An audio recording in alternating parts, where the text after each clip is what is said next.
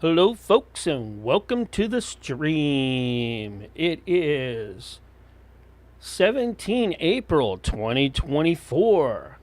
It's getting set up for the Dreagus Productions Wednesday night shows. That's right. Starting out with Censorship Sucks Wednesday edition. We're going to get everything going here. And we'll start the pre-show here in a few minutes as soon as the guys come in.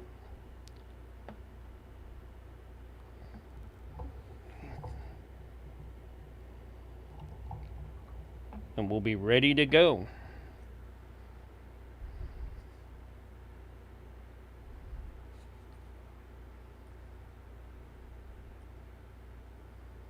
Hope you all had a beginning week that was great. Things are going well here. So far, so good.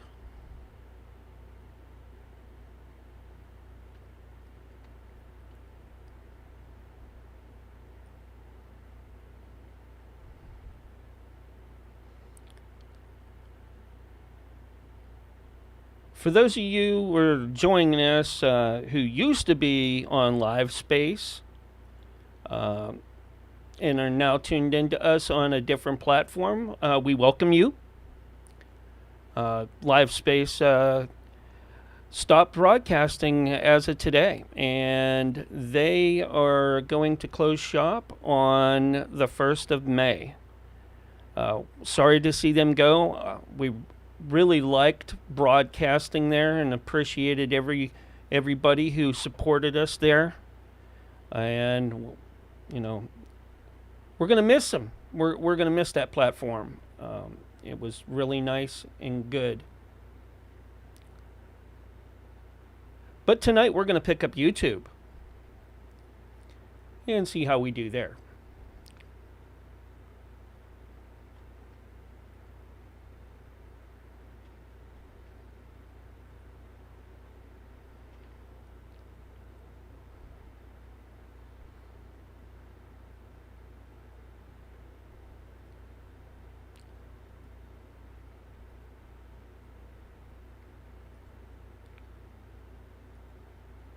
Checking to see that all the streams are working out fine.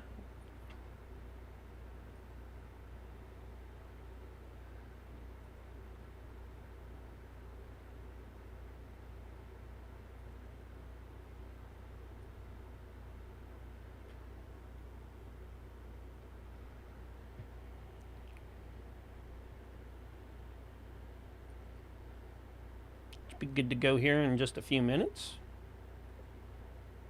Censorship should be along any time.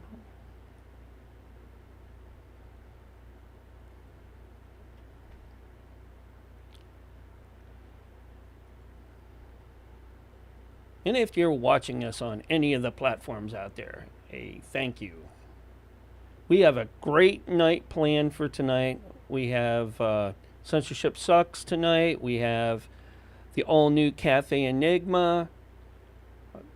All sorts of crazy and great things going to happen tonight once we take and get going.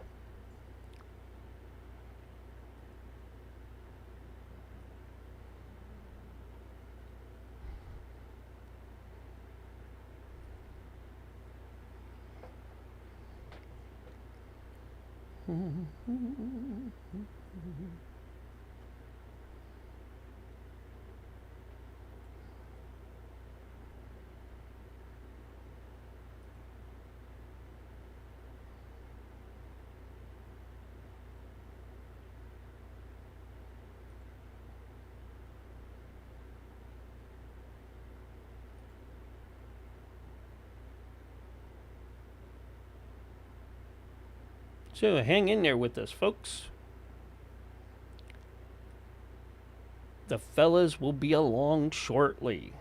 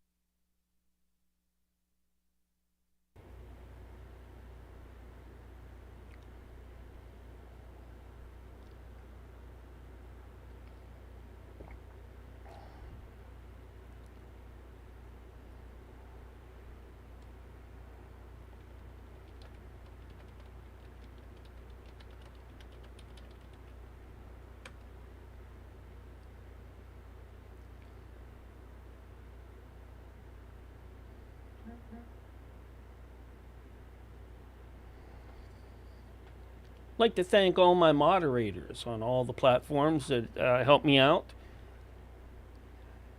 Appreciate each and every one of you. Thank you for holding the forts down while I'm, you know, talking to the hosts or getting things ready for the shows, like the breaks and things like that.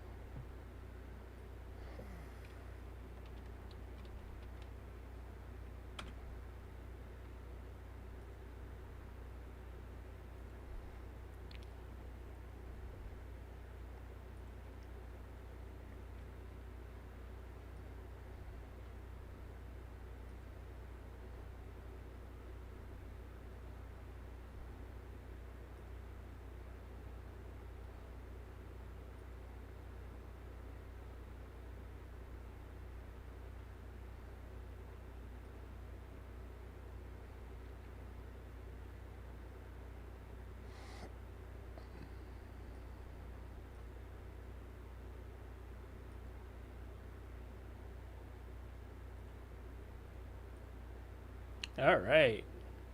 Looks like it's time to get the pre-show going.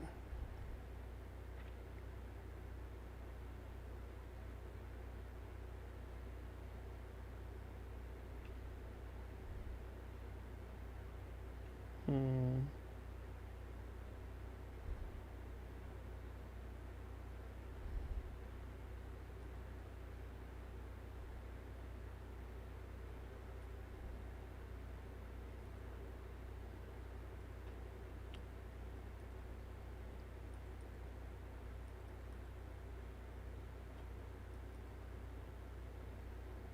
It'll take me a minute or so.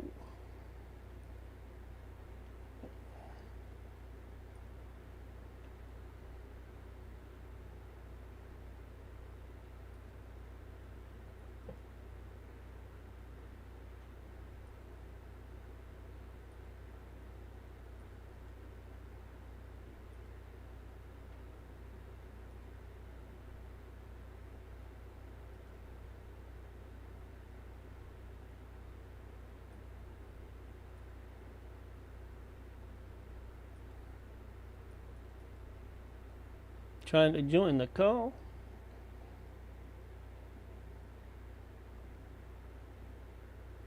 Gonna make it happen.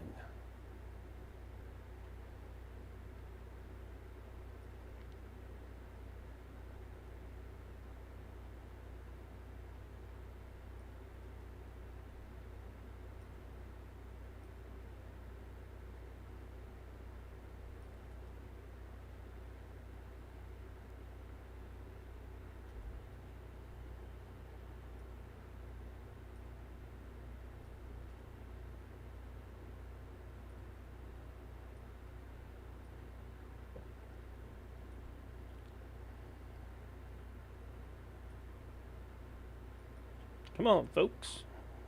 Let's get this party going.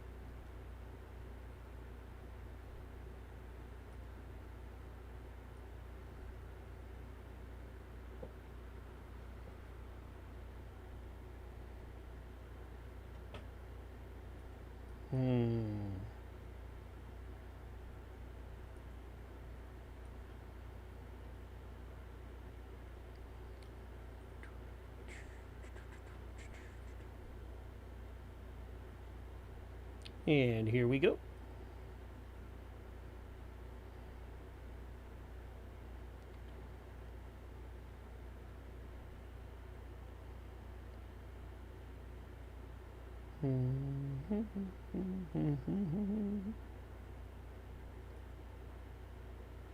Come on, guys. Come on, Skype.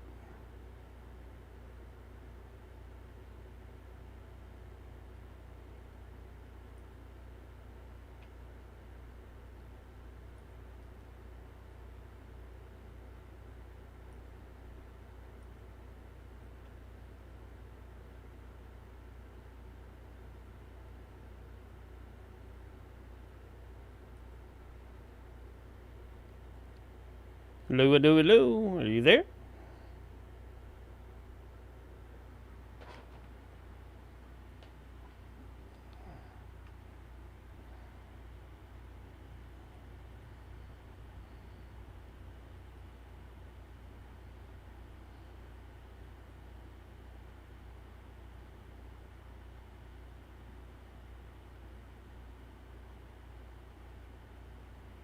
Well, this is just terrible.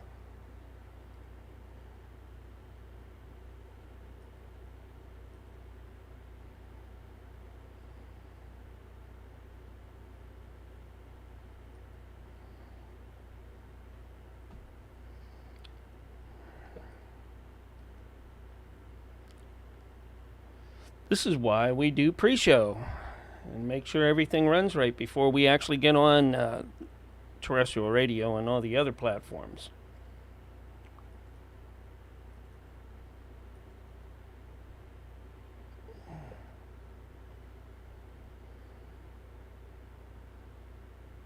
CS? Hello? What kind of late day? Anybody there? Hello, hello, hello?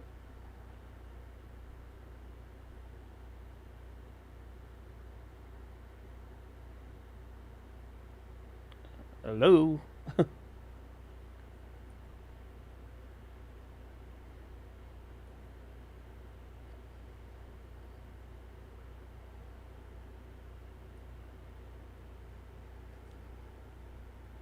Well, let's try this again. Might have to do it the hard way.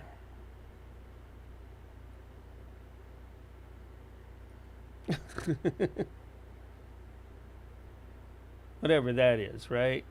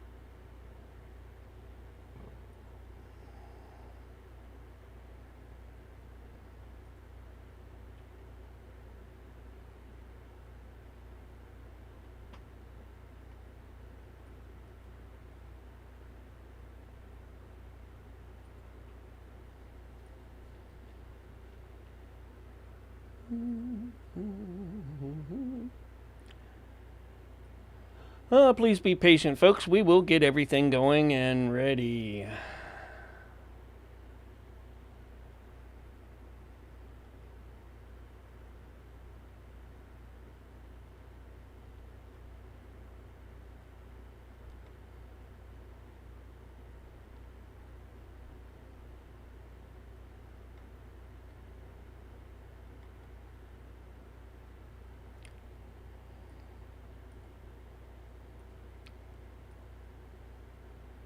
Let's see here. Hey, it's Cecilia Adams over in the Dreagus Productions Kick Chat. Oh, yeah. I'm having a little bit of issue with Skype tonight, and we're trying to work it out. So please be patient, folks.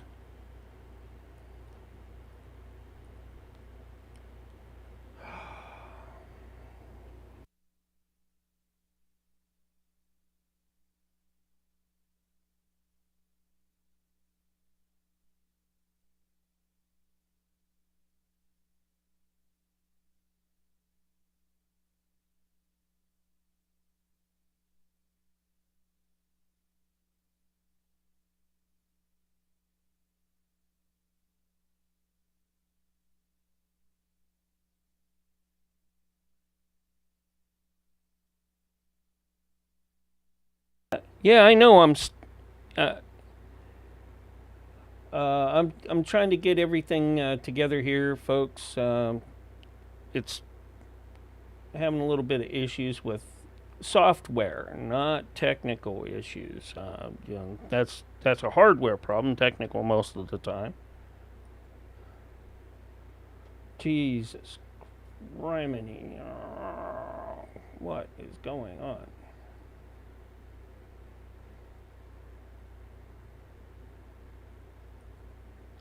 Use.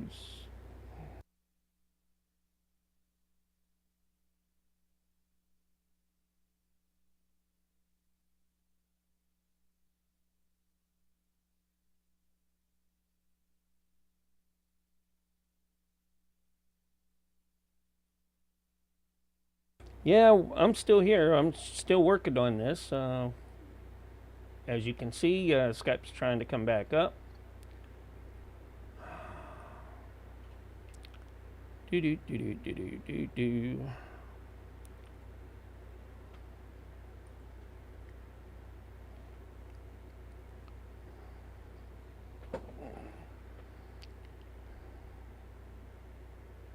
Patience is a virtue. Yeah, right. Until all hell breaks loose, right?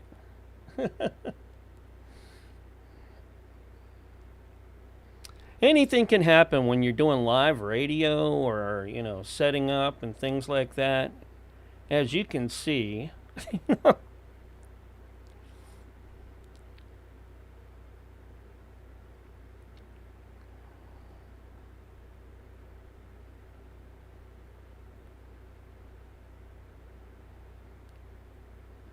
sometimes you just don't know what to make out of things.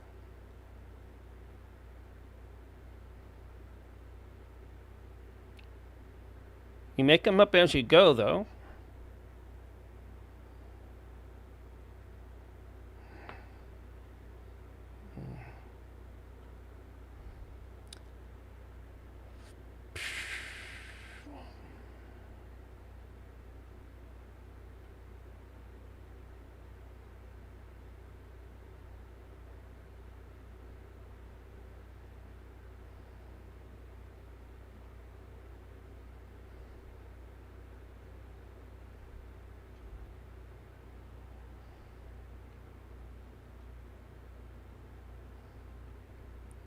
Sometimes that's how it works.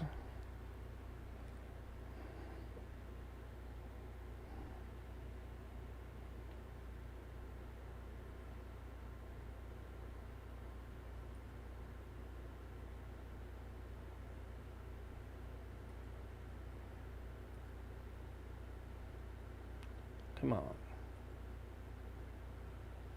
Turn the mic on.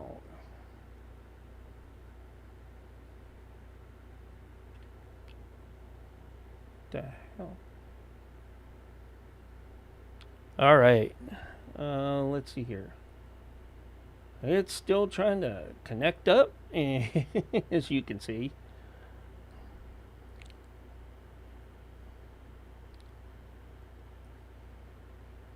Like I tell them, wait for it, wait for it.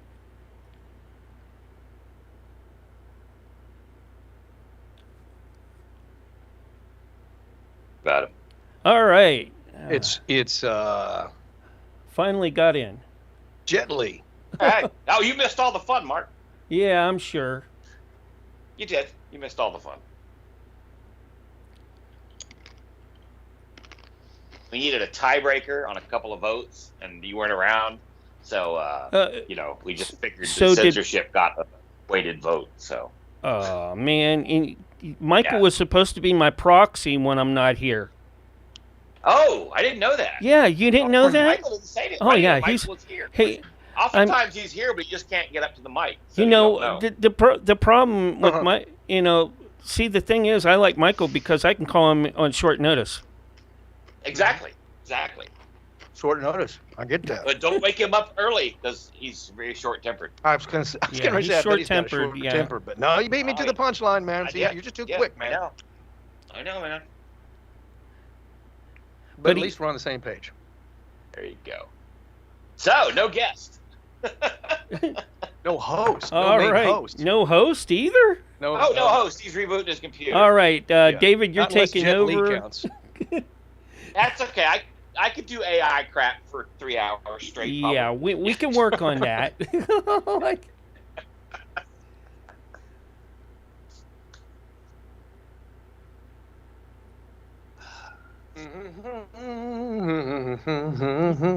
Yeah, nothing like 10 minutes before you go on air. It's like, oh, I'm gonna reboot my computer. He didn't have a computer. He lied to us. Well, it's a type of computer. I was having some issues earlier, with Skype. Now I had you guys up, and then it's like it answered the phone, and then it's like it just dropped off, and like everything just froze. I'm like, no. Oh. So yeah, if I'm Skyping with you guys on my phone and I get a phone call, everything disconnects. Yeah. Okay. Even when you have it like on mute or don't accept calls, do not disturb. Boom. Right. Yeah. I just cut. All right, we're going to be good to go now, I think.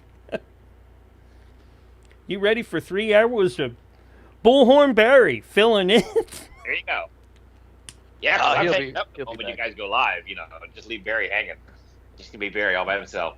Well, I did let down Mark and censorship one time. It was bad. Yeah, because he just didn't show. I'd probably deserve it if it happens. Okay. But if you are all right back already, damn it! I don't know. Did you guys? We're gonna just be the only one doing the show. We can play the Binary Berry, one of the theme songs. I like that one, dude. And man, I'm telling you, that Moody Blues harmonies, those were incredible, dude. Yeah, I know. I like the one I commented on better, but I thought the song was better than the other one. It was like very 70s, 60s, 70s kind of thing. I think I told it Pink Floyd as an influence. So. Okay. Well, that's kind of Moody Blues, Pink Floyd. That's sort of the same kind of, yeah. What it does is when you give it the name of a band or an artist, it removes it immediately, and it like tries to throw in keywords. Okay, so there's the place where you can get the keywords. Prog rock, blah, blah, blah, blah, blah, blah. So it kind of figures out. It's like, well, these 12 musical categories, that encompasses that band. Mm-hmm. You know? There's actually a website that has the different names of the groups, and you click on it, and it gives you all the keywords to produce that sound. Oh, that's Okay. cool. Barry, you got it until he comes in, all right?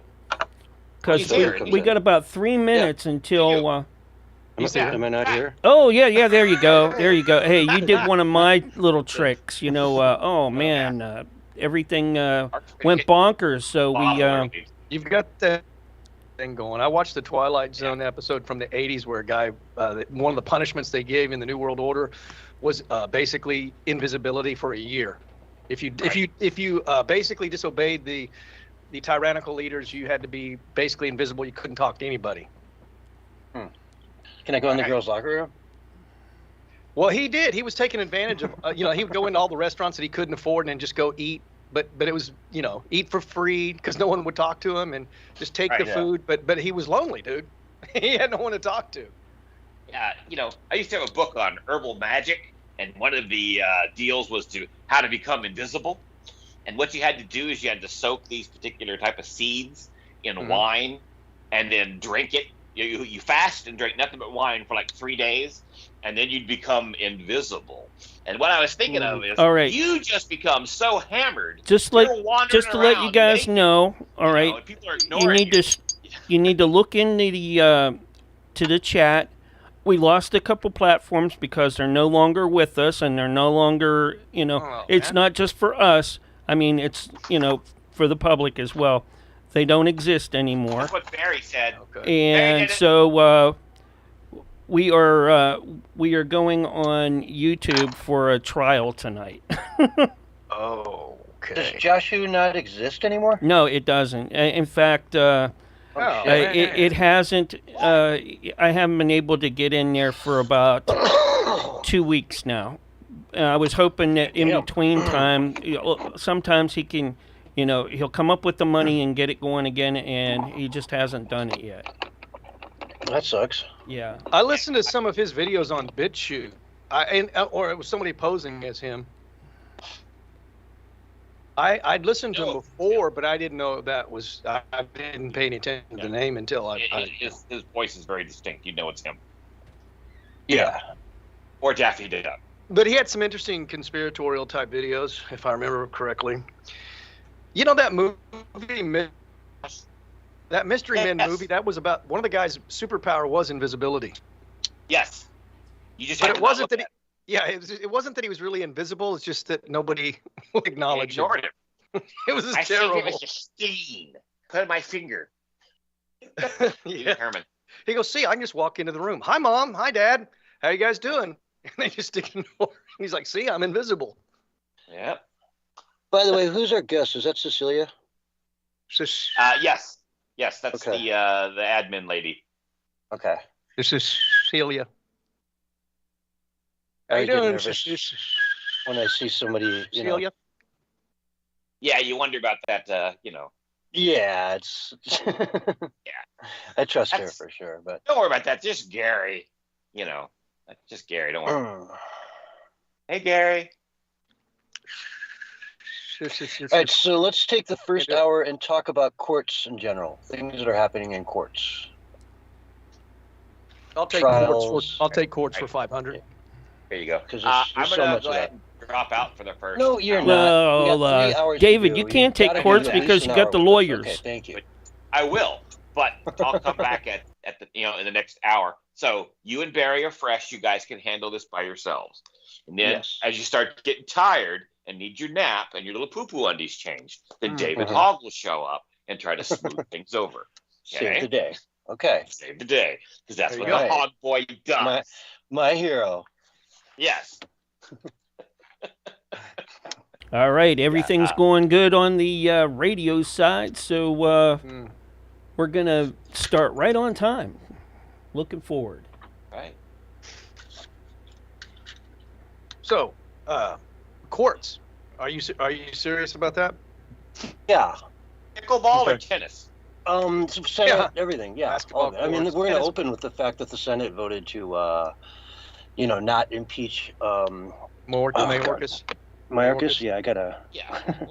Anyway, surprise. Anyways, we're going to... Well, can't do that. They need to get rid of that Mike Johnson. Man, he's got to leave, dude. He is no good. Yeah. All right. I'm going to go ahead and mute. Not make the same mistake last time and mute the wrong version of me. It's happened. It has happened. Got me throwing up on podcasts. There we are, Skype. Okay, guys, I'm just going to mute. I'm not going to actually hang up, but yeah, I'll come back off and on. Okay. All right, bud. Sounds good. All right. Enjoy your show. And I got my Starlink yesterday. I have it in my hot Oh, hands. sweet, dude. Really? Starlink, Yep. it gives you internet. But you're not using it yet. Not yet. I'm not going to Elon activate it Musk till the said, first hire of the month. me. Doesn't know it yet. All right, bye. Bye.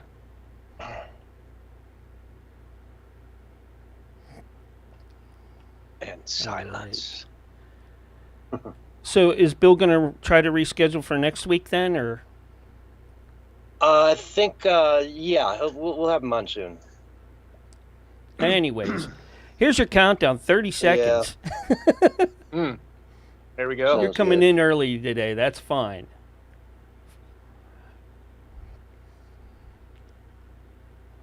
Here it comes.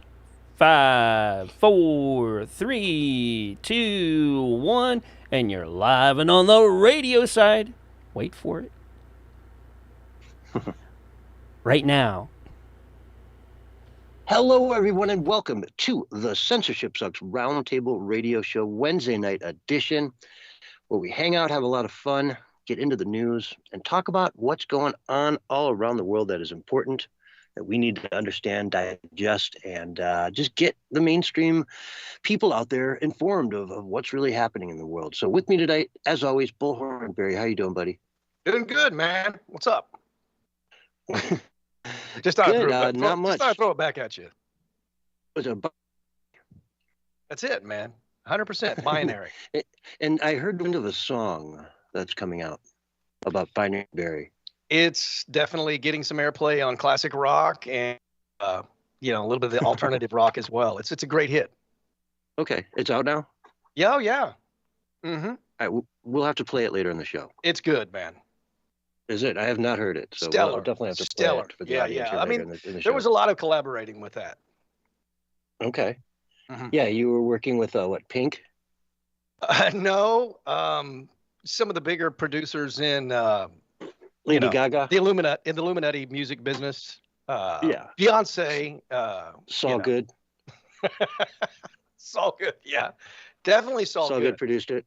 100%. 100%. Yeah, well, he's our loyal producer.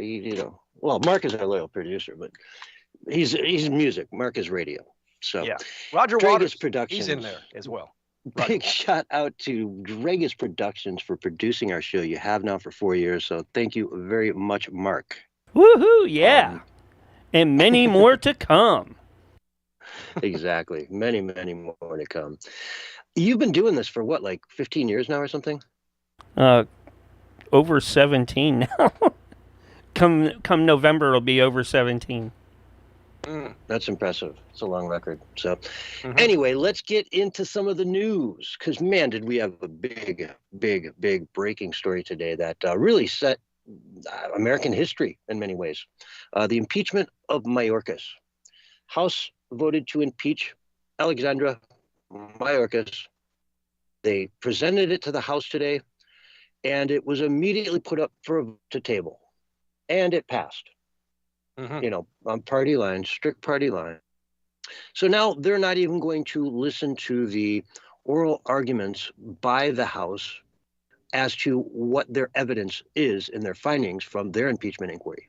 So they spent all this time looking up everything, finding specific laws that he broke, mainly in going out of his way to not do his job and lying and more. And the Senate just said, no, we're not going to hear it. We're not. You're not welcome to come in here and present any kind of a trial for Mayorkas. He's just going to get off scot-free. This has happened, I want to say, like 200 times in the past. I know it's 225 years of history. Anyway, only once has it ever not gone to trial in the Senate, and that was when it was a judge who was. So this is a major break of precedence, and every time the Democrats do this, it comes back to bite them later. Yeah, let's hope so. Okay, yeah. So one day the tables will be turned. You know, they'll Donald Trump and the Senate will just say, no, we're not going to even look at it. And There you you know, go. if Trump gets in there and the House can even do it by one vote, they will impeach him in a heartbeat. Mm-hmm. And the Senate will just go, nah, we're too busy. We don't have time to hear this case. Yeah. So I don't know, buddy. What do you think? I think they just plan on having control forever, and that's why they're doing all this kind of stuff. Because, like you said, they know that at some point it's going to backfire on them because the pendulum always swings. But if you believe that the pendulum is no longer going to swing because you are going to, as Tucker Carlson has talked about, just basically be the single party of the United States forever, which is what he said on record, and I agree with that assessment, then, yeah, you can do all this kind of lawless stuff and it won't bite you in the rear end. At least that's what they think. I think it will, but I think they have plans to never turn the power back over to we the people. Yeah. Remember a couple weeks ago when we talked about the voter rolls in all these different states that were getting added, like insane numbers? Like this year in Texas alone, 1.25 million applications were filed. Let's put it that way.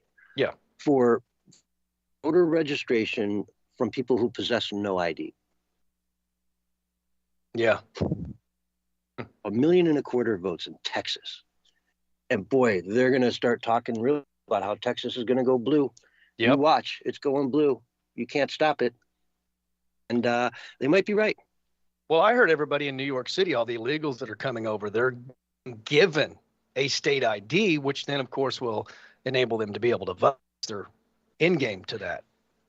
Yeah, there have been a number of laws passed in certain states that say pretty much almost any interaction that the government has with a person, they will give that person the ability to register to vote. So just to make it as easy as possible for everyone to be registered, it's if you interact with the DMV, boom, there you go. You get on the list that we mail you a ballot. How much is this being abused? How many? Did you see that NGO down in Mexico that was handing out flyers that said, vote Biden? Yeah. Oh, when yeah. you get to America, vote for Biden. Unbelievable stuff. That was one of the things that Marjorie Taylor Greene hammering Mayorkas about, because they were kind of behind that as well. People, their connection with these NGOs and so forth, right? The government and promoting, vote for Biden. Whatever happened to democracy, man? Free will, voice, and why? I mean, that's almost like a bribe. Hey, come on over, but don't forget to vote for Biden. Brad? You know what I'm saying? Are you there, bud? Yeah, I was saying almost a bride. It's definitely a bribe. They give them the Biden T-shirts, and there you go, guys, go on in. But, yeah. What's really sad is our elections now are starting to look like elections from South America. Oh, hey, I want to be president, so I'm going to, give food, give this, give that to all these people. And then when they can get in, they take everything away. Because that's how it works down below the border. Well, we're seeing that now in New York. We're seeing that in New York City, right? They were staying at 5-star hotels, and now they're basically being shipped off to other areas. I'm sorry, we're in a different place, and it's not going to be as lovely. And if you were complaining before, you're going to be doing a whole lot more complaining. I mean, they're just using people like the left always does. They use everybody as a political toy to manipulate the masses and to control. That's who they are, man. They're as low as you can go. Yeah, and so this organization, by the way, is called Resource Center Matamoros, RCM for short. It's an NGO, non-governmental organization based out of Mexico, caught red-handed distributing flyers to people coming to the United States to cross the border illegally, giving them flyers instructing them to vote for Joe Biden in 2024. Quote, we need Joe Biden to keep this open.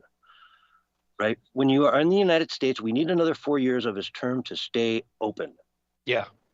In other words, keep the borders. Open. Yeah, exactly.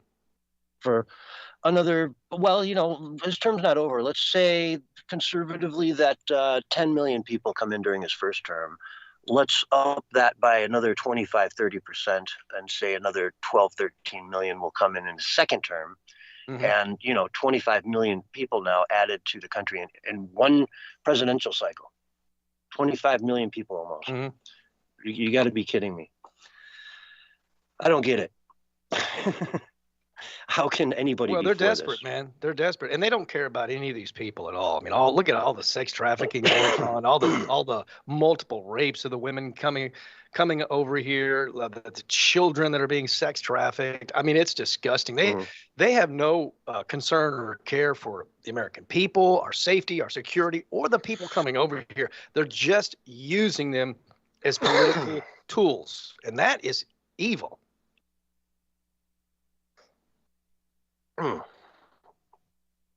Straight up evil, man. No, I feel you. Yeah. I'd hit that hold button while you sneezed, right? Exactly what I did.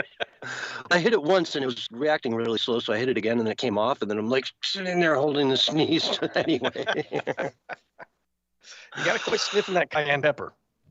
And I'll tell you, these NGOs, this one has, ties to Open Society Foundation, George Soros' charity. Oh, yeah, we're familiar with that.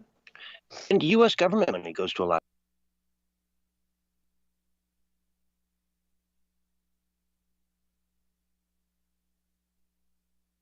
Hello?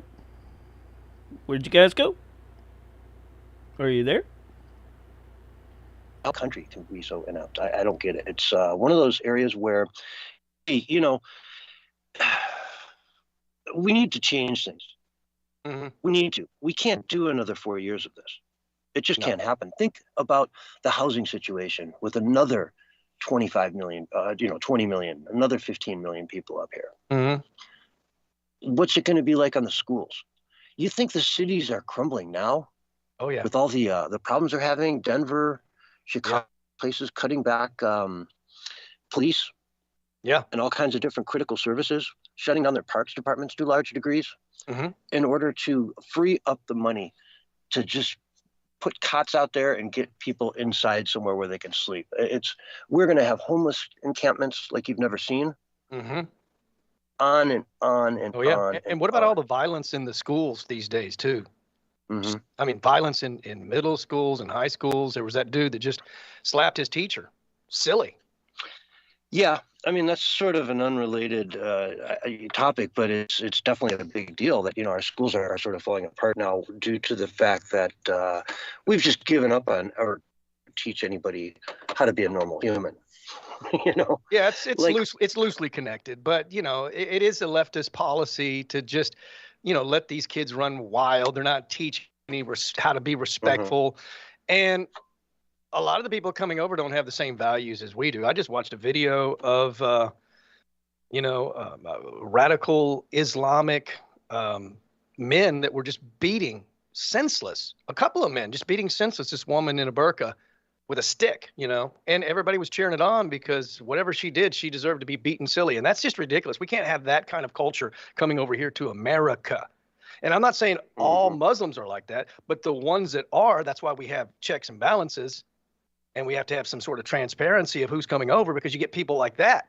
And that causes, and then they put their kids in school, and so that's how it's connected.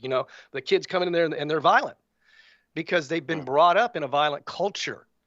You just don't go and beat a woman senseless with a stick for any reason out in the middle of the street. In this country, no. Maybe that flies in other places, but certainly not here. That's part of what, I don't know, it's part of our culture, I guess you could say. But what gets me is like a recent article I saw about schools want to get rid of analog clocks, with the hands, the second hand and all that, replace them with just digital clocks because kids don't know how to read them. It's crazy. So you're a teacher and you go to the principal and say, man, I don't even know why we have that on the wall. None of my kids can use it. They don't, well, you're a teacher. Teach them how to use it. Yeah. Yeah. Will it take you 10 minutes to teach a kid how to read a clock? 10 minutes? Maybe 15 to get every single kid in the class proficient with it? Mhm. and then they have that for life. That's what an education is. You don't get rid of the because they can't read it. You teach them how to read it. Well, I mean, I almost thought I was reading the Babylon Bee there. they don't even know how to read or write cursive, so Oh, might as well that's be ridiculous. a clock too. Now, in my house, it's all analog clocks. I don't have a digital clock. Mm-hmm. I like it Yeah, that way. watch. Yeah, if you wear a watch or whatever, I mean, it's I have a regular watch. It's not a digital watch. I have, clocks on the wall, the regular clock. I don't even have a digital alarm clock because I just get up naturally. I don't have an alarm. Hmm. Just whatever time I get up is what time I get up. And generally it's around the same time. Mm-hmm. Yeah, kind of that way too most of the year. But yeah, so it just shows you, man, if you're a principal of a school and you're at the point where you say, gosh, none of these kids can read an analog clock, we should just get rid of them all. Look at yourself in the mirror and say, okay, how about this? How about tomorrow morning we dedicate the whole morning to learning how to read the darn clock? The whole school, everybody, from kindergarten to 12th grade, all of them. If you can't read it by the time lunch rolls around, you don't get lunch. I mean, I mean, the education system sucks. There's just no getting around it.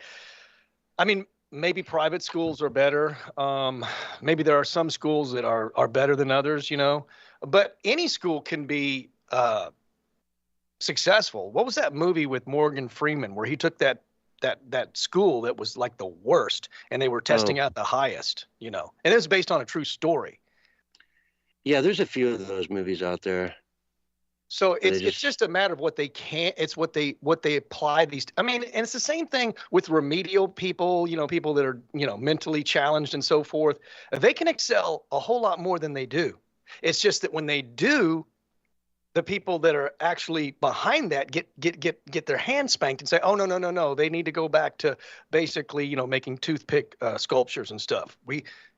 This is, and maybe there's money involved. I don't know how that works, but it should always be about people excelling. Education should be about excelling. It should be about education. It should be about growth. It should be about progress. And that is not the case in America. And other nations are whipping our tail. Mm-hmm. Yeah. So I don't know, to continue our theme here for the first bit of the show of different court cases and whatnot that are happening, the Supreme Court is listening to a case about it's Fisher versus the United States.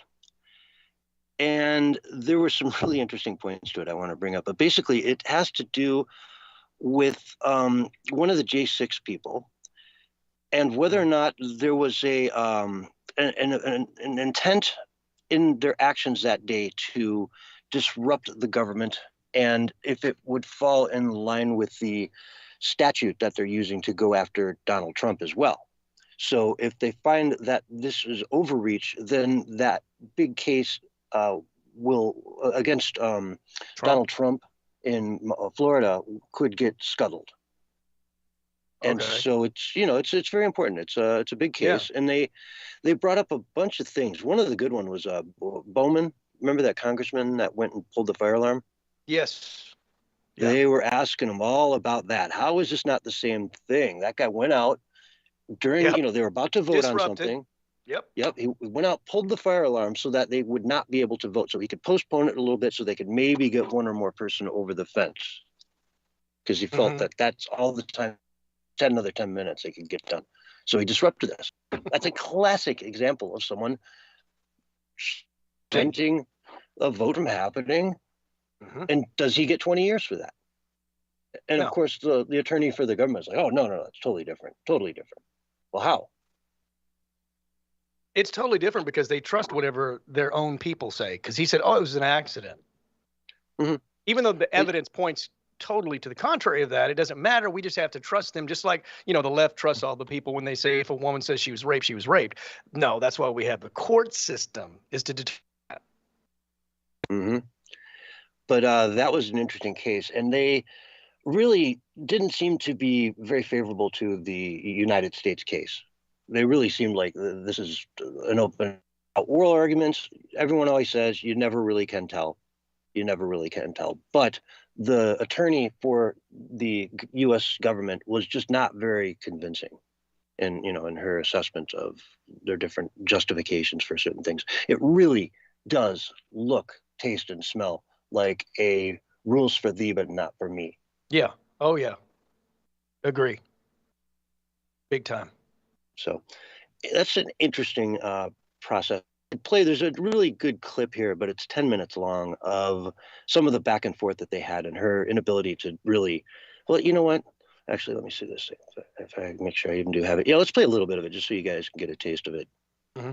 Relationship between C1 and C2 and make clear that C2 does not cover the conduct that's encompassed by C1. Now, I acknowledge that there beyond saying, okay, C1 does some things and the whole rest of the universe of obstructing, impeding, or influencing is conducted by C2. Is that a fair summary of your view? Yes, but there was a good reason for Congress to do it this way. I Traces to the statutory history. I understand and that. I would just say that, if I might, so what does that mean for the breadth of this statute? Would a sit-in that disrupts a trial or access to a federal courthouse qualify?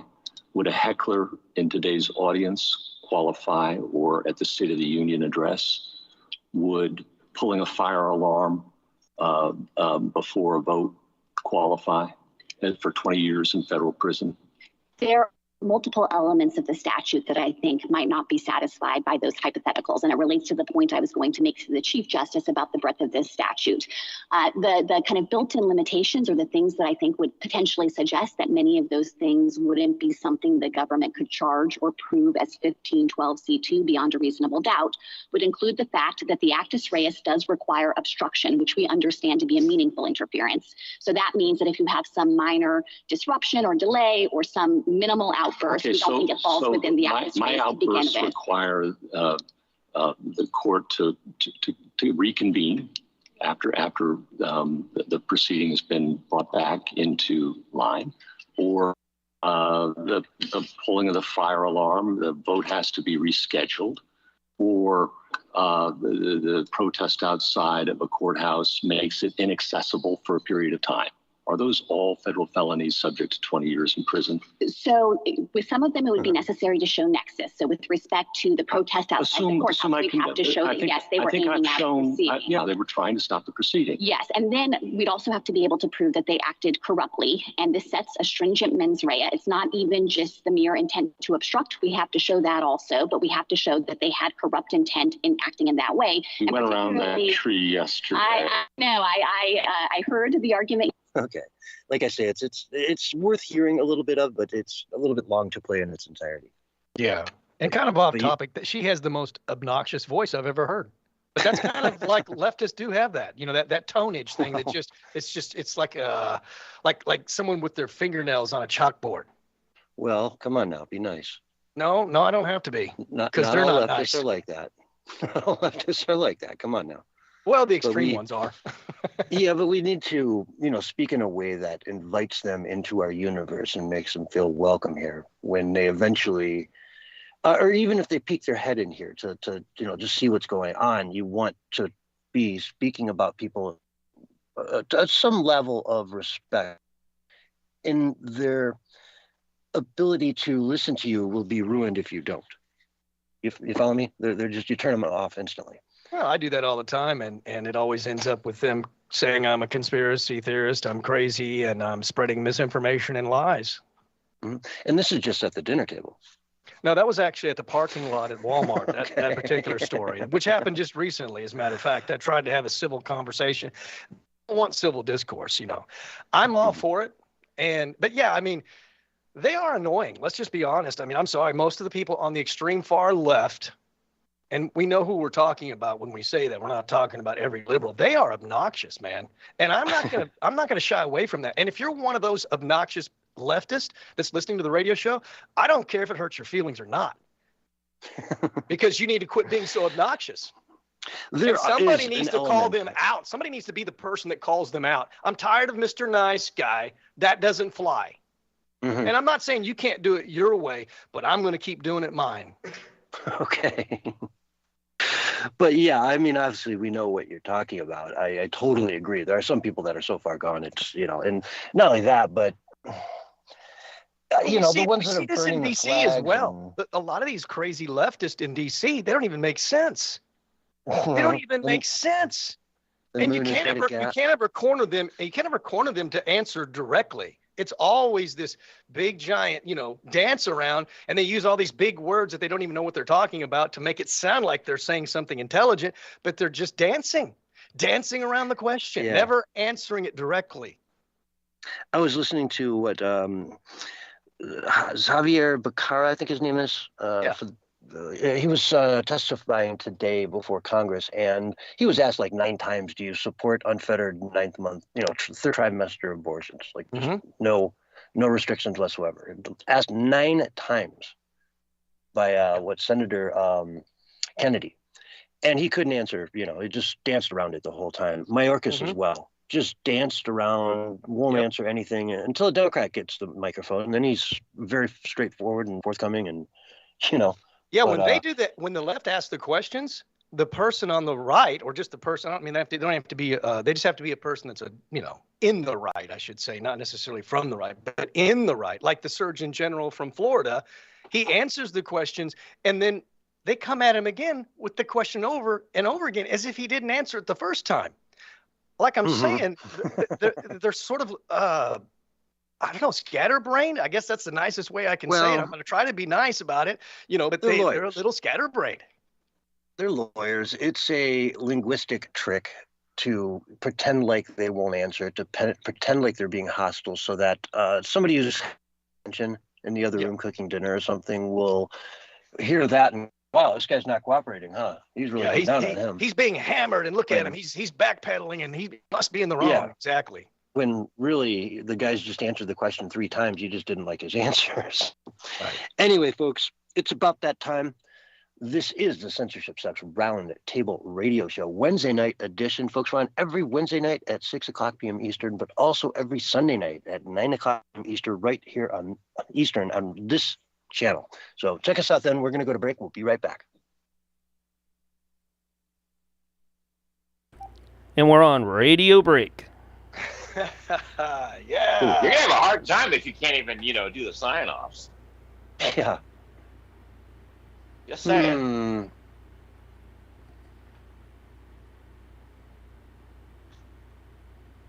Just saying, huh? Just saying. Actually, I've just, yum. Let's see here. Here we are. So, I didn't like you guys, your earache song that you threw together. It was definitely inferior. Do you have the berry with the binary berry? I can. We should play some of that when we come back. Yeah, I'd like that. Binary berries on the air. Remember, because of Facebook. Remember, because of Facebook, we can't do music. And now that we're streaming to YouTube, even non, it's public domain. Yeah. Isn't it? Yeah. Yeah, it's not. Yeah, because what happens is Barry got nailed a couple times on Facebook for that. If they pull us, they pull us. Like, who cares? Yeah, We're gone from there anyway. Well, I don't want to. I don't like losing platforms if I don't have to. Oh, what a tale of earache Bill. In silence he must slump. He missed the airwaves' grandeur still. Oh my God. While nursing pain, a little pill. The mic was on, but he sat chill. Not a Sprinks in his chair. His voice was lost. The room was still. Have you sent this to him yet? Radio dreams. This is the first I've heard this. As Bill sat quiet, the show must blow. Listeners would never know. Frank Sinatra. He loved them so. Cha-cha-cha. Okay. Was that awesome? You have to send that to him like right now. Yeah. I think I like that one. to I think I like that one the best. Oh, way better. Yeah. That's because I didn't get you bozo involved.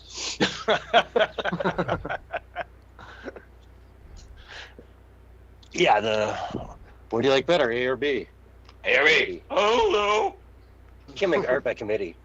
There's Yeah. You're right. Art You by cannot make committee. art by committee. That doesn't sound right, does it? Art by committee. Oh, they try. They try all the time. They call it crowdsourcing, maybe. Oh yeah. Da da da da da da. Somehow it knows the earworm formula, you know.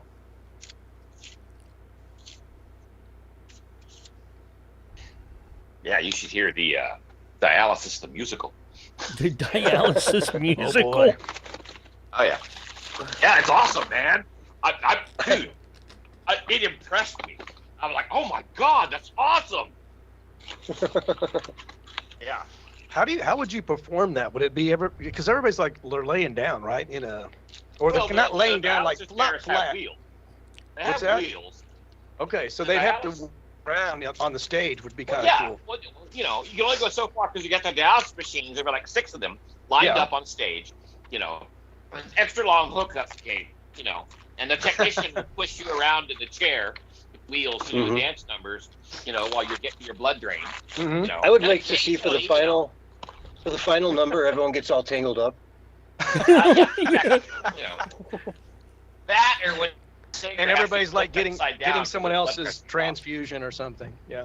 There you go. Yeah, they're all in positions like a game of All right, you got 30 seconds. Or something like that.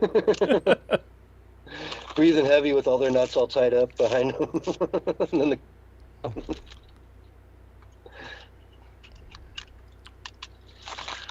all right, David Hogg. You ready?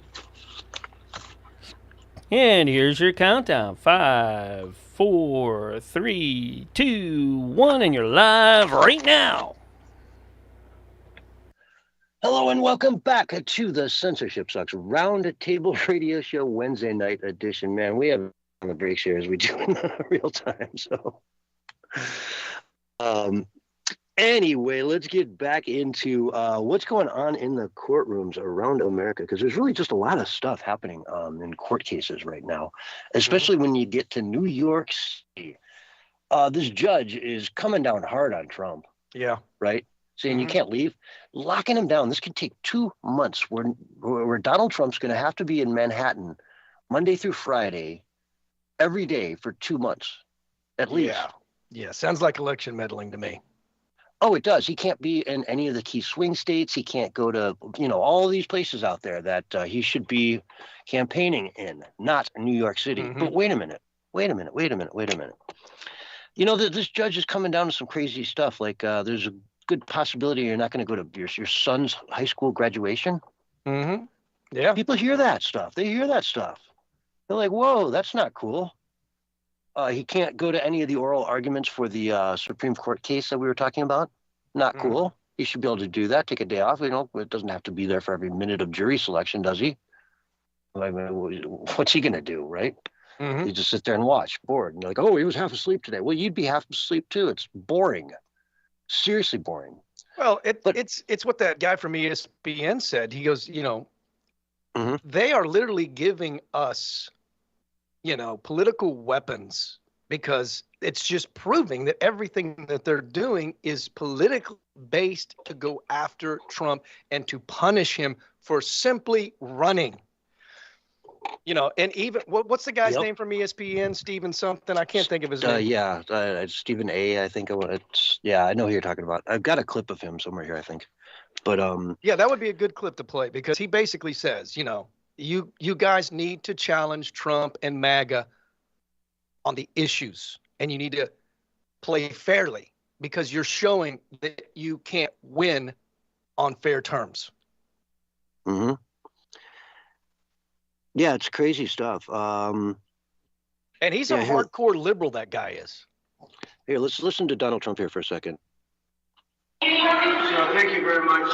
We had some Amazing things happen today. As you know, my son is graduating from high school, and it looks like the judge will not let me go to the graduation of my son, who's worked very, very hard.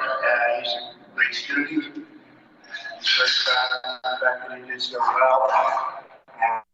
For years to have graduation with his mother and father there. And it looks like the judges are going to allow me to escape the scam. It's a scam trial. If you read all of the legal pundits, all of the legal scholars today, there's not one that I see that said this is a case that should be brought for trial. It's a scam. It's a political witch hunt. It continues forever. And we're not going to give it a fair trial. It's a very, very sad thing. Well, and let's talk about that for a second, because it's an accounting formality that this is all coming down to. It's coming down to how it was recorded. And trust me, Donald Trump had nothing to do with it. The accounting end of it. Did he okay the payment? I don't know, probably. It happens all the time, right? Did he do it for personal or political advantage? Yeah. You know, did he have an affair with her? Well, they both denied it for many, many years. But maybe she was paid to deny it. She did it in writing. He released that letter the other day. But at the end of the day, the FCC looked at this and they said, there's nothing here. Correct. We can't go after him for this because there's nothing here. Right. And so this judge was able to take this misdemeanor and turn it into a felony by attaching it to a federal law that the federal government had already said doesn't apply here. And the judge let him do it. Yep. And now they're looking at 34 different counts that they're charging him with, felonies that would put him away in jail for the rest of his life. So I think they're screwing up big time, and I can prove it to you. Okay? Because he's stuck in Manhattan now for the next couple months, a city he knows very well. And he was always very well liked in New York for many, many years. He was the guy. Yep. You know what I mean? He was the dude that could show up on Letterman, like without even letting David Letterman know he was going to show up. He'd just show up and he's, sit down on the couch, Don. How you doing? Right? Yep. I remember so many of those scenes, so many of that stuff where he'd, even Letterman would walk over and walk up into Trump's office with the cameras and be like, hey, how you doing, Don? Yeah. Very well-loved guy. Now, did you see him go to that bodega the other night? It was incredible. A Harlem bodega where the guy tried to shoot a man who was robbing. Oh, yes. Yeah. Right? And they let the guy who was robbing him, who stabbed him several times, they let him go free and then charged the bodega owner with the crime for defending himself. Exactly. And he went up there, and I'm telling you, it was a sight to be seen. Kids screaming, "We love you, Donald." The whole crowd saying, "We love you, Donald. We love Trump. We love Trump. We love Trump." On and on and on. It was just beautiful. And, they showed it next to what Joe did that day, right? Which was basically, here, I've got a couple clips here. Early in the show, it's always hard to find the clips because I have so many of them. Let's see here. Oops. And this is Joe And, showing up somewhere. No, this is Donald Trump showing up here. Okay, Donald Trump. He's screaming 4 more years, But again, it just goes to show the difference. And what people are going to start seeing is that he can go into Harlem, Donald Trump can, and he can get 1,000 people to show up at a bodega and scream, "We love you, Donald." Yeah. And then the neighbors are out there saying, who do they love? What are they screaming? They're saying, "We love Trump." They're like, "Really? Donald Trump's over there?" Yeah, he's over here, man. He's getting a sandwich over at the bodega, buying everybody sandwiches, man. Go on down. Yeah. And suddenly people start seeing New Yorkers flipping. Oh yeah, that's going to happen for certain. That's even when he came out of the court, they were singing the national anthem. The supporters of Trump on one side, and then the police were wanting to take pictures with him and shaking his hand because the police obviously like him as well because he stands with the police more than anybody pretty much. If he can get New York, because he knows that city, if he can make it such that 2-3 times a week, he's going out and doing on the street, I don't want to call them performances, but impromptu scheduled events where he gets several hundred people to show up and scream how much they love him, and he can keep showing that repetition over and over and over. It will be so good for his campaign, because then people in other cities are going to say, wait a minute, New York is warming up to Donald? Yeah. Well, yeah, sure. He lived there his whole life. And, New York knows this guy. And it destroys their narrative that he's loathed in these places, because he's not. He's not loathed in those places. There are some people that loathe him, but I think we'd be pleasantly surprised to figure out how many actually like him. And I think it's more that like him than don't like him. That's just my opinion. And like you said, that will only grow if he stays around. Look, the guy's got a charming, likable personality. He is the opposite of Joe Biden. Not a likable guy at all. He yells, he screams, he shouts. He can't even string together a sentence. He forgets what he's doing half of the time. I mean, really, come on. Yeah. And, Trump's only a couple of years younger than him, but it's a big difference. It shows. Yeah. It really does. It shows. Biden's an 81-year-old man, and Trump is whatever, 79 young. He's a young 79 or 80, whatever he is, Maybe what is he, 77? How old is he? Trump. I'm not sure off the top of my head. I know his birthday is Flag Day, though. Okay. Well, he's a young, whatever his age is, right? You know what I'm saying? I'm a young 58 years old. That's how I consider myself. So you can be younger than your age actually is, and you can also be older than your age actually is. And Biden is the latter. And Trump's been a billionaire most of his life. And let's face it, billionaires have a whole different world they live in. Yeah. Right. You want the best food? Okay, here's the best food in the world that can possibly be made today. Right. Here's a, sandwich with, the best ingredients on the planet for your lunch, and a salad. And you got a dietitian planning all this out, and he doesn't drink, never has. Right. On and on and on. You live that kind of life. You never smoked. He's a healthy guy. But Biden. On the contrast, he's just a fumbling old geezer. but they don't care. They want that. They just want his corporeal presence. Remember that? So they really.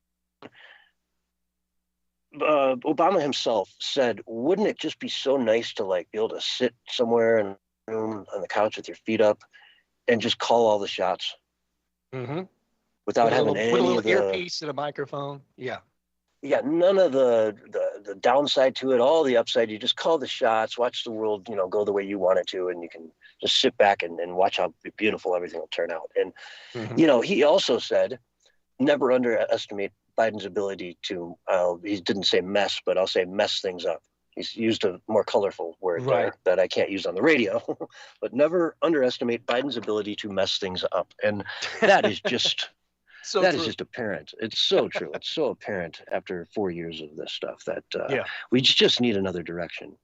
Well, and that's why they really hate him taking any kind of fielding any questions whatsoever that's not scripted, right? Because he could go off script. Yeah. He needs to stick to the script. I mean, he gets that piece of paper, who he takes the questions from, what their names are. I mean, the guy's obviously not there.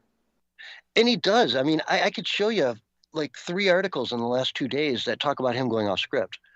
And it's just, he starts talking about the dumbest things. His grandfather worked on this, and it's like, what? Who cares? He's got some whopper of stories that just never happened. With his mother, his father, his son. Just all kinds of just make believe stories. I was a PhD professor at North Carolina. I mean, it's like, you were? How come nobody knows about it? I mean, he just literally makes stuff up out of thin air. Now, I don't know if that's like some kind of a psychological strategy on the masses, or if he's just that dumb. I don't know. Yeah. So, it is what it is. And we're kind of stuck with the system and stuck with him for now. But hopefully November, we can make a change. With 1.25 million new voters in Texas that didn't show ID to register, and yikes. Yeah. That makes it harder. And this mail-in ballot stuff is just insane, right? Mm-hmm. To mail out all these ballots out into the wind, just send millions of these things out in each state, everywhere, to every single house. They just cover the entire planet with these mail-in ballots, so anybody can get one through nefarious reasons. You know, might be sitting on your front porch for a week. You know, one of those kind of things. Remember, a lot of the ballots weren't even the right ballots because they were not the right size. Remember that? Oh yeah. So they weren't even real ballots. So they don't even care about having an official ballot. You know, I mean, what you're talking about is Maricopa County and the in-person voting. So what they did, a very dirty trick that they did down there in Maricopa County, if you ask me, it was completely intentional, is they made the ballots the wrong size, just one like quarter inch off, half inch off. But it was enough that the machines would spit them out. And so on election day, when most Republicans went to vote, and they knew most Republicans were going to vote on election day, they intentionally, in my humble opinion, gave them all ballots that would fumble and not be counted in the machines, cause issues, cause them to be thrown out, whatever, not counted, put it in a pile for later if needed, who knows? But that was intentional. So go ahead. I didn't mean to. No, I'm glad you covered that. And of course the machine stopped working on that day as well, and in the most Republican areas by accident, of course, completely accidental. Oh, and remember the Democratic committee there, or no, the Secretary of State had a map up on her wall showing where all the districts were and how red and blue they were. Right, so it just so they just could know that, okay, that's just look at it, that's the red one. Yeah, don't send those ballots to that place and send the good ones over here to this one. Just yikes. So yeah, it's important that we get this done. Now, things to change going into 2024 is they're saying now for Republicans to not wait for election day because we can get bamboozled that way. You have to mail them in early. And some would say often, but I would say early, one vote per person. And And then we've got to work on the curing of ballots, which is where if there's any discrepancy with it whatsoever, you put someone in a car with that ballot, have them drive up to the person's house and say, hey, sir, we can't verify your signature here. Is this you? Or you forgot to sign it? Or sir, you need to date it here. Then they get the date, check it off. It's cured. And then they bring it back and count it up. Isn't that supposed to be part of the process? It's supposed to be, right? It's not? No, it isn't. Because first of all, it's so time consuming. You need, thousands of people on election day. You use the word curing. Isn't that part of the process, though? There is some kind of a check part of the and balance. Process. Well, no, it is part of the process, but it's part of the process. It's a new thing they've sort of come up with in the last couple cycles.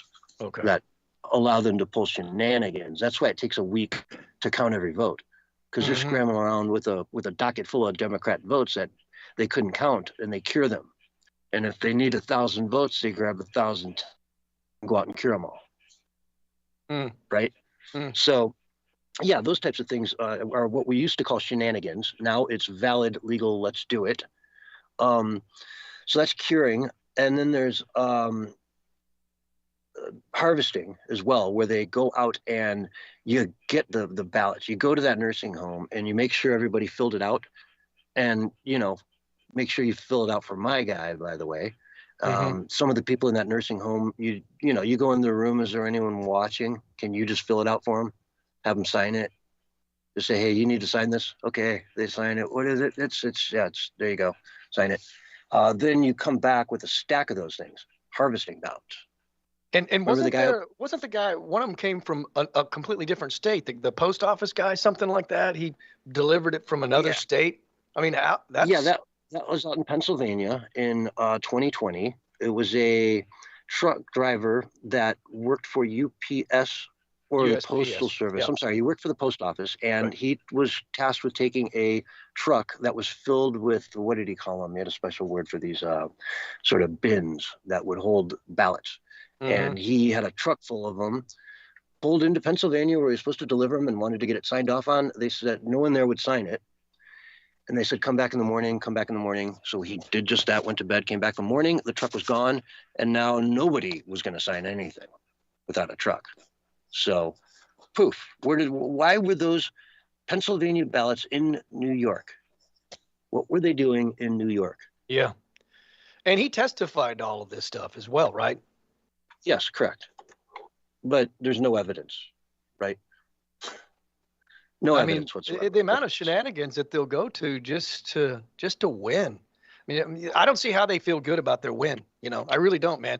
I mean, I'm the kind of guy that if I had to cheat to win, I would know that I didn't win deep down inside my heart. And that would vex me daily. You know, I like what Trump would always say. If I believed that I honestly lost, I would just go back to Mar-a-Lago, play golf, spend time with my wife and my family, and be happy. Yeah. You got to think about it, though. If you're stopping Hitler, you'd feel good about it. I stopped Hitler.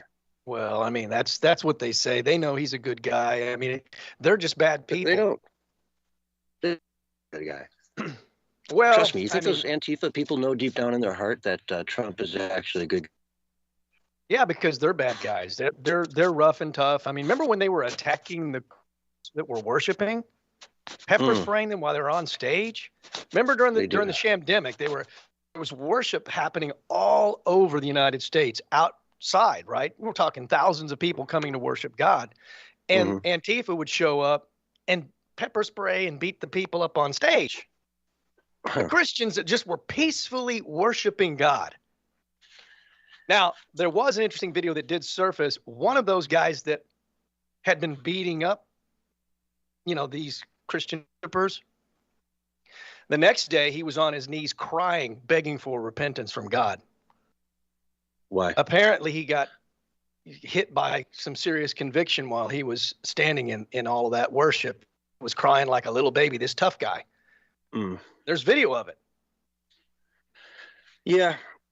It's, I don't know. I think a lot of people in 2020 that were part of the cheating. I mean, Project Veritas uncovered a lot of these people, postal service workers that were putting extra ballots in places where they knew they didn't belong.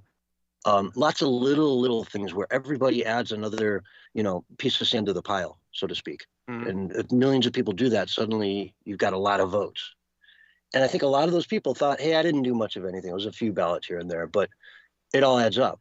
And I think they, in their heart then, and probably even now, because they're still hearing it from the news, Orange Man bad, worse than Hitler, could never be allowed near any, reigns of power in the United States. They truly believe that when they cheat, that they're doing something that is noble.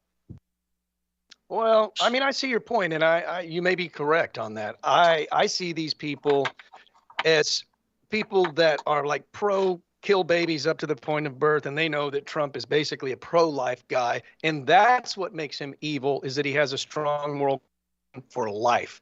So when I look at them saying he's bad, I see them just, they're evil, and they don't like Trump because he's a good guy. That's how I see it. Yeah.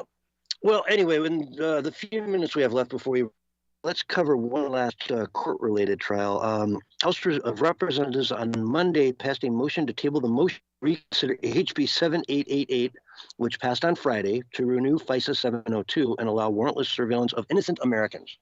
So the FISA Court, Foreign Intelligence Surveillance Act, allows the CIA, FBI, and whoever wants to really to go out and listen in on foreign conversations, right? They can get a basic warrant, easy to get from court, and listen in. And if you're an American talking to that person, you can fall under that. Yeah. And it gets a little more detailed than that, but it was what was used to spy on Donald Trump during his campaign in 2016. It was used extensively through his first term to spy on him and people around him illegally. But the House passed it. I'll tell you, Mike Johnson is getting a lot of heat. No, I'm not a fan of this guy. Not at all. I want him gone immediately. I liked him for about a week. Yeah. Well, he actually thinks he's doing a good job and getting things done. Well, he's getting things done for the deep state and all of their agenda, but he's not getting anything done for we the people. Yeah. And he was vehemently against this before he came speaker. And then he said they showed him some information, sat him down, gave him, classified stuff. And he said by the end of that, he was totally for 702. Mm-hmm. And that's what Obama said when he became the president too, because when he was confronted about all the things that he was doing that was violating the Constitution, he said, I used to think that way before I became the president, and then I got to see classified things, and now I have a little bit different position. No. You either stand with America or you don't. That's just as simple as it is. Well, you stand for our values or you don't, and you are a traitor if you don't stand for our Constitution, and you don't stand for our Bill of Rights, and you don't stand for freedom and prosperity. I mean, you're a traitor. Donald Trump saw all this stuff too, you have to presume. He was the president. He saw much more than Johnson ever saw. And he didn't get persuaded. He didn't change his mind. He didn't flip-flop on all this stuff, right? So, you either have character or you don't. And Exactly. I'm sorry, Johnson, you're not showing character here when you act like this and do these things. And there's these weird photos that keep surfacing of him where he looks like a Grinch, like a demonic looking Grinch. I'm telling you, man, it's creepy. I don't know if they're just catching him, where he's looking like a deviant, but I don't trust the guy at all. And I've always had a problem with, and I've said this before on the air, with people that wear their Christianity on their sleeve. Now, I'm not saying to be afraid or be ashamed of your belief at all, but to wear it on your sleeve in a self-righteous manner, no real Christian would do that, because most Christians are humble. They don't want to wear it on their sleeve because they understand that the grace that they have, it's undeserved favor. We don't deserve the grace of God. So he wears it on his sleeve a lot like Mike Pence did. That's why I said I never trusted him, the way he wore his Christianity on the sleeve. That's like a red flag to me. Yeah, politicians are politicians. They have to do that. I mean, they don't have to, but they think it makes them look good, when in reality it just makes you look a little creepy and fake. I mean, Joe Biden's massively, he does this like more than anybody. I'm a devout Catholic, always have been all my whole life, and yada yada, and yet people are telling him he's not even going to be getting communion here soon because of the way he's acting, and the number of, But he does wear his slime baggery on his sleeve as well too, though. He's a good slime. We're running out of time, folks. We're going to take a break. Stay tuned to the Censorship Sucks Roundtable Radio Show right after this. And we're on radio break. Which one of you broke the radio?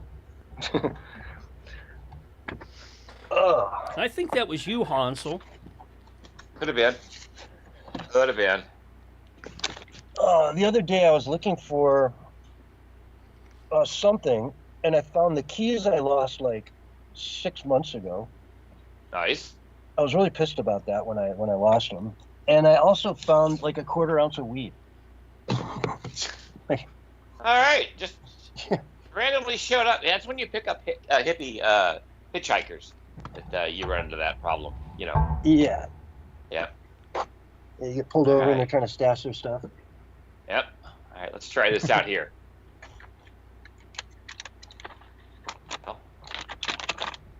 Ooh. Oh, it worked. Maybe I didn't share audio. Maybe. Hosting. Stop sharing. Confirm stop sharing. Share screen. There we go. Click. Oh, Bill. What are the current future plans for marketing the Minds platform? And let's talk about the Rivet Revolution. I want to know when. In every toadstool nook, every lily pad square, you'll find the thoughts we. Is that Barry? Voices rivet in unison, speaking up with Sounds like Bill and Barry. against the silence that blankets the night. Take a got leap that of 80s faith. 80s thing going, man. Together we're bold. Yeah. Together we're brave. Together we're bold. Together we're brave. Yeah, baby. There's the rap part. I got my hands in the air right now, buddy. Debate or show. Both hands. Yes, I will, my crowd. Oh, yes, I will. Listeners loud. Speaking truth. Speaking truth, baby. I'm not afraid to amplify.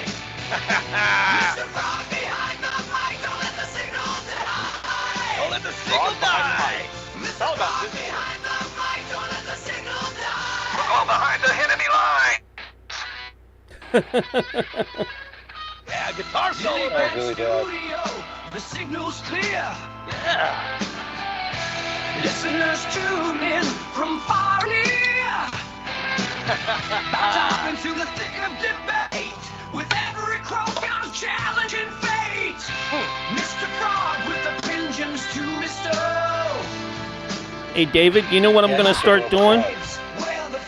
If you bring me enough of those, I will use those for the breaks. David. Censorship. Censorship sucks. Speaks his mind. Speaks his mind. Voices leap across David. the airwaves. Now tune in Give me that 80s guitar solo, baby. That's kind of the sticks thing happening right there. I feel sticks. I do. Microphone's hot. Talk shop. Squirming truths. I'm an 80s guy, so I can appreciate it. Yeah. Debating worms on life's purpose. Now they'll It wouldn't be in my radio playlist, but yeah. Oh, yeah. No, you should stop this guy.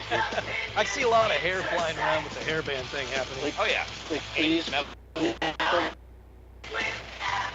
intellect.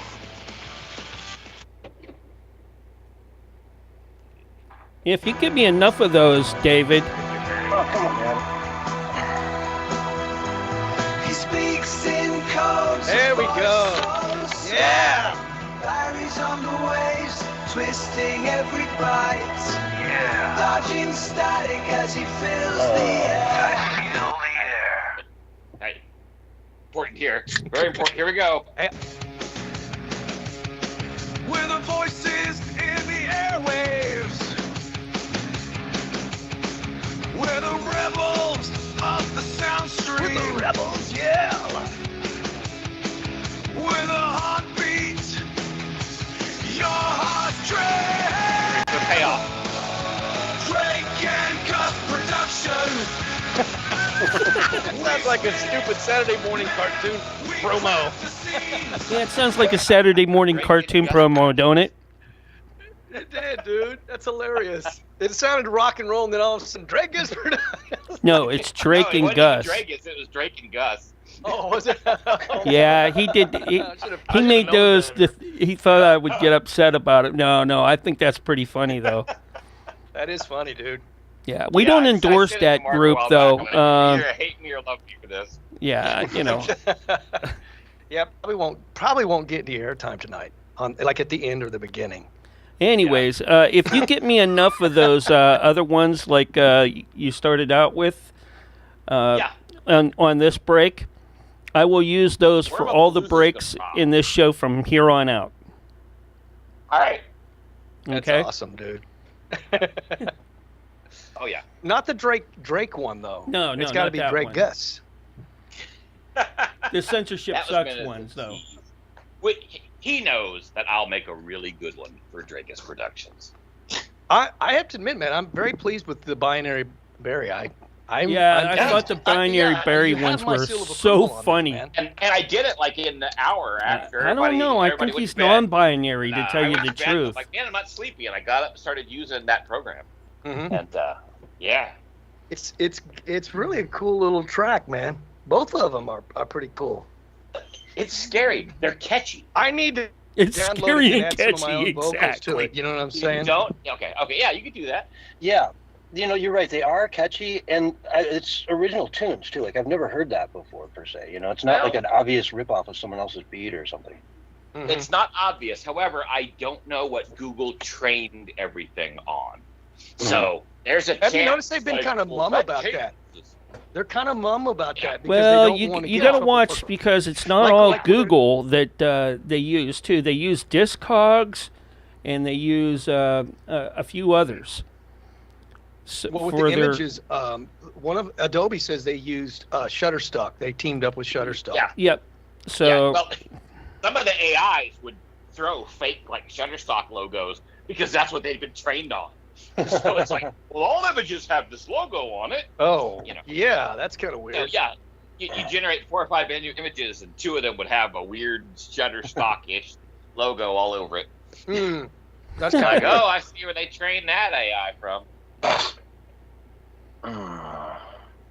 I'm excited with Just- all the technology that's coming out though, man. It's getting like every couple of weeks there's something new that's breaking.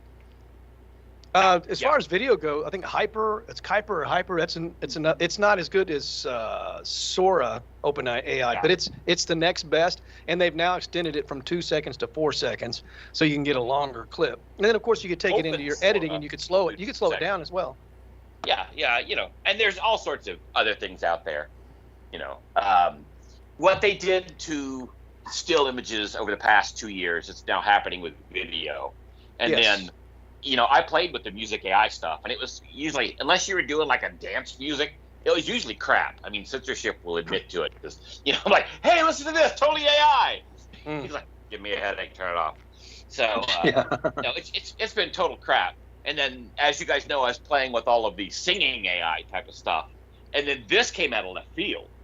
The original music. It thing. Amazes me. Well, they have sound effects and SFX and stuff like that, so you could use it for production value. Like if we're doing a podcast or a short film or something.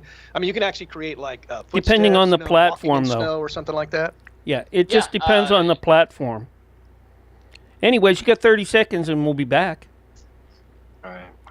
The thing about it is with the video is just to get even something you want, you got to do it a few times. And it takes a while to get it too. So it's kind of time consuming right now. Still quicker than creating from scratch. Yeah, well, if you don't have a camera, especially, and go out. To And here's your countdown: 5, 4, 3, 2, 1, and you're live and on the radio side right now. Hello and welcome to hour 2 of the Censorship Sucks Roundtable Radio Show, Wednesday night edition, where we got with us tonight Bullhorn Barry. How you doing, Barry? I'm doing all right, man. Thank you. Glad to be here. Back from the wherever he was. We've got David Hogg. How you doing, David? I am doing okay, actually. I was gonna say I was doing awesome, but then I'd be lying to all your listeners. But I'm here, so all I had to do is take out the CEO and co-founder of Minds to get a little radio time. He's the president, but yeah. Oh, president? Oh, okay. But it's good to have you back. For those of you who don't know David, he was my co-host on this show for many years, many years. And just, took a little sabbatical, and now you're back, and couldn't be happier to have you. It's always a pleasure. We love your insight. Oh, yeah, you're back. It's official now. Yeah. No, you're not going anywhere. You set foot on the Censorship Sucks plantation. You better set your mind to work. Oh, yeah. Speaking of, I see Willie in the house. Willie, are you here? Hi. Yeah. Yep. There he is. Hi. I didn't know. Put your head closer to the mic, Willie. Yeah, Willie, turn up your mic.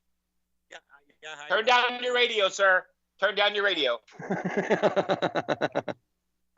I think you'd know this. This is a non-CB broadcasting night for Willie, so I don't know if he'll be able to come in or not. Look at here, Willie, speaking into the microphone. Look at here now. That sounded more You like are. Steve. Yeah, you're quiet, Willie. You're awful quiet. Sound like you're a million miles away. Well, look at here. Hey, we got technical difference. Y'all got people thinking I'm a duckle. All right, yeah, just it's just like you've got your microphone in the other room. So go check and see if you have your microphone in the other room. If it is, you'll probably sound a lot better, right? And feel free to come back in. Yeah, and also plug it in. Yeah. Man, all right then. Come on. I love how he great comes Willie on segment and tonight. updates us on what's going on. Man, great. These are the things I missed. Yeah. Let's see here. Let's talk about. Let me find a fun one here. Oh, okay. This is an interesting one. Elon Musk, this is from Breitbart. Engagement killer. Elon Musk announces ex-Twitter newcomers must pay to send tweets. So if you open up a new account on X, you're going to have to get out the credit card to tweet anything. Wow. Yeah. Well, hey, they've been around this long. If you haven't, signed up, however, Yeah. what about the kids that just turned of age and are now old enough to get on? Now they're going to want them to pay money. Yeah. It's a bot issue, right? Even if it's $1, the bots aren't going to pay $1. Right. Or at least most of them, sophisticated ones certainly will pay probably $10 because they know what they're doing. But yeah, Well, like everyone else, hack someone's credit card and pay, yeah, they charge someone else anyway. Exactly. But by the time they catch on, all the spam is simp, right? yeah, it's an interesting strategy though. I don't know how well that's going to work out for him. They're bleeding money. I'm sorry. I'll tweet that for $1. They're estimating that the value's down like 60-70% since he took over.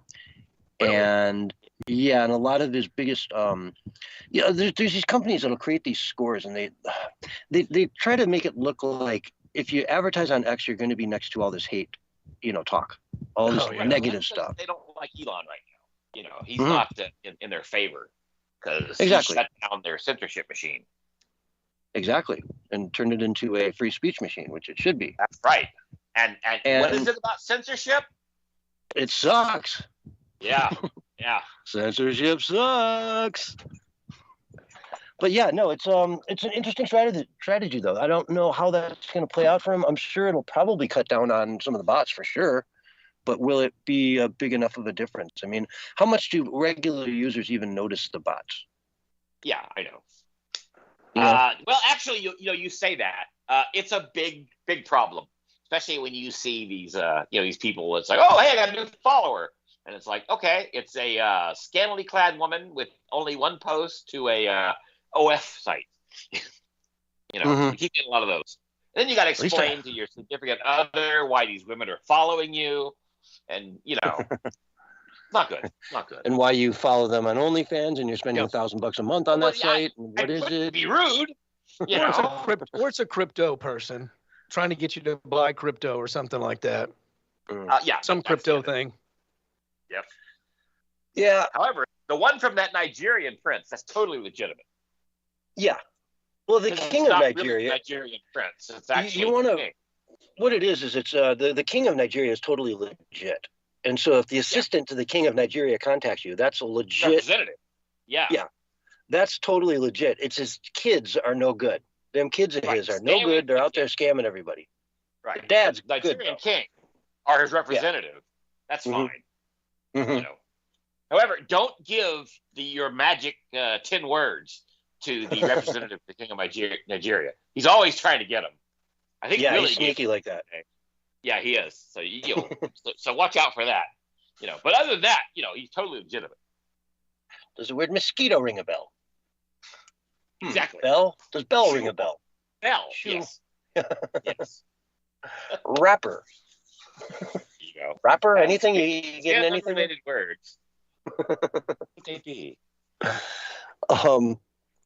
So yeah, it's we'll see what happens here. I guess that's about all I can say. It could be good for some of the other alternative sites out there, because there's going to be a lot of people who are like, screw this. Like even doing something like this is going to turn them off. Well, you know what? If he does it for a month, it'll be enough to stop the influx of bots, and they'll probably just leave him alone. It's like, screw it. All right, play on Twitter. X is now off the platform, so we're not going to spam there because he wants money. Well, another thing is if you're not a premium subscriber and you don't pay, you can only put in words at best. You know what I'm saying? Less than a paragraph. The 170 character limit they started with. Originally. Yeah, Twitter was only a few characters. Yeah, it was like I want to say 170 characters. Somewhere in that range. Which is why I never got on Twitter, because I didn't really want some platform where I'd be like, best sandwich ever, and that's it. Yeah. And like, how can you communicate anything that quickly? But people do it. It worked. Right. And that was the thing, is the news liked it though. It just became the go-to site for everyone in the news. Well, every journalist basically just stayed at home and read Twitter. And I have to admit, you'll catch breaking news on Twitter before anywhere else. If you follow the right people, I mean, as it happens, videos show up, and hey, it's not being filtered through the gatekeepers that you find on your primetime news and your cable news channels, where everything has been sanitized by the time they get up and tell it to you. Actually, more the hashtags injected with lies. Yeah. When there's big news breaking, you go to the hashtag on Twitter, and it just updates all the time. Like you can just refresh it every 2 minutes, and bam, you get 10 more stories. Right. Yeah. It's like, here's a video, and then all of a sudden, hey, this is fake. I can prove it's fake. Blah blah blah. It came from this video game. Awesome. And before that, it was Drudge. Ukraine war was going on. Twitter was there, just debunking stuff left and right. Yeah, Drudge stuff. He was pretty much at his desk all the time. Well, I remember John Kerry saying, and he was a Democrat. He said, I go to Drudge first thing in the morning every morning. I mean, that was kind of before, Twitter was a smash success. But, and then when Drudge sold out to, I guess, CNN or whoever, their ratings have tanked. It came out, I think they're like 60% less viewership than they were before. Yeah, it just came out about a couple of weeks ago, and they're basically like all the other leftist media tanking, like Vice, like Vox, like BuzzFeed, you name it, Huffington Post, all the leftist news medias, because they're fake, right? And it's misinformation and disinformation, and so they're all just collapsing because nobody wants to listen to lies. Yeah, I stopped following Drudge many years. It just all of a sudden one day it snapped and it stopped living. It was soon after he was on the Alex Jones show, talking about how great Alex was and how great free speech was and all this kind of stuff. And then all of a sudden he apparently sold out to somebody. Yeah. And they changed it completely to a way more left-leaning audience, which he didn't have. So why not just, at that point, why not just make your own website with that? I mean, the template he had was so simple, right? It was like the most simple basic website on the planet. Yeah. It would take you, it would take a web designer. Website. It would take a web developer like an hour to make a replica of the Drudge Report. Liberty Daily has done that. LibertyDaily.com. Yeah, I've seen a few of those that use that kind of layout. It's kind of what Drudge used to be, but it's not quite as popular. But it's basically what Drudge used to be. Yeah. Joshu News or news.joshu.net is like that too. It's but it's more, it's better, way better feed. It actually has trustworthy stuff. Well, that's because Josh personally curates. Matter of fact, Joshu Search, when you put in something in Joshu Search, it wakes him up. He gets up, he goes to whatever his search engine is, he types it in, and then he cuts and pastes the results for you. But he does it pretty quick. Yeah, he does. He can type 100 words a minute or something. He's very not as fast as Mark, though. No, not as fast as Mark. No one types as fast as our producer, no one Mark. types as fast as Mark. Yeah. Yeah. Or less accurate. More accurate or less? He's accurate? More accurate, actually. He says he is. Yeah. Oh, less. Well, he's just not that accurate, Yeah, I can do 150 words a minute, but it's just gibberish. Right. It's just a matter of how many times I can slam that space bar. Yeah, exactly. 6 letters, smash that space bar. Boom. That's a word. That's it. It will be eventually. Have you heard about George Soros buying up different AM radio stations? Spanish-speaking AM. I've heard about that, yeah. Yep. And that as well. It's an interesting thing because that is the one medium that conservatives have actually retained and pretty much dominated from, at least the 60s or so on, since Rush Limbaugh. Let's be truthful about it. Rush Limbaugh found that market and cultivated it. And Michael Savage did pretty good as well on that market. Oh, yeah. There's a million of Mark Levin. I go on and on and on. But they're trying to get a hold. The left is trying to get a hold of these stations. So, because if you own it, you control what's on it. And it's a big kind of threat to our ability to get our word out. Because again, even a show like this can get into the hundreds of thousands of listeners. Whereas that's a lot of people who are going to sit down and listen to you for 3 hours at a pop to figure out what's going on in the world. It's a big microphone, or as Barry would say, a bullhorn. Mm-hmm. And they can't get out there and keep people interested. I mean, look at NPR. It is what it is, but it's one of the few outlets that they can get left-wing news out onto the airwaves. And of course, they don't even think it's left-wing news. They just think it's news. When I sometimes have to drive and listen to NPR, and it drives me nuts. They are so biased, and they don't even seem to know it. The world is as it is. And boy, if you don't, see it the way they do, you're just wrong. Exactly. Well, you don't want to listen to NPR while you're driving, because those NPR voices, man, it's like ASMR, put you to sleep kind of thing. It's so monotone. They have no personality whatsoever. Welcome back to Carpeting Hour, where today that's pretty it. That's it right there. You nailed it. You nailed it. Last week we were discussing the shag carpet, but apparently now we're going for the indoor-outdoor look. So that's about it for carpet talk. Tune in tomorrow when we watch the grass grow. Who was that SNL pretty close, episode dude. That's pretty like on the mark with the NPR monotone voice that they have, the ASMR voice. That's just basically meant to hypnotize the people that are listening. Mm-hmm. Yep. Yeah, it's a lot of people need that noise. You just want noise in the background, and you don't really care what it is per se, and that's where they get you. You don't care what it is. You're like, it's NPR. And it's getting into your subconscious mind and driving you insane. Exactly. Yeah, and NPR brags about their driveway moments where you're listening to NPR and you finally get home, but what they're saying is so riveting that you'll just sit in your car and listen to the rest of the NPR broadcast. Yeah. Well, they do that sort of, I don't know, weak, like Bill Gates. He comes off as like kind of this little, wearing pink sweaters and acting all harmless and almost effeminate and stuff, because that's how you hide your viciousness. That's how you hide your evil. Is you put him on an island full of children, man, he becomes somebody totally different. Don't have any details. Well, yeah, I Epstein. I don't know, just something that came to my mind. You never know. Well, he's dead, so.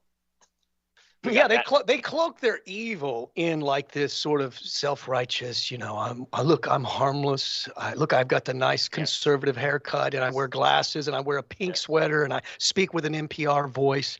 Although I coat your fruits and vegetables with some weird coating. Yeah. So they don't rot. And have you noticed also how some of these new cars don't want to put in AM radios? I was about to mention that. A lot of the radios no longer have AM chips in them. Mm-hmm. And it's like some silly thing like, it just costs too much or whatever. But, you're putting in everything mechanical upgrade you possibly can into this thing. It's just, you made it so I don't filled want to with pay 35 cents for an AM it's so inexpensive. I mean, AM radio is too. It's like $2 or $3 or something like that. I read. Buy a whole AM radio for $3. A whole radio. So how much? Exactly. Put it in an aux port and a $3 radio. Plug it in. But that's probably why George Soros is buying all the AM radio stations, is because there was such a backlash to taking the AM radios out. So if we can't get conservative radio off the air, then we'll just buy it all out. Well, it's weird. He's buying the Hispanic market. So it's almost like he wants to target them for something. Well, yeah, because they're all conservative now. Right. Well, that's because of the fled communist countries. That's a very good point. I mean, it's kind of hard Miami, to they get the it. Democrat Party when it's like, wait a minute, that's what we just left. Yeah, in Miami, they get it, man. They understand. Yeah. You go to that far left stuff down in Miami, they've seen it. They just left there 20 years ago, 10 years ago. Yeah. Like, they came from what that country starts with a V? Cuba. What's it called? Cuba. Say it. In Miami, they came from Cuba mainly. But there's one that starts with a V. Venezuela. Yeah. There you go. Yeah. Every time you say that, it gives me a headache. I knew someone who used to call Detroit, Detroit. And there you go. That's almost like Illinois. Illinois. Yeah, well, Illinois. yeah, it is Illinois. In Missouri. Is it? Are you The talking? the S is silent. In Missouri? I always thought it was misery. Yeah, there you go. That's right next to company, right?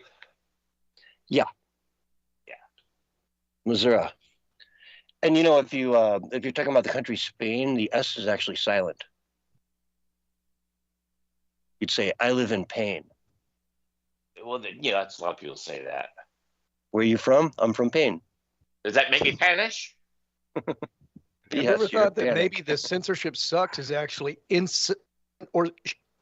ucks? The S is silence in your name.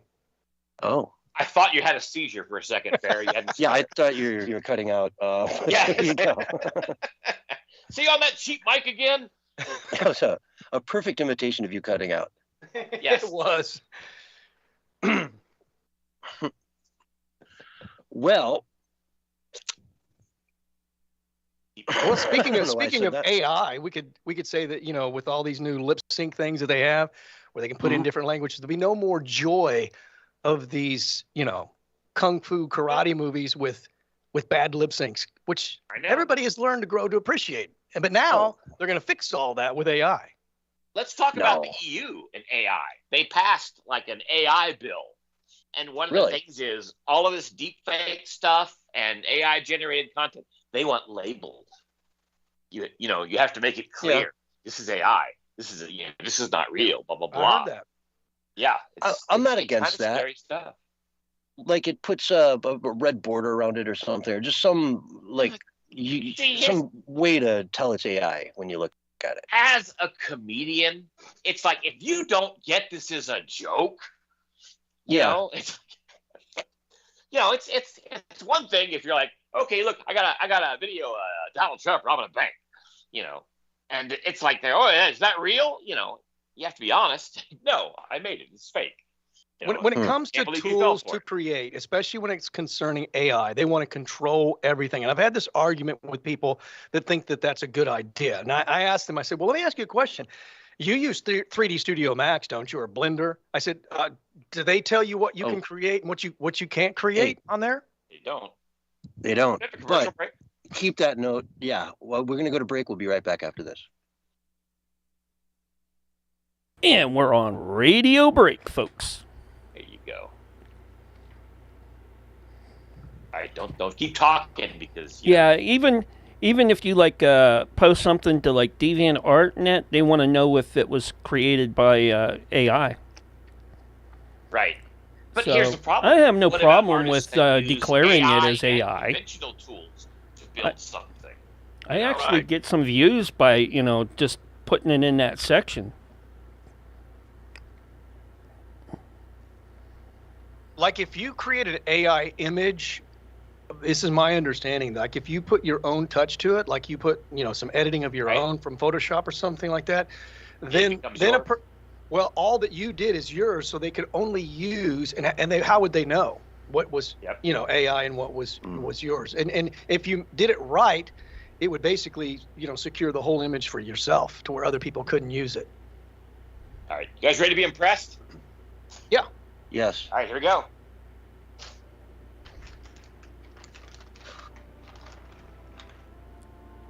We'll keep the watch. We'll chart the course. Your strength in us believe. Pains of the past we'll navigate. The journey's long, but we must try.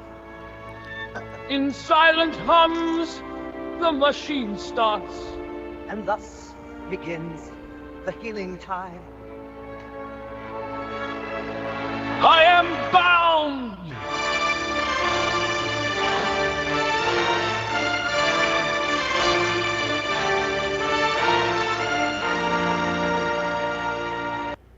You got to admit that's pretty impressive. And this, I believe, is They May Be Giants-esque. Scrolling through the feed where Nope, our wrong mind. one. Wrong one. If they don't have that one right. All right, because I haven't published it. Here you go. Enjoy this. Rancid druid, malodorous sage, your presence. This is about a man with lingers. sticky farts. Do you not see? They leave but a trace in your wake.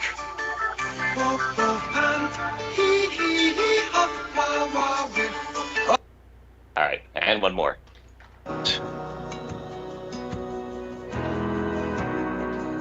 Hope you're listening, Willie. Willie's got a farm under the dawn's charm where the earthworms crawl and the fields feel warm. Ooh. In the heartlands flow where the green grass grows, he's raising worms for a hot dog show. It might seem strange to see him wriggle and squirm.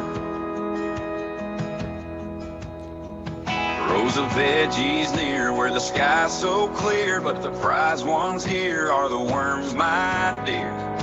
Oh yes, harvest time's a joy for each girl. 30 seconds, guys.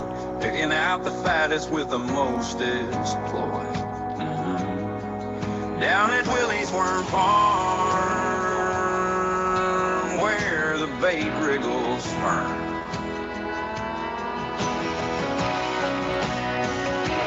Get ready. Here's your countdown. 5, 4, 3, 2, 1. And you're live and on the radio side right now. Hello, everyone, and welcome back to hour 2 of the Censorship Sucks Round Table Radio Show, where I am joined by David Hogg. How you doing, David? I'm doing just great. How are you? I'm doing great. But Barry, great. what's going on over there? Doing good, man. Doing good. You ready Chilling to do out. some more of this stuff? We are Let's only do at it. the halfway point of the show, folks. So, man, we've got 3 hours of entertainment coming your way. Did you hear about the thousands of African immigrants, well, illegals, border jumpers, whatever, from Africa that showed up at the City Hall in New York looking for a green card? Somebody said to them that if you show up there today, you're going to get a green card. And so 1,000 people showed up easily. Yep. Right. And all this was for was there was a meeting there about the experience of Black migrants. It was an oversight hearing on the experience of Black migrants. That's all it was. You know, it was a city, town hall hearing at the mayor's office or the city hall. Mm-hmm. But somebody out there told all these people that they would get a green card if they showed up. So they were all in line out there. Incredible. Who do you think did that? Why would somebody do that to these guys, poor people? I don't know. Were they pretty disgruntled about that? I mean, Well, I haven't seen any reports of, mass violence. And of course, if that happened, we would probably get at least some posts on Twitter talking about it. I mean, Right. Of course, CNN would never cover that, but This Right. sounds like innocent people being duped, basically. You Yeah. know, they needed a bunch of bodies to show up to, kind of back up their claims, and told these guys, "Hey, green cards, just show up." So, they're Mhm. like, "Hey, look at all these people supporting my idea." Not Yeah, exactly. realizing that they're all there because they think they're getting a green card, which Hmm. means they're here to work. Mm. And they got duped. It's they got taken advantage of by someone very unscrupulous. I agree with that assessment that this was them getting taken advantage of. This is not fair. It's not cool. And, but at the same time, it's what the left does. we shouldn't have them here in these numbers. They shouldn't even be here in the first place. This should have never been allowed to happen. But, I agree.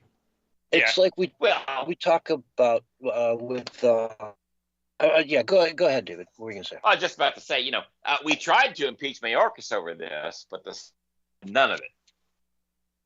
Yeah, we tried to. They did it. Tried. Actually, they did impeach him. He was impeached. Mhm. The Senate Right, just but didn't there do was, the there hearing. was no trial. You know. Mm-hmm. Which is required. Yeah. Right. Right. You know, we talked about that in the first hour when you were too busy to show up. Oh, yeah, that's right. I believe I was drafting AI because some hear it. It's what you said though, CS. It's rules for thee, but not for me. You know, they Mhm. want to play by their own rules, and they make it up as they go along. Whatever fits them best is what they go with. Mhm. But what's this going to look like in another 2 years if Biden is still in the office? What is New York City going to look like with another, 10, 15 million people coming in on top of what have already come in? Mm-hmm. Right. Triple these sizes of people. Yeah. I mean, New York will be unrecognizable. It'll be destroyed. It will never rise again. There was a video just from a couple of days ago, Metro Station, and there was a guy sitting on, looked like a trash bin, something like that, and he was just had his pants pulled down and was just, doing number 2 right there in front. And people, here's the thing that's so crazy: 99% of all the people that were, coming up the escalator and walking past him were ignoring him completely while he was taking a dookie, because it's become so normalized to these people that this is just normal. Yeah. Get used to it, and so they don't even acknowledge him. And there was one lady, she was just freaked out by it. She's, oh no, this is not happening right now. She's like filming this, and he's sitting there squatting with his pants pulled down, crapping in front of everybody with absolutely zero shame. Well, it's just New York. And I mean, I remember going there in the 80s in high school with my parents. And they're just like, oh yeah, it's New York. Of course. Yeah. You're going to see that. There's crazy people here. They're everywhere. It's New York. Giuliani cleaned it up. It was nice in the 90s. Yeah, it got really nice after Giuliani. This and kind of everybody behavior knows is that there. unprecedented, though. It's at a level where it's happening all over the place, all the time. And I guess it's become normal in those places. Now, if that were to happen in Tulsa, they would, of course, be arrested, and people would be shocked and appalled and angry. But not when it's been normalized, not when it's become so common. But that's what they want for every city in the United States of America. That's what they want for all of us, that kind of insanity with the rampant crime. And then they can come in with their police state and martial law and crack down on us and usher in all their other plans for their dystopian Great Reset. So they have to let it get so bad. That's part of the goal of building back better, is to destroy it and rebuild it in a tyrannical fashion and tyrannical form. That's the thing too. Like we were talking about New York and Donald Trump being stuck there for the next couple months. I don't know if you heard any of this, David Hogg, in the first hour. I did. So he's wandering around his old hood. Yeah, stomping ground. It's going to stomping backfire on him because he's got to be out there campaigning, and so he's just going to do it in Manhattan. You know, they went what happened? Nuts. He showed up at a Chick-fil-A. I can't remember the town or whatever. And it's some historically black college, get on him, and people got very upset. Yeah. But I think if he can work the PR on this and get right, which he's a master at, he can turn New York into his stomping ground, and he can go out to and say, hey, I can't be here, during the week. I'm in New York, but you see why they love me in New York. They love me in New York. That's my hometown. They love me in New York. And people will start associating that with, heck, he's going to go up in the polls. You name it. And they remember. And I brought this up. I brought this up because Giuliani was the guy that fixed New York in the 90s. And there's a lot of people that understand that he fixed New York. Oh, yeah. That are New Yorkers today that say, oh, hey, by the way. That's how he became America's mayor. Yep. And he was the mayor during 9/11. Mm-hmm. And, by the time 9/11 happened, New York was a completely different city than it was when he took over, Oh, yeah. So, but that's the thing. The people know it. They know it. And all he's got to do is say, what have they done for you? My buddy Rudy fixed your city when you gave him the chance. He fixed it. Yeah. Right? What have they done since? It's a big campaign message that he could really win. And I'll tell you, if he just books out Madison Square Garden every Tuesday night for the next 2 months, it'll sell out every time. Guaranteed. They'd probably deny him. He'd be able to do it, Even if he had the money, he said, I'm going to pay what it costs. I'm going to buy it out. No. I mean, they'll do they can just to stop him from even having a voice. He's even being gagged every time. Yeah. Oh, and the judge, man, his daughter is raising, tens of millions of dollars for Democrats. She's out there. Her avatar right now is Donald Trump behind bars. Yeah. The judge's daughter. Right. And her daddy can make it happen. Yeah. And she's raising money based on this. Exactly. Yeah. It's so it's such a clear case of recusal that I've probably never seen one more suited, although I'm not the legal scholar. I pretend to be on the radio. Well, I think that's what a lot of the scholars are saying, though. Just like all the scholars are saying that most of these trials are shams. And these are the experts on both sides of the aisle, both conservative and liberal. They're saying there's nothing there. And Trump keeps quoting that and telling the press that when they confront him on it. And he says, well, every scholar that's worth anything is saying it's a scam. Right. Well, when you have a corrupt judge and a corrupt prosecutor, what do you think is going to happen? Yeah. And two judges now. That Engoron was no better, right? Yeah. That guy was no better. He was even more of a freak, more of a weirdo. Hey, at least this other judge most likely doesn't post pictures of his exposed nipples to his old high school chums. Because Engoron did that. Yeah. Yeah, were they pierced too? Yeah, they were pierced, right? I don't remember that. No, now you're thinking about Cuomo. Cuomo. Yeah. Cuomo. Yeah, Cuomo was the one with the pierced ones. Yeah. Well, hey, we were talking about the left earlier, and you got to admit, the left has the weirdest people of all. I mean, remember the one woman that ran for, I think she was running for state Congress or something like that, and she basically was kind of an overweight, heavy-set lady, and she put on a thong and stuck her head in the sand and was twerking. I mean, it's just, as a campaign ad, it's like these people are weird, man. Yeah. I mean, imagine if Trump did that, or Carrie Lake. I mean, it's just. And you notice how you're not seeing Calvin Klein put out those ads with the 350-pound woman in her underwear. Not anymore. They realized that just wasn't the demographic they were going. It's let's not do that. That's sales. We still need to make sales, folks, if we want to live our lavish lives. I think they forgot it was a business. And the goal is to make money. Yeah. But apparently with Hollywood, they don't care about that. They don't care about making money. The agenda is what's most important. Well, you get to the board table. Eventually you go to that board table and you say, okay, there's 10 people here. You all make, $1 million a year. We're losing money hand over fist. We can't pay you any of that anymore. You're all going to have to go down to $100,000 or we get rid of 60 or something crazy has to happen. And that's when they wake up and say, whoa, wait, you mean I could lose my cushy lifestyle if I'm going to do this? Whoa. Yeah. That's when it hits home. And Disney has those deep pockets that it hasn't quite got there yet. But man, is it going to hit them hard? It really is. Netflix has already figured this out. So many of these different companies have. But who hasn't figured it out is the Joe Biden campaign. They just put out an ad this week for a DEI coordinator for the entire campaign. Huge position. You get to stand in between. Everything they do has to go through you. And if it takes you a week to approve it or disapprove it or whatever, that's fine. But, oh, man, could you imagine that job for that campaign? Oh, man, no, we can't hire these people. I'm sorry. We need more of these, demographics. We can't hire, so you really need to fill this position, but you just can't find a Puerto Rican, whatever, transvestite to fill it. And that's the problem with the left is they are control freaks. They want to control everything, and they want to make everybody go along with whatever it is that they want. And that's what the Larry Fink of BlackRock, he said, we're going to force people's behavior. We're going to force their behavior, he said. We're going to make you do what we want you to do because you don't have free will anymore, as Yuval Noah Harari said.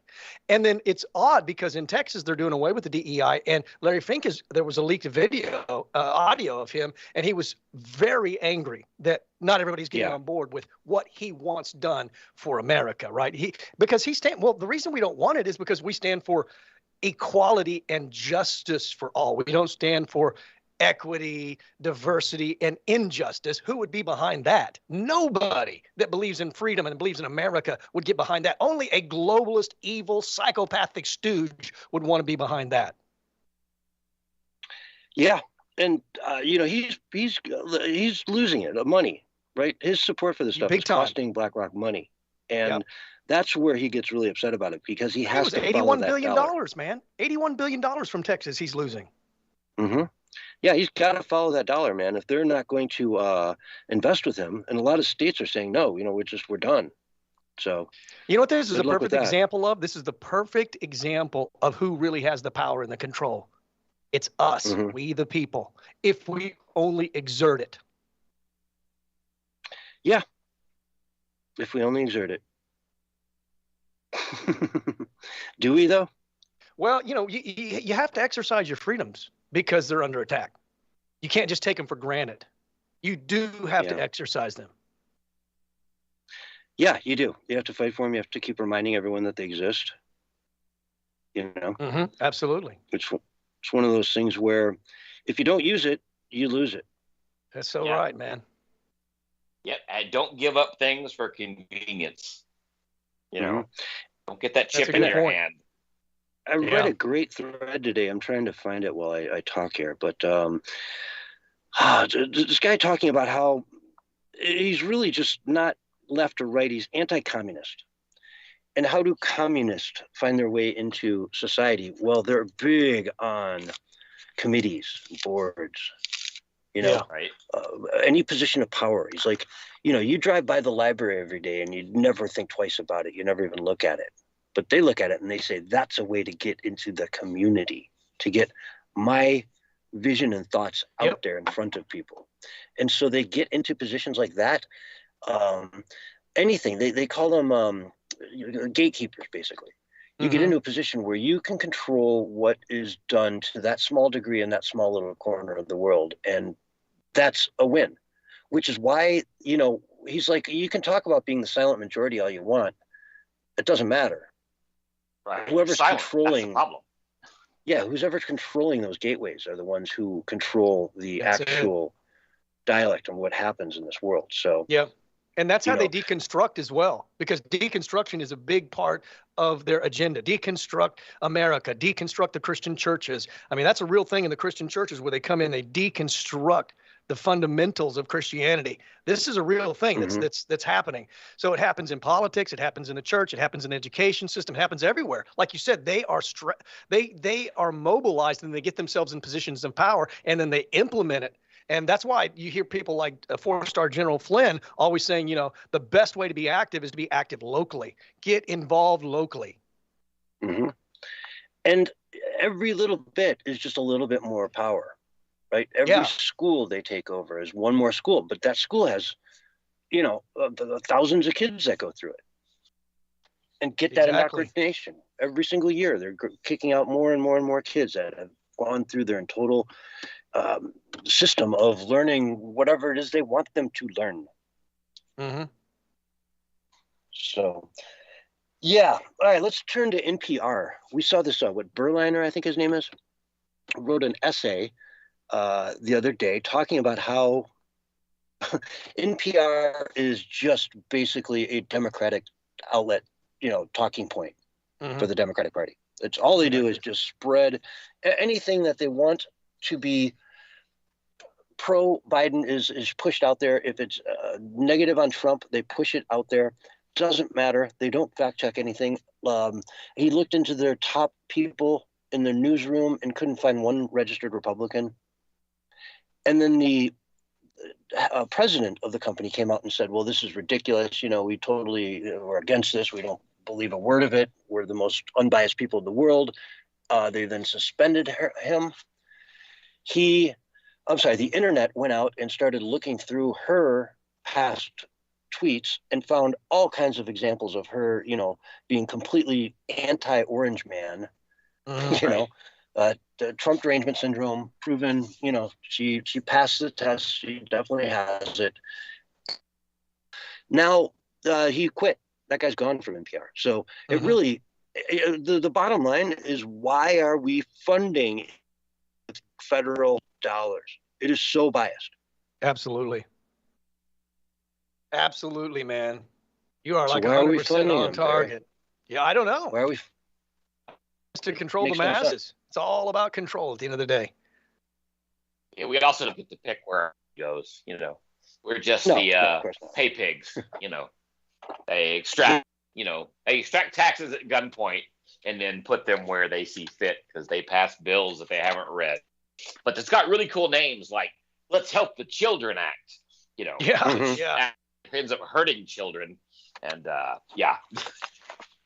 that's what I they remember do. listening to them last summer. They were talking about the Inflation Reduction Act, which they kept calling the IRA. The IRA. Yeah, And how great it was. It was like the 1-year anniversary when it was passed, and how much good it had done.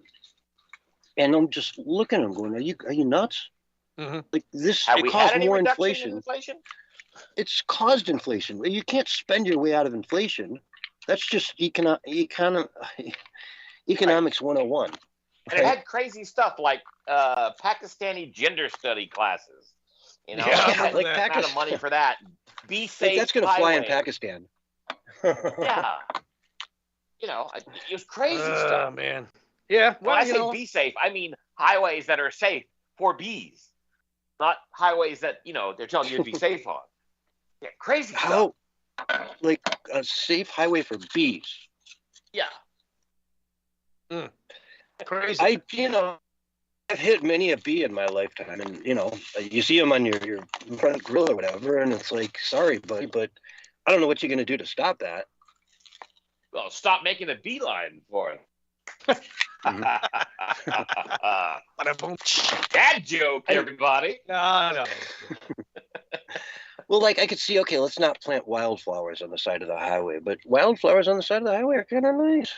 Yeah, maybe don't put them, like on the highway. But yeah, on the No, side. not on the highway.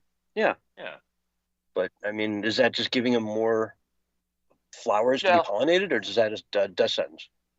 Well, let's just say the city closest to me was having a problem with frogs getting run over crossing the highway. So they decided to spend a bunch of taxpayer money and build these tunnels so the frogs could go under the highway and not get run over. Yep. Which is great. Great idea. Brilliant idea. Until the snakes figured out that they'll just live in those tunnels and be fed frogs. So, yeah, that kind of backfired. Now you have 10-foot pythons living under the highway. Yeah, great. Exactly. And the frogs are still dying just under the freeway. Yeah, getting eaten by snakes. The amount of money that the government spends on just absolute nonsense is, we would be shocked if it was just all laid out before us. I mean, that's why the bills are 1,000 pages, because they've got all kinds of stuff that they're paying out. Why I always kind of like cringe when you're driving on the highway and you see these like wildlife overpasses or whatever, and it's like, how does an animal know to go to that if they want to cross the highway, right? Like, wouldn't they just asking them to take the deer crossing sign down off the freeway because too many deer were getting hit, so they should put that crossing thing somewhere else. Yeah, put it on a less busy road. Exactly. I mean, if you've seen a deer, dude, they can jump like 30 feet. Like, I dare you to build a fence that they can't jump right over, Right. So, they jump over the fence and land right on the highway, so. Yeah. But no, I've seen some easy stuff, like literally jump over my car, like driving along and one just jumps over my car as I'm going 40. It's like, oh gosh, did you just see that? Like that's scary, like to say the least. That was frightening. Yeah, I bet. Yeah, I don't know. The government does a lot of wild things out there where you wonder what their real motivation is. It's like somebody they golf with owns a bridge company, and they're like, "Hey, man, you haven't thrown me a good bridge project in years. What's the deal?" Oh, let's just what hit about one small with the ship, businesses? Tanker. Sorry, Barry. Go ahead. I was just going to say, what about small businesses? I mean, none of these small businesses have returned since the shamdemic. Why aren't we trying to rebuild up the backbone of America, which is the small business? I mean, that's I want to know, how come there's not a lot of small businesses out there? There needs to be tons of small business. I mean, small business owners, that's my backbone.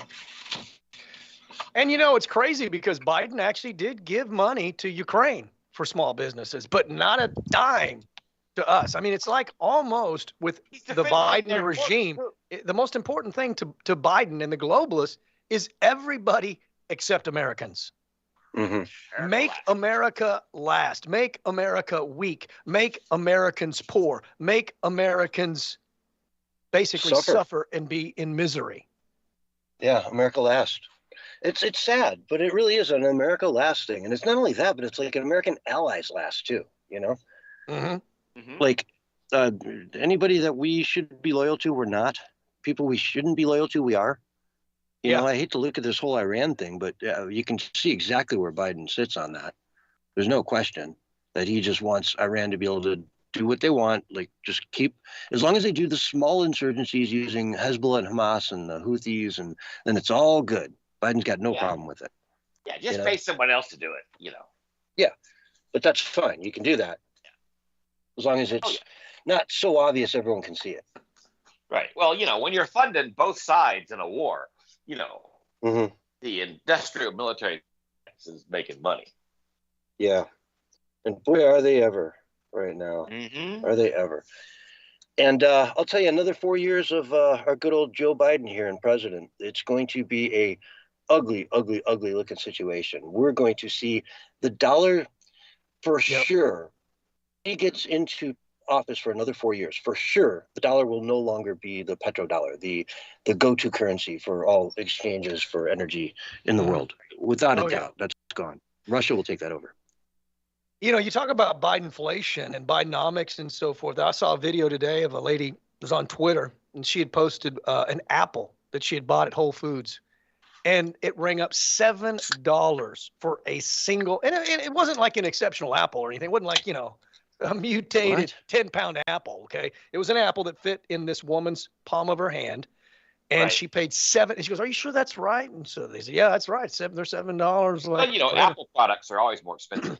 But $7 for a single apple under Bidenomics. That you're paying is for the absolutely. Yeah. You're paying for that logo, really, is But what it's never been $7. You know, they keep talking about, oh, it's a 20% increase here, or 25% here, or 30% here, or 50. No, some of the stuff is double. That's man. Where I can did go you to see Big that, Lots. though? Huh? Where was that? Like the Hamptons? I don't know, just at Whole Foods, probably in a place like California or somewhere like that, where the prices are a little bit higher. But look, man, I can go into Big Lots, okay? And, you know, Big Lots is one of those places you go where you buy packaged goods for less. Well, some of the stuff now is double what it was before Biden became the president. And it's supposed to be cheap. Yeah. Heck, dollar store is $1.25 now. We got to go to break. We'll be right back after this. All right, we're on radio break. Excellent. But if you think about like California, that's a liberal area. And I blame their policies for that, because here in Oklahoma you can get an apple for pretty cheap. I do a lot of my grocery shopping at this Mexican grocery store because they've got some really good prices on their produce and on their meat. I thought maybe you were talking about someplace like Guam or Hawaii, you know, where the prices like that are kind of like Mexican. Expected. Well, I mean, they could live off of, if you're paying $7 for an apple, and the packaged goods are more expensive than the produce, if you haven't noticed. The crap food is more expensive than the food that's good for you. And so imagine what a bag of corn chips is over there.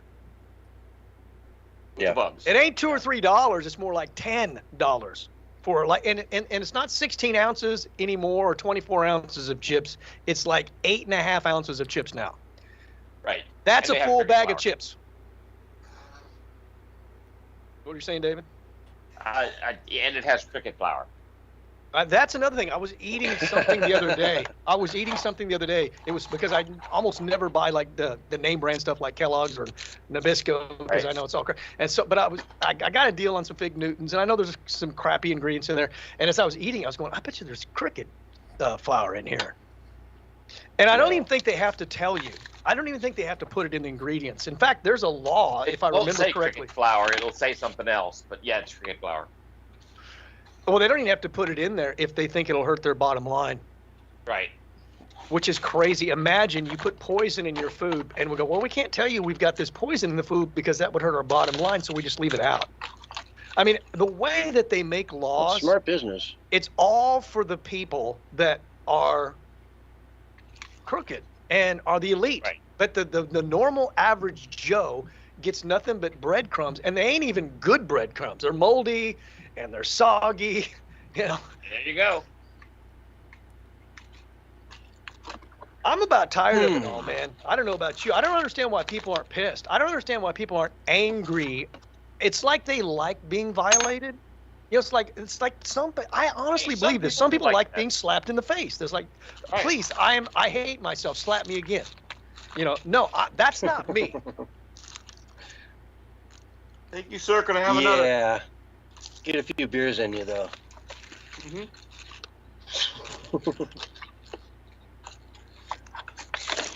Well, you know, if the slavery continues to tighten its grip, people aren't going to like it.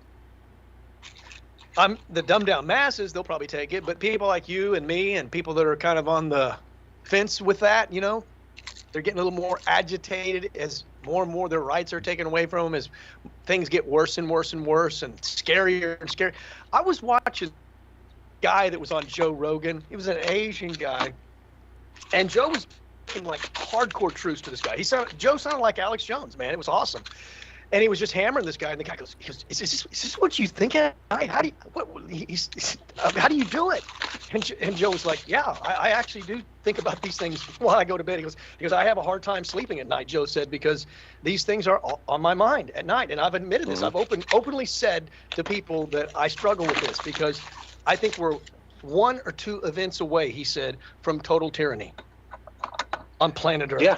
And going back, I think he used the phrase. The Stone Ages Go to is the phrase. Thinking about the Roman Empire. I mean, that's. But go ahead. No, I was just gonna say. I just was saying that the term he used was "we'll return to the Stone Ages." I think was the term, and he's right, man. You know, and the guy was just he just want to admit it. You know, the Asian guy was a really cool guy, man. But he didn't want to have to think about it because he said it's really disturbing me and I get really super stressed out about it. But we can't get stressed out about it. We just need to take action against it and realize that we do have all the power. They don't. And not to be afraid, not to be fearful. And I get, you know, because he's just a guy that's lived his life normally. He's probably kind of a celebrity. And so he's had things nice. So for him to kind of have all this stuff rain down on him, he's probably never really had the pinch happen in his life before. Like you and me, we've all had the pinch. You know what I'm saying? I've been homeless before for 2.5 years. So I know I didn't have a car for, 10 years. I basically was, you know, walking or my bicycle or the bus. So I know what it is to have, which I'm thankful for because it gives me perspective. But people that don't have that, then when tough times come, they freak out, dude, because they don't know how to handle it.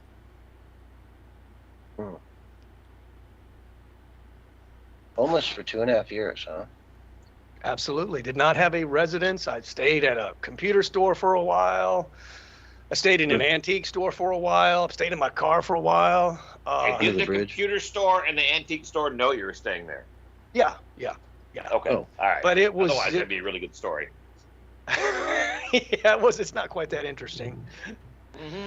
But and you know, I would basically eat at Subway. This was back when Subway was really cheap, and you could get that bologna.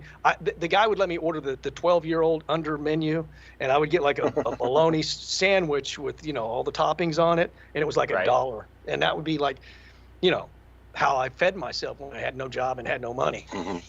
I remember one day getting a vegetarian sandwich at Subway, right? Because it was like the cheapest thing on the menu. I was in college at the time. And then I'm add like, bacon all right. to it. And it's cheaper than the BLT. Well, I get one, and I'm like, I start eating it, and I'm like, this tastes exactly like every other sandwich here. Like, it's not like the meat adds flavor to it. You know what I mean? Right. Yeah. Pretty much. So I started ordering them just because they were so cheap, and like literally, if I blindfolded you, I doubt you'd be able to tell the difference between that and a turkey. Well, yeah. Isn't Subway's bread? Isn't there so much sugar in it? It's like classified as cake. Yeah, they can't call it bread technically. Right. Wow. Well, you do know that their tuna has absolutely zero tuna in it. They were unable to detect any tuna in their tuna. It was so processed. Everything has turkey in it. Doesn't matter what you're eating, it'll have turkey.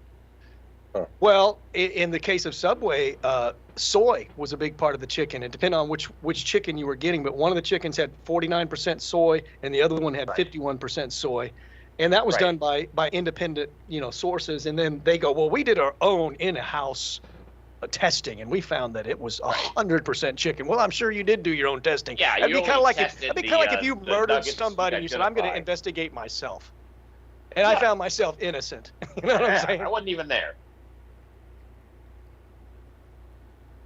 All right, where'd everybody go? Right here. Okay.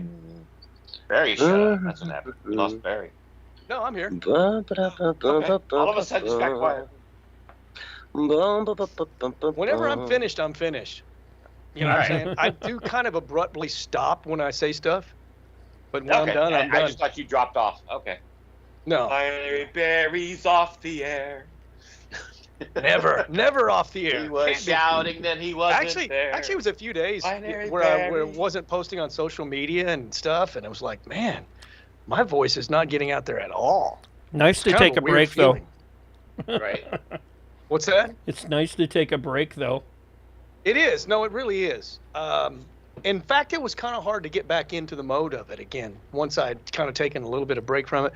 But then once I got back into the mode of it, I started, getting a little bit of momentum, because I do enjoy it. But if you do step away from it, it's like anything. Like with my exercise routine, if I step away from it for a few days, man, I got to make myself get back into it.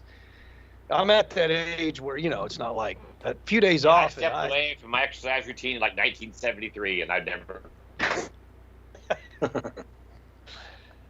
Well, you can walk. That's about. You can't jog, can you? Or can you with with your situation? Would they let you do that? When you said he could walk, you were pretty presumptuous there. Yeah. That was, right. Well, I know you can walk, but I mean, like, could you do like? You say that. I happen to have a levitating chair just like Baby Yoda, and I just hover from room to room. Well, I just mean, like, what are your limitations with your dialysis thing that you have? About as long as the cables run off from the dialysis machine. Now, every other day I'm hooked to a machine, so that's as far as I can go. And then it's recovery time after that. A little bit of that's recovery, right? Well, yeah. Usually the day of dialysis is a recovery day. Yeah. And then if I'm lucky, I spring back the next day.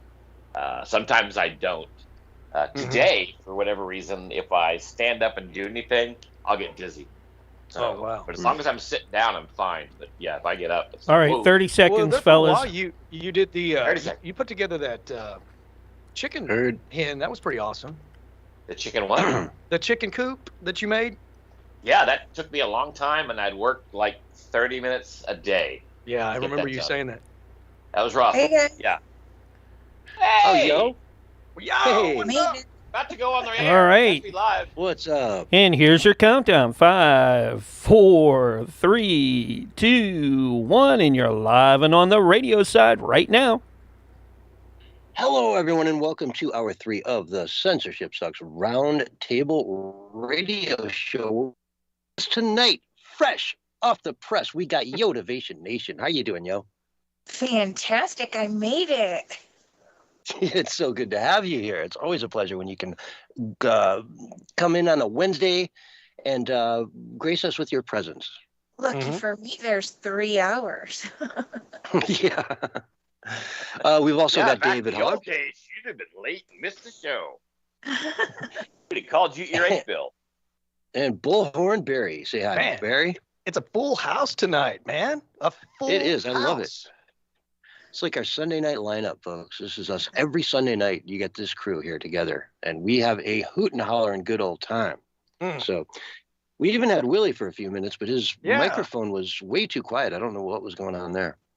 I think when he climbed the billboard to broadcast, I think his phone fell out of his pocket and was, about 100 feet down, on the ground. Gotcha. Gotcha. So anyway, let's get into some of this stuff. Here, I just want to play a little bit of a clip from the ADL CEO, Anti-Defamation League, which has been one of the most I don't know. This guy's been vocal about everybody on the right being a Nazi forever.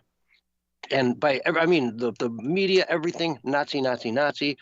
And he's starting to see the Democratic Party change to become the party of actually the people who will take the Hamas wing of the Democratic Party and give them all the power and basically, let's eliminate Israel and all that kind of stuff. It's happening. It's happening. He sees it. This is him on Newsmax.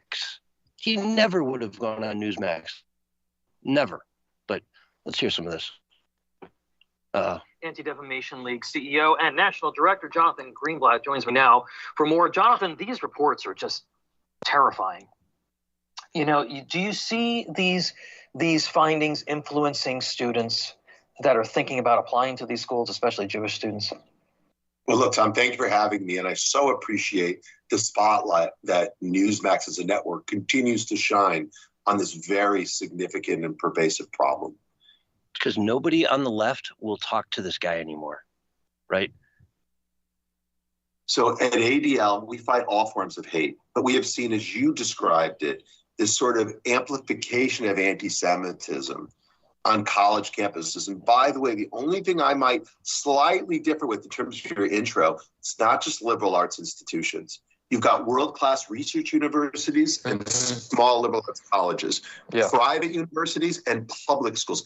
The scary thing, Tom, is the range of it. So we released this report card to offer an analytic framework that provides an empirical, objective fact base that allows applicants or parents or alumni or donors to understand, is the institution, simply put, doing enough to protect their Jewish students? That clip you showed of that student at Erwin Chermany's home is so despicable. Scary to think she's a law school student who doesn't understand the First Amendment. Right. You don't have the First Amendment Clearly. in someone's private home. Yeah. Like, there's a word for that, right? It's called trespass. Right. And she should have left the premise. Anyway, I don't want to go too far into that, but you get the point. This guy, the Anti-Defamation League, is complete 180 before our eyes, and they will probably endorse Donald Trump before 2024 is over. I don't know. What say you, Yotivation? Oh, I'd love to see that happen. And it would be common. I mean, we're seeing in this election cycle coming up that President Trump is gaining more support of people who voted for Joe Biden on purpose the last time. And now they're switching over to President Trump because he's common sense and everyone was better off under him. And boy, if all of these unions and such will come to their senses, I mean, President Trump will have it in the bag. I was talking earlier in the show about how, this judge in New York is locking Trump down into New York City Monday through Friday for the next 2 months at least. He has Wednesday off. Every Wednesday is off. Yeah. But what are you going to do? Go to the West Coast on Wednesday and then come back? I mean, there's only so many hours. He does have a big plane. Yeah, true. But you get my point. He's locking him into New York City 4 days a week. And Trump is making the most of it. Did you see him at that bodega in Harlem the other day? That was amazing. I was just going to say it blows up in their face again because he is just going to bring all the New Yorkers to him. He's going to have to campaign in New York for 2 months, which he would have never done. New York City for 2 months. He would have never done that in any other world. But they're forcing him to do it. And man, if he can, again, rent out Madison Square Garden every Tuesday night for the next 2 months. And I bet he sells it out every single week. I bet you're right. I bet that makes him a ton of money for his campaign. And it will drive the left crazy. The more bodegas in Harlem he goes to, the more they're just going to freak out. So if he can actually win New York because they stuck him there and they made him campaign there for 2 months, game changer. Now, if that happens, that trial would shut down the very next day. You can count on it. They'd be like, oh no, we've got to shut this trial down. He's becoming popular. He is going to win New York. Yeah, this judge is going to be like, dude, you handed him New York by forcing him to campaign here. There's no No other Republican has ever even been in any situation where they would consider campaigning in New York City for 2 straight months. But they're forcing him to do it. And more power to him. I hope he turns this into a win. It's his battleground. It's his city. He lived there his whole life. He knows that city like anybody. I mean, And, they just let him into the belly of the beast, basically, because when New York State votes, upstate usually is voting red. And they pay for the sins of the city. And now they've sent Donald Trump right into the heart of it. And he'll turn all those blue people red. You watch. Can you imagine? They screwed up. Well, he does like everybody. He wants everybody to like him because he's a good guy. And he will reach out to these people. There's no question about it. While he's there, he will be reaching out to these people. He reaches out to everybody that will allow him to do so. Yeah, he's got no. What's he going to do? Sit in his apartment all night? Yeah, well, he's not going to sulk. That's not his style. Yeah. No. Yep. He's going to say, okay, let's do this. Because he's high off that bodega trip the other day. That was a huge win for him. To do that every single night. He'll visit every bodega in Brooklyn if it'll make a difference. And the Bodega Owners Association was there with him, like behind him. Let's go. Mm-hmm. So he see the streets high filled on that bodega trip story. Say again, David. I heard Univision laughing, and I thought that she picked up on it. That he was high on that bodega trip. So that kind of reminisces about things at the bodega. I don't think he was high on the bodega, man. Yeah. Yeah. You always got to act crazy so they remember you. Couple of left-handed cigarettes. They smelled funny, but I felt fine. How about a chopped cheese sandwich? Y'all like a chopped cheese? Yes. I want a peanut butter and bacon shake. That sounds good. But you know how, like, when he has his rallies in certain places, all the Trump supporters will come out with their Trump trucks and their Trump cars with their Trump flags. Can you imagine if that started happening in New York City, how the media would melt down? You know, where they just basically started taking over the streets with Trump supporters. Over the Black Lives Matter with Trump. Yeah. We're getting into fan fiction here, but yeah. Yeah, we are. I don't know, man. It could happen. I just want to see him. Would you say we're MAGA baiting? I want to see him go out every night and have a group of people saying, "We love Trump," chanting, "We love Trump" in the streets of New York every single night for the next 2 months. That's what I want to see. And I want to see all the people in the neighborhood going, "What's going on out there?" They're chanting, "We love who? Who's that? P. Diddy out there? What's going on?" No, it's Donald Trump. And the neighborhood's chanting, "We love you." Like, wow. They never should have got the keys to the city to P. Diddy. It should have gone to Trump. I wouldn't be surprised if he got the key to the city at some point in his life. I know P. Diddy did. I don't know about Trump. Maybe he did. I don't know. I know P. Diddy got the key to the city, which sounds kind of sketchy to me. He got some dirt on somebody. Something ain't right there. I mean, Trump got the Rosa Parks Award on Ellis Island, standing next to Muhammad Ali, and who was the other one? Or was it Rosa Parks that he was standing next to? And he got the Ellis Island Freedom Award. I think it was Rosa Parks he was stood next to. And what he got year the was Ellis that? Island. The problem, you can't it was also it's easy Google. Martin Luther King's daughter, I think, was there too. Google. 86? Sounds about right. But, he did so much for minority communities in New York through the years. With charities and donations. He became a racist when he ran for president. Well, they point back to that. There was the Central Park 5, I think it was. It was Muhammad Ali and Rosa Parks. Yeah, and it was the Ellis Island Freedom Award or something. And who won that fight? Was it Ali or Parks? At that point in their lives, I think it was a fair match. Yeah, I do think so.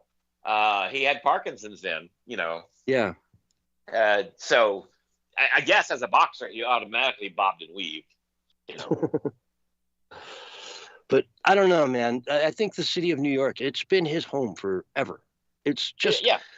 it's such a big mistake to put him on the ground there and force him to campaign for 2 months. No politician, even a Democrat, has never done that in New York City. But man, if Donald Trump can just day after day after day get all these photo shots of him with, diverse people in diverse neighborhoods all coming out chanting, "We love you."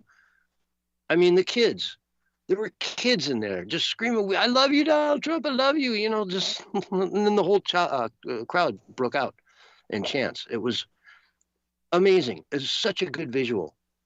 If he does that for the next 2 months, I don't see how he doesn't win New York, hands down. Right. And then take New York as a state. So I said it was in play earlier. And I think he's only down 9 points there. Right. And when they throw him in jail at the end of the sham trial, his numbers are going to shoot through the roof. Then he can campaign in jail, right?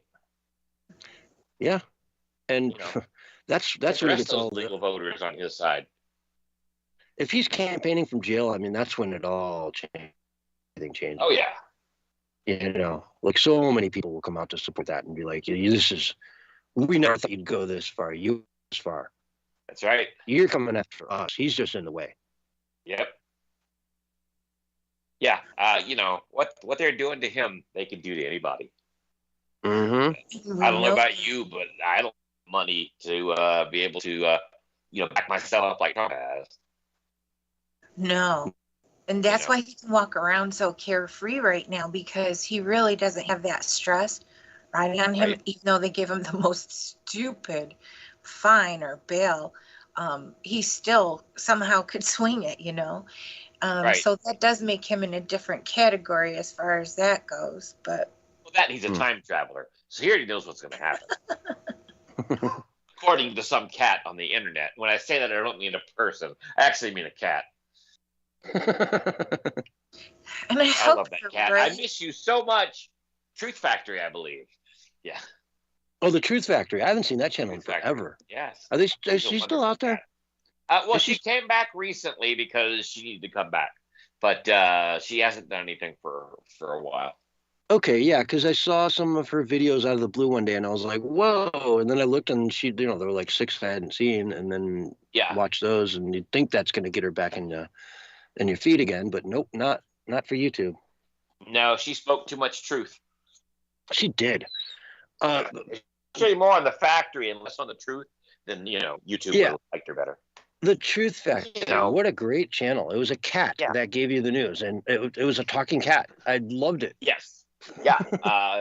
She was using some pretty nice 3D rigging software, back before anybody else. So. Yeah. Matter of fact, I credit that cat with the David Hogg 3D avatars. Really? Cat. Yeah. Well, I saw it, and I'm like, how is she doing that? Found out. I was like, oh, okay. Yeah, I can do that. Yeah. I can do it. All right, so let's go to Dearborn, Michigan. Far left activists chant "Death to American" on Al-Quds Day, which is the last day of Ramadan.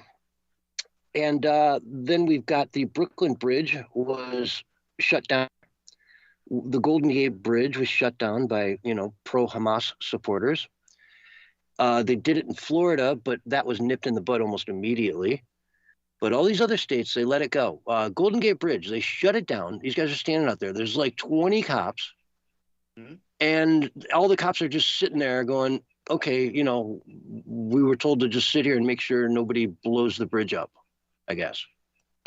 Well, actually, make sure nobody tries to remove them. Because if you got into your car and tried to pull one of them out of the road, the police would arrest you. Or just drive through it. I mean, in Florida, if you feel like you're in danger, you get the right to drive through them, which is why Florida cracked down on this, because we can't have this happening, because they're going to start pounding on some car. They're going to see some Orthodox Jew pound on his car, and suddenly he's going to hit the gas, rightly so, and someone's going to die. And it's going to make... We've all seen too many videos where someone gets pulled from their vehicle because they took a wrong turn into one of these crowds. They were totally innocent, but all of a sudden they became enemy number one. Yeah, there was that guy in Texas who actually shot, somebody pointed a gun yeah, on him. he had a gun and he pointed had a at gun. him, and so he shot back. Yeah. Yeah. He reached down, got his gun in Texas, shot the guy, and yeah, they were like, "It's a murder, murder." Yeah. But you're pointing a gun in my face, telling me not to move, Yeah. and Are you that's guys Texas. talking about that 80-year-old guy? In Texas, or Yeah, in Texas. no, he was younger. He was like a recently released Army veteran. Right. He was like, I want to say maybe 30.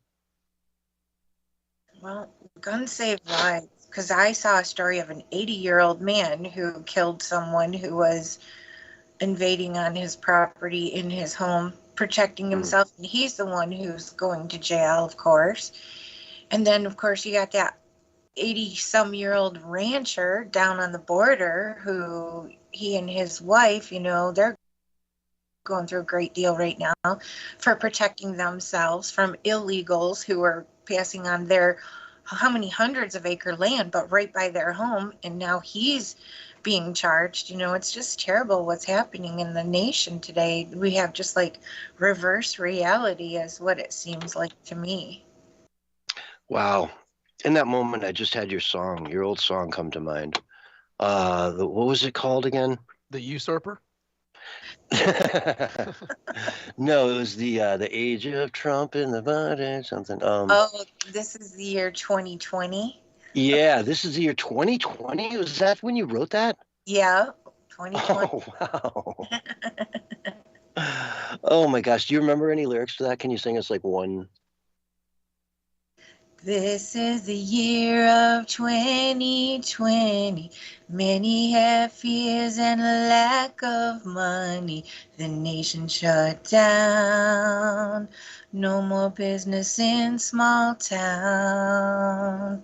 They made us hide. I can't remember all of it, Yeah. actually. No, but yeah, I remember that. I can't believe it was that long ago, though. Wow. Yeah. Shows you how hard it is to get a song out of you.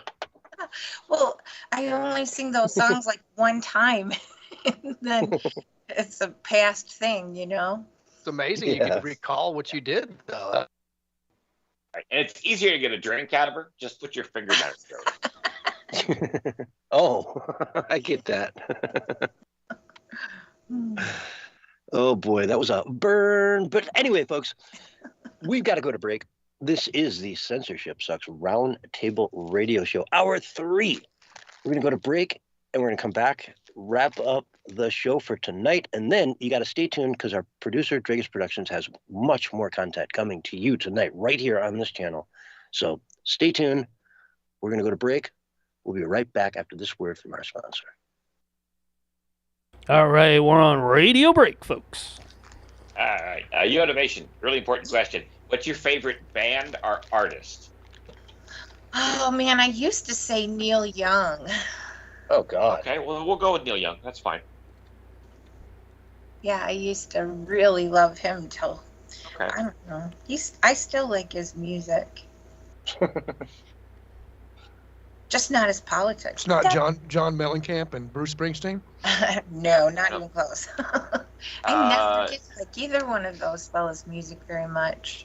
Oh, yeah. Did you see where John Mellencamp walked off the stage because nobody liked him talking about Biden politics and stuff? Yeah. And he just walked off like a little crybaby that he is. Show's over. Show's That's over. right. I'm not going to play for maggots. You people. You don't know me, man. You don't know me, man. Well, whatever, okay. But just shut up and leave then. They should have all applauded when he left. How long's this break? We come back right at the 30. It's we got another 15 minutes. Take your time. Yeah. I listened to his new... It's a long break, huh? His I new would have, albums. I've been Another right there 4 at the minutes. ticket counter Okay. wanting a Yeah. refund. I see how it is. Anyway, John Mellencamp sucks. His voice does now. I mean, it's thrashed beyond any kind of repair. He can't even carry a note, dude. Go listen to his last 2 albums. Just listen to a couple cuts from him, man. Yeah, he sounds like CensorshipSucks trying to sing. I mean, he sounds like sounds like this, but he can't even carry. He's got smoker's throat so bad that he can't even hit a note. Love you, Blue. You're a good I girl. was gonna sing my songs for you. Just like Yeah, Fauci. yeah. No, it's Fauci singing for him. That's what it was. There you go. That's what it is. He has to come up with money somehow, right? Yep. Stand in for CCTV. Pfizer and Moderna. If you got the jab, I'm sure they're gonna burn you. Yep.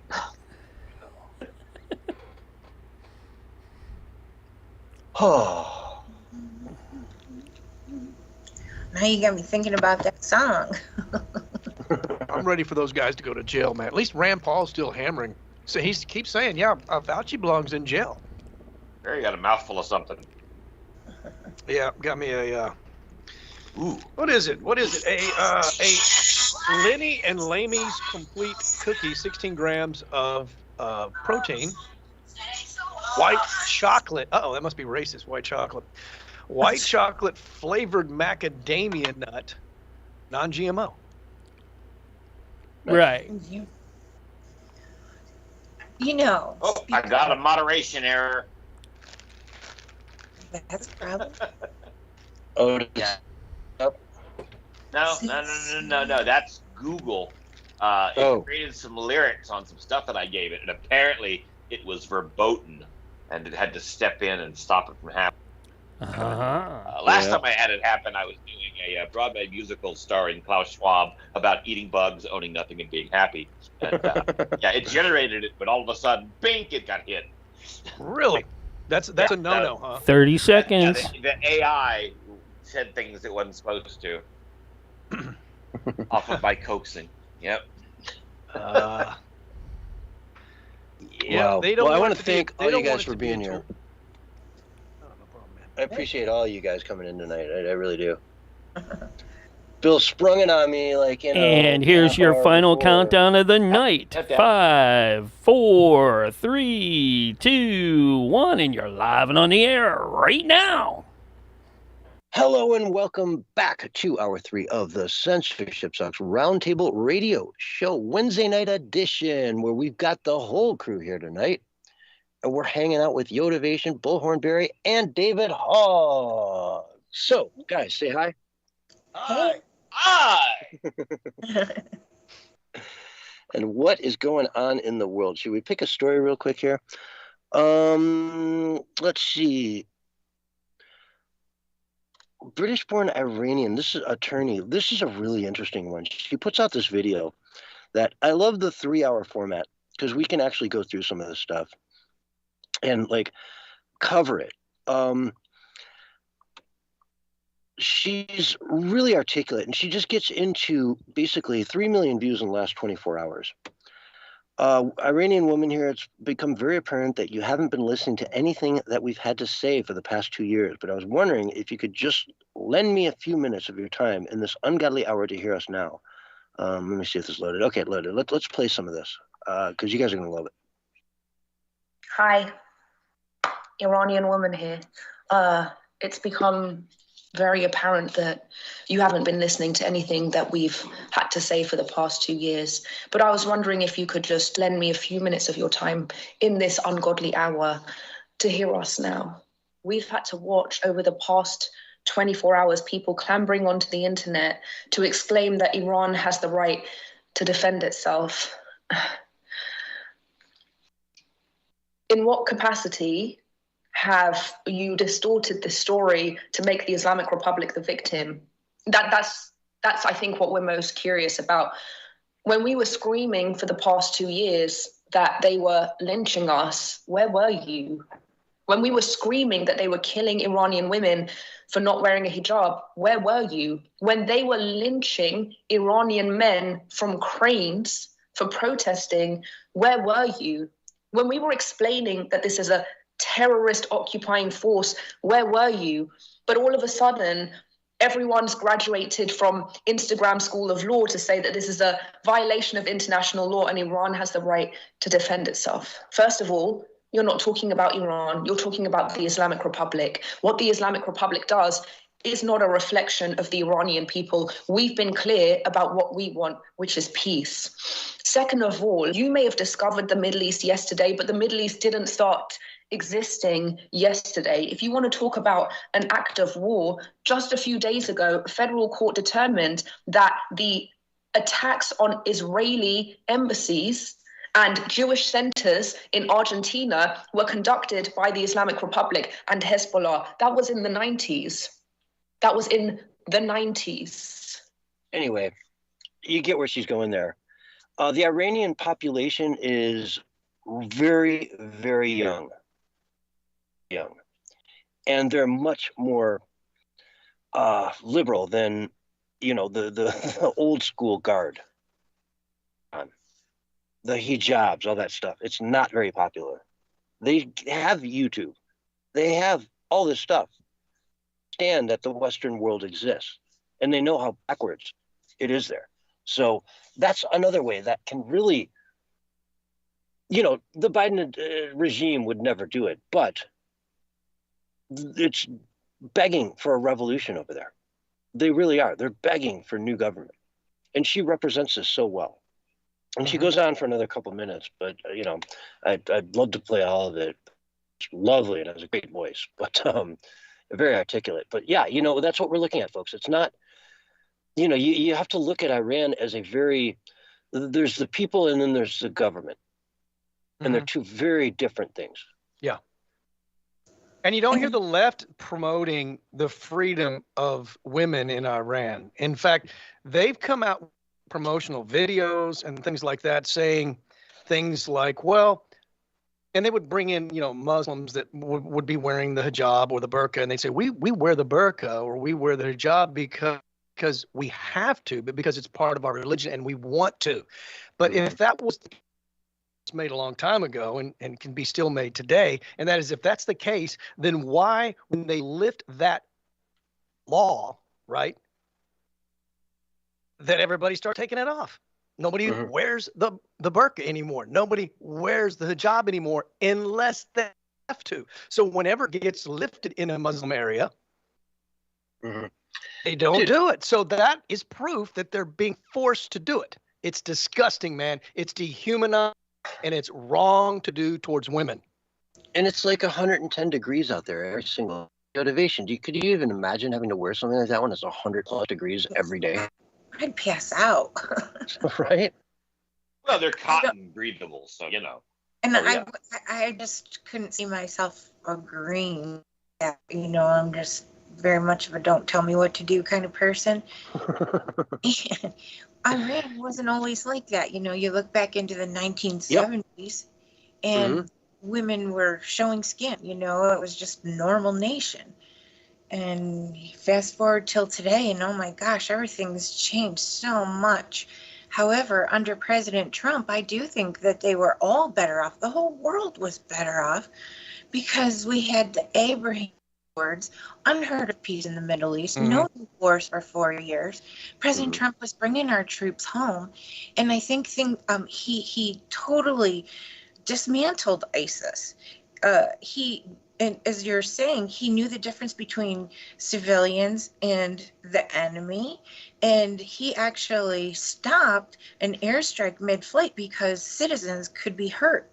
So he didn't even do that strike, but he did do precision strikes. He took out the people that we wanted to take out, and that was it. And the people were better off over there.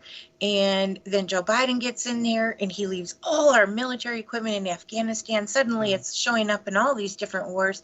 Joe Biden gave them all the means for war, and he's funding both sides of these wars. So if, I think that this should squarely go on Joe Biden's shoulders. All these wars should, because before that, the Taliban had nothing. They had sticks and stones and a camel to share between them. And then Joe Biden left them everything, and now they can fight at night, thanks to Joe Biden. Yay. And I'll just throw in the treasonous, illegitimate usurper. Amen. What do you say, David Hogg? I say, hey, Mr. Taliban, tally me banana. That's how it goes? I've never heard that before. Yeah. Apparently, if you do that in front of them, they threaten to behead you, so don't do it. Don't try this at home, kids. Ay. Well, Yeah. we've talked about the oppression of the women in Iran before on the radio. I've talked about it on social media. You know, that kind of thing used to be censored. Yeah. Probably still is on Facebook and YouTube and what would be Instagram. Of course, they don't even let any kind of political talk on Instagram anymore. At least that's what I've been hearing.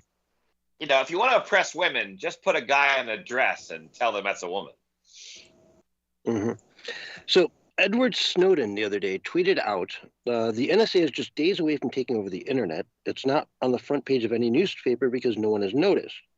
And then he retweets that from Elizabeth Guaitine on X, who I'm quoting, if the bill becomes law, any company or individual that provides any service whatsoever may be forced to assist in NSA surveillance as long as they have access to equipment on which communications are transmitted or stored, such as routers, servers, or cell towers, etc. Currently, the NSA can force internet service providers such as Google and Verizon to hand over sensitive data concerning NSA targets. The bill in question reforms and extends a part of the Foreign Intelligence Surveillance Act known as Section 702. So he's tweeting this out because 702, you know, the rhinos just passed it again. And they're saying the new version of it is much more sweeping. If you run routers, even if you run a hotel and there's a bunch of people using, you know, the Wi-Fi at your hotel, they can say, gimme, and you can't say anything. Right. That's the it thing about excludes a few places. There were a few places that it did exclude, but it's still like laundromats, barbershops, hotels. I mean, the majority of things, like you said, if they just had a router, they'd have to turn over all the information and so forth. So yeah, it's very invasive. And you would think by now we would have put a stop to this. You know, this has been going on pretty much since 9/11. That's where all the overt surveillance began. And it was supposed to just be to prevent terrorists, but then it turned into let's pull her grandma and frisk her. Yeah, but when you're a communist Marxist regime like the Biden regime, you see people that believe in freedom and patriotism as the enemy. Yeah, they're against the democracy. Yeah. School it's like if New York did stop and frisk today, which stop and frisk, quite frankly, was, you know, a big controversial thing that Giuliani put in place, but it helped fix up New York because they're like, you know, these guys have guns. I guarantee it. If we stop them and frisk them, we're going to get guns off the streets. But that's illegal. That's targeting. That's racially profiling. That's all these things today that could never, ever be allowed to happen. So how do you fix that in a city like New York when, you know, the whole system is just so broken today? You know, will BLM stand up and say, yeah, you know, Black Lives Matter. Let's get those guns off the streets. Stop and frisk. You do exactly what they did not too long ago, and that is you take over the subway, bring in the National Guard, and they did bring in state troopers and police as well. It wasn't just National Guard. So they kind of bring in a police state. I mean, that's how they're going to deal with it when it gets too out of hand. And believe me, between now and the elections, the leftist-run hellholes are going to begin to collapse, some of them.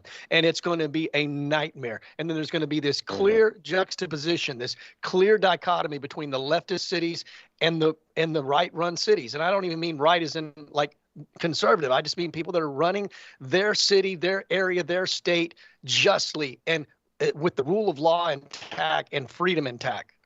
Yeah. And then you get this situation where people are fleeing the cities. They're like, hey, we got to get out of Chicago, say. So where do you go? If you're going to leave Chicago, where do you go? What direction do you even start traveling in? You know? In a total collapse like that, man, what are you going to get out to, like, Gary, Indiana, and you think you're going to have it any better there? Not in Gary, Indiana. No. If anyone's ever been through Gary, Indiana, you know what I'm talking about. It's you sit there and it's like... Well, look at how they're already closing down, like you were talking about earlier. You know, these Palestinian protesters shutting down highways. I mean, dude, chaos is coming, man. This is just the warm up. People need to understand if you these leftist run hellholes, chaos is coming because the rule of law is gone, and they want us to come. Mark my words. You can call me out by the time Trump is. You can call me out if I was wrong, but I won't be wrong. Because it's going to get worse in these cities. You watch. It's going to get worse in New York City. It's going to get worse in Portland. It's going to get worse in San Francisco. It's going to get worse in all of these extreme leftist-run areas. You watch, and you see. And I don't want it to happen, but nobody is listening to common sense in these areas anymore.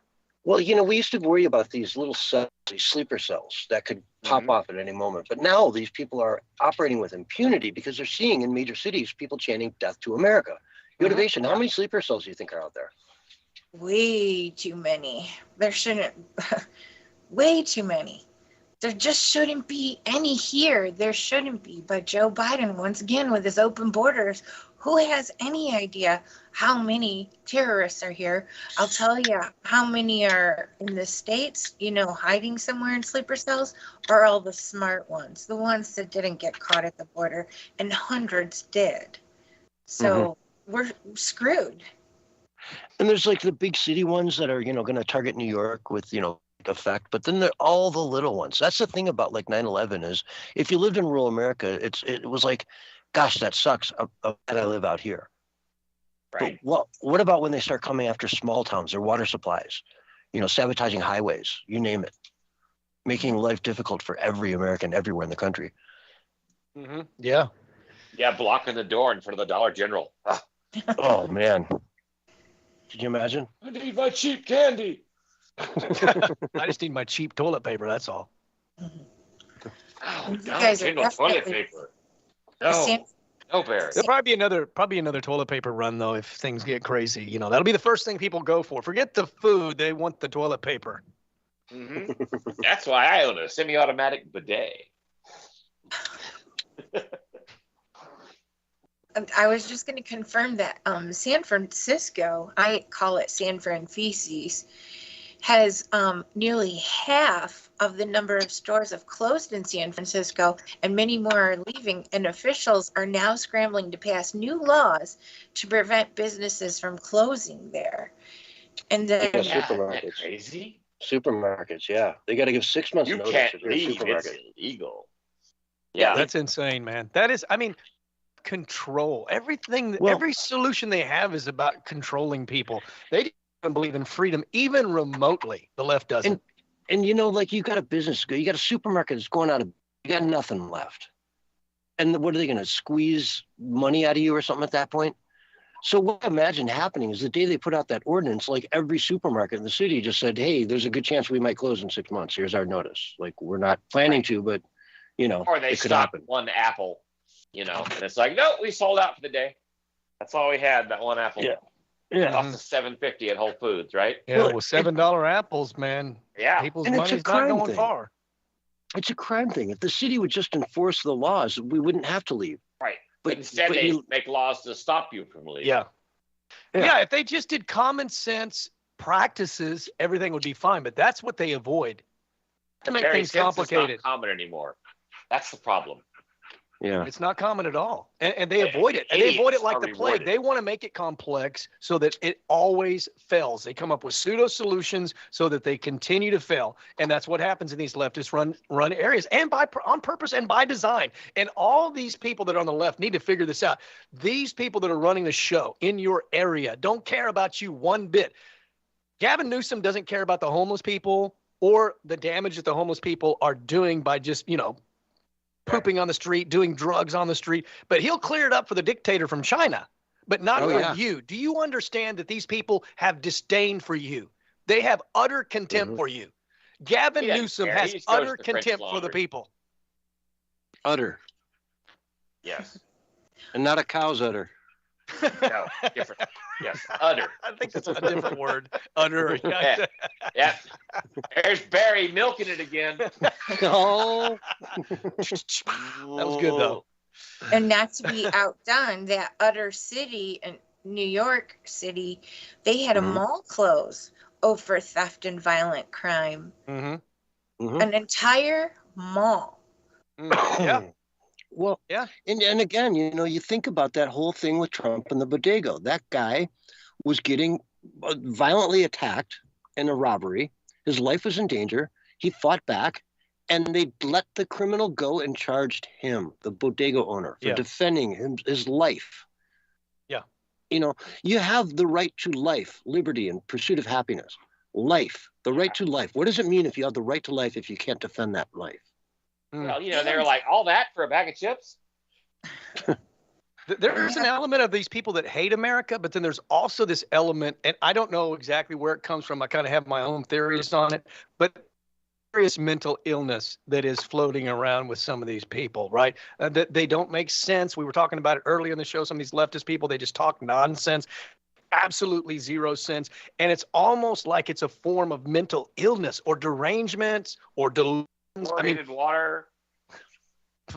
Maybe they've been jabbed too many times. I don't know. I mean, there's a lot of theories out there, but there's something strange happening, man. There's no one can deny that. Well, think about it. How many people are on pharmaceuticals? And some people are on a lot of pharmaceuticals every day. Yeah.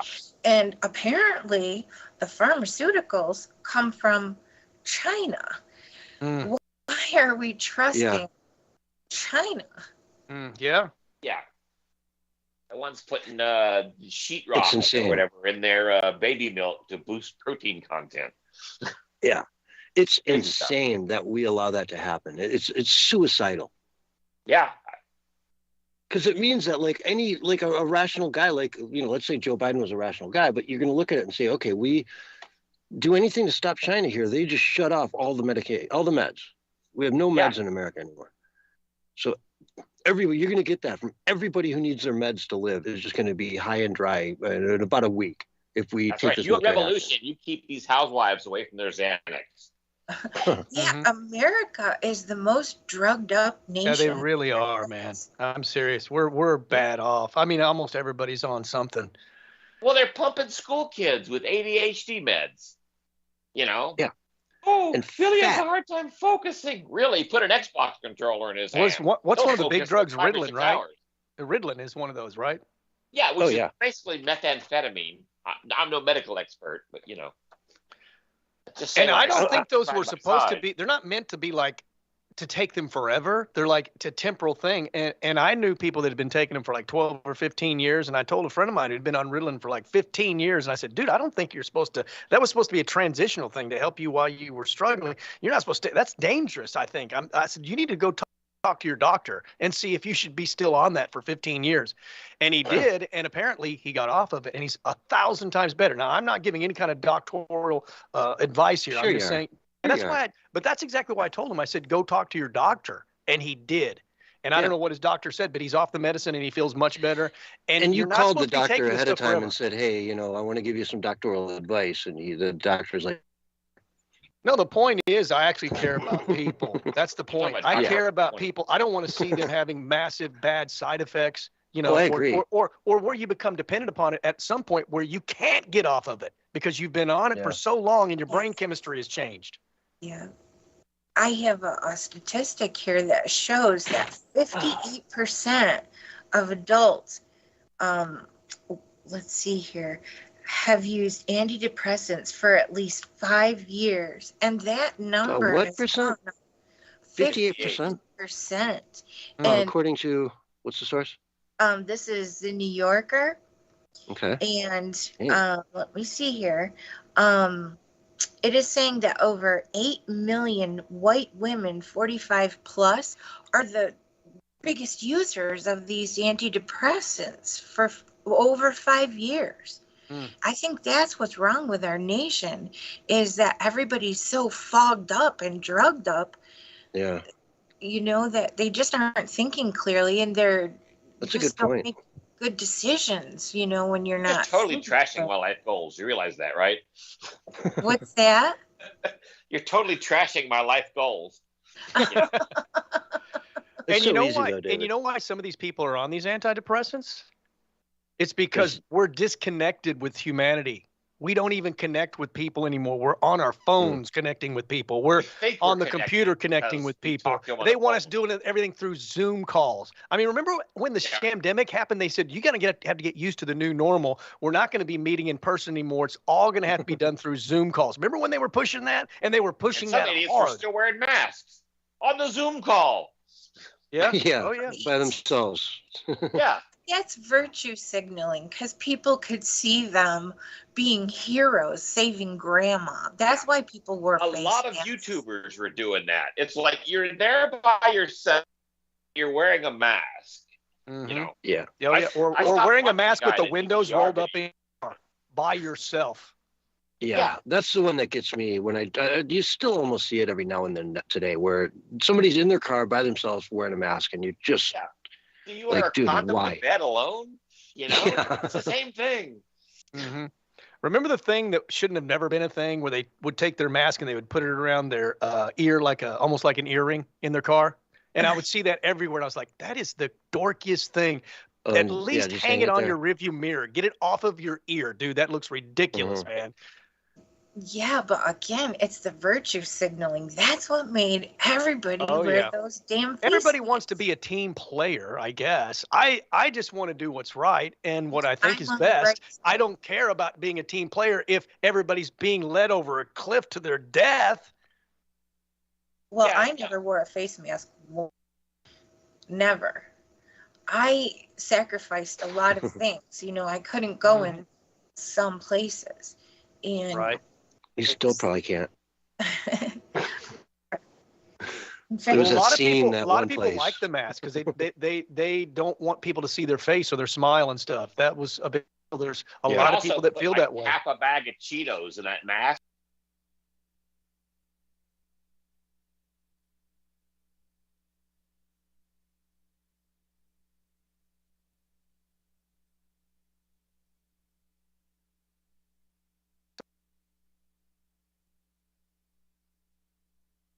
Sorry about that, folks. Robberies didn't go up. You see a lot of the pro-Hamas rallies that are happening right now that they wear masks. Yeah, yeah. You know, they all cover their face. Don't identify them. I just saw a Democratic activist meeting where they had some guy from Iran that was teaching all these Americans how to say death to America in Farsi. I think it was Margbar. Margbar America! Margbar America! Margbar Israel! Margbar Israel! Barry. Yeah, you're chanting it now. Yeah, you know. I was telling you, that's what they were doing. They were chanting. You got a little like too into that. You got a little too into that for our comfort, okay? Yep. Well, I'm just trying to relive the experience for everybody since they haven't seen the video, okay? This is how the guy was acting. And all these Democrats were singing along with it. Death to America, death to Israel. And they couldn't even pronounce Israel right. That was at a Teamsters office where they were meeting up. Right? A Teamsters office? Yep. The Teamsters, the local union. Okay. Right? That's where the office space was. Remember, a lot of those things out in Portland, too, were done in Teamsters, where they did the undercover stuff for Antifa. Okay. They were using Teamsters offices to hold that stuff. So these radical leftist Teamsters unions. Okay, that makes sense. You know? Which are also Soros funded. And they don't belong in America if they hate America that much. If you want death to America, you need to leave America. Period. And are you in a right to work state? Because you might have to join that Teamsters if you want to work at the UAW. No. You know what I mean? Okay. Or if you want to work at an auto plant, that is. Sorry. You know, Teamsters, UAW, similar, different unions. But you get my point. A lot of those are, if you don't have right to work in your state, you have to join the union if they tell you this is a union, a company. So you end up supporting that kind of stuff with your hard-earned dollars. I see what you're saying. There's that nexus there is, you got to play ball if you want to get the benefits. Well, if you just want to work here in the first place. Well, exactly. You have to pay us. We have a monopoly on your paycheck. We get, 2% or 3% or whatever it is. And there's nothing you can do about it. And whatever we want to do with it, we will do with it. If we want to support these, death to America chants in these rooms, you have to pay for it.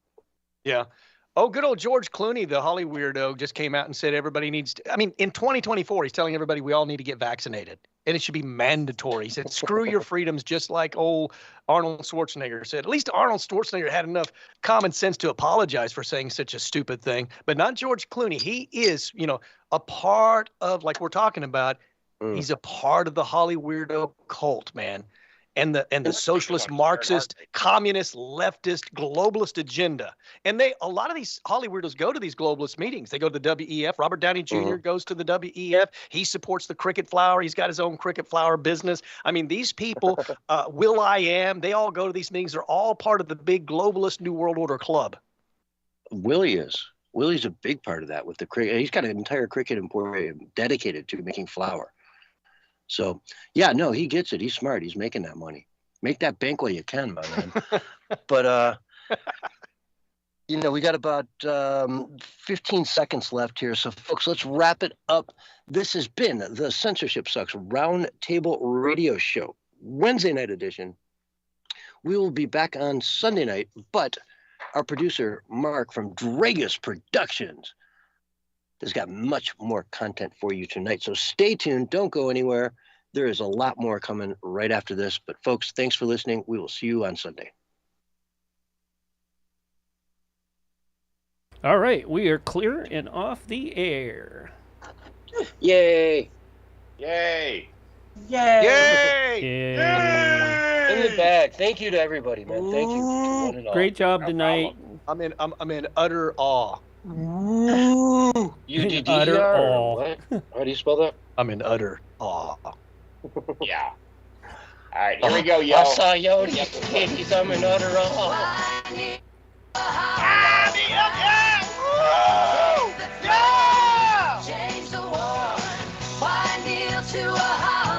Hey, we should have rules about just busting into music. Kate the Great. Was that Kate the Great? Automatically, man. Oh, that was Kate the Great. Kate the Great. It could have been. It sounded like her. In the heart of the night, dark nights, a throne seized by subtle hand. That almost sounds like Sick of the Lies. A crown worn by a binary man. Hey, now the realms. I want to hear binary man. You want to hear all the Usurper songs for Yo? I'd have a hard time with the lyrics. A lot of these, Oh. Yeah. Like, what the hell is he saying? You got everyone screaming, and you say, "I'm like, Yeah. what the hell are the lyrics?" All right, Like, what am I waiting for? Where's the funny part? Like, Okay, fine. okay.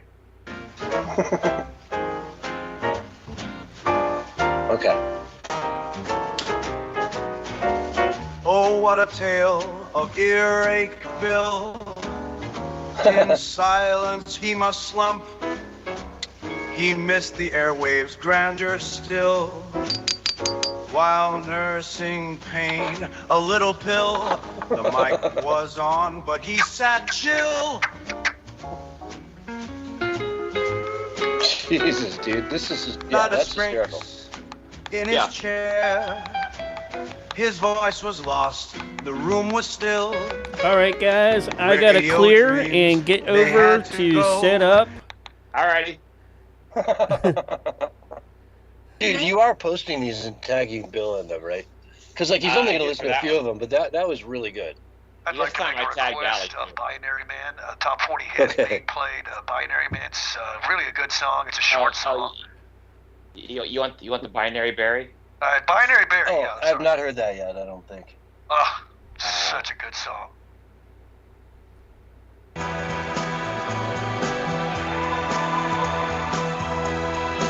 Yeah. He speaks in codes, a voice so sly.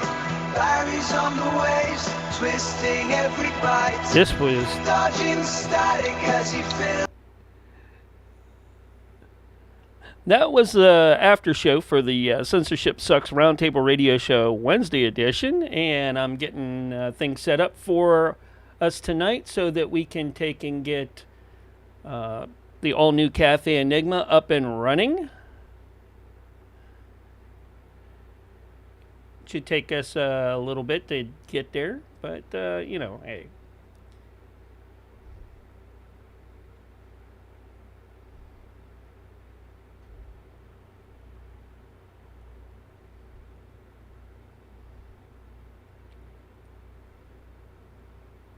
Gonna work out.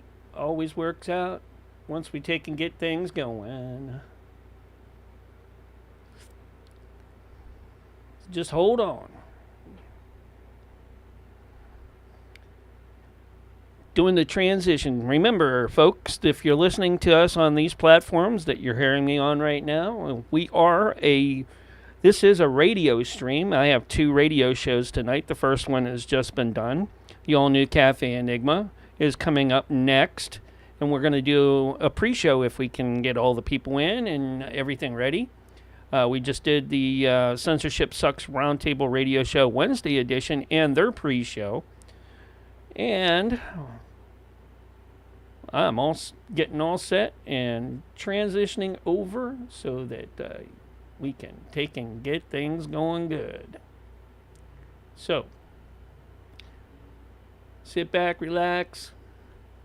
Now's the time to grab something to drink or eat. Then come back and chill out with us. And there'll be much fun. Yay!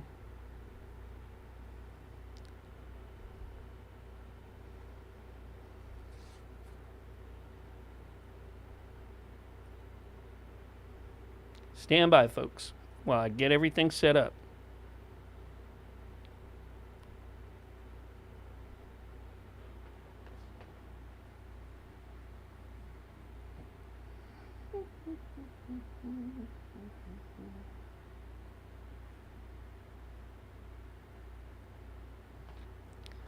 And Black Eyed Chicken. Sorry, when I was bouncing around, I clicked the wrong button, timed you out. I did not mean to do that. Sorry.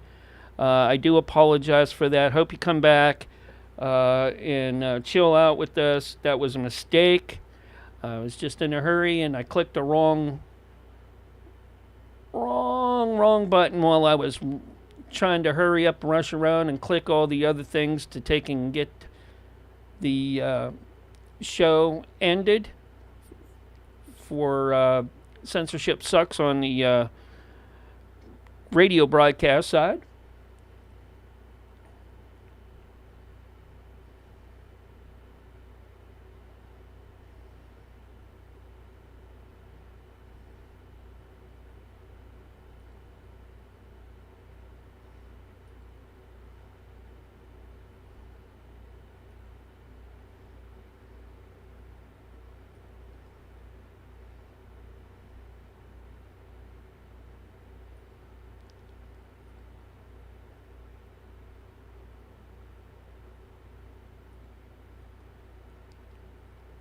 Try to get everything going.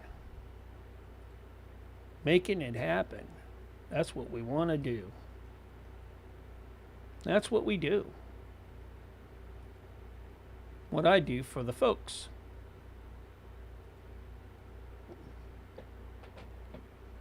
Oh, okay. Hello, hello, He'll hello. scold you if there was a problem. Hello. Hey, how's it going? Yeah, Mark's that way. He'll scold you if you do something wrong. Yeah. I will. I sure Oh, well. will. What did I do wrong? Nothing yet. I No, didn't I hear started the anything. I just call. came in. I know I started the call by accident. Oh, you did. So that's good. Takes less bandwidth up. Oh, really? Yeah, Oh. for me. Wow. Oh, good.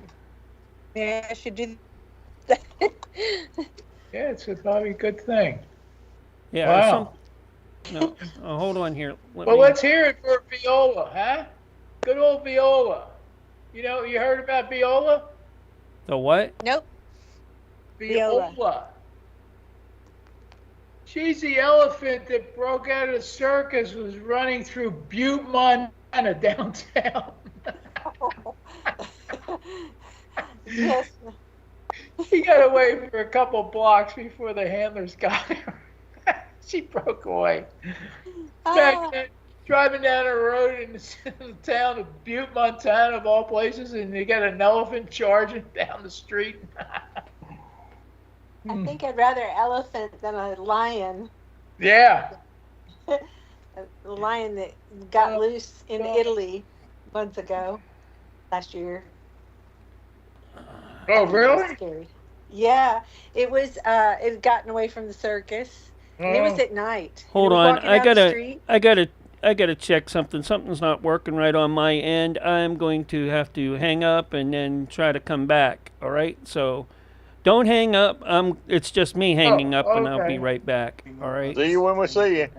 Yeah, or something like All that, right. right? We'll be here, Mark. I hope so. Vicky's going to go tell us the story about the tigers and lions in Italy. The lions and the tigers. That's right.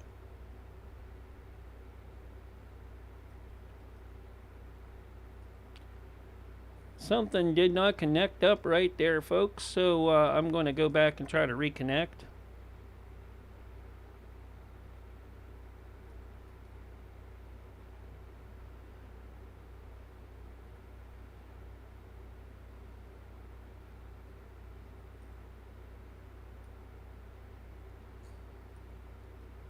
I don't know why it did that, but, you know, hey.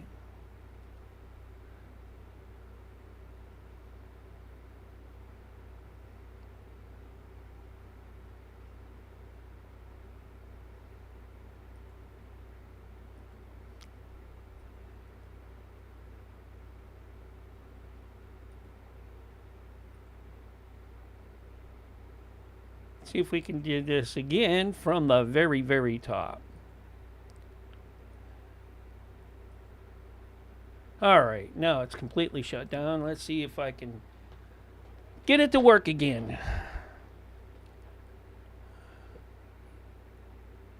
Do, do, do, do, do, do.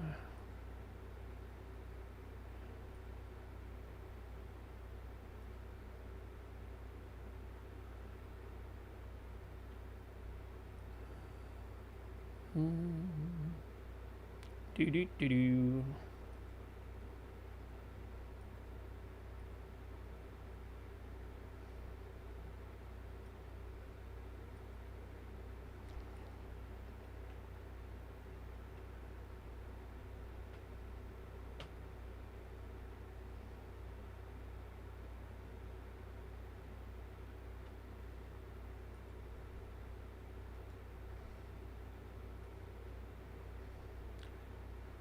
Do, do, do, do, do, do, do, do.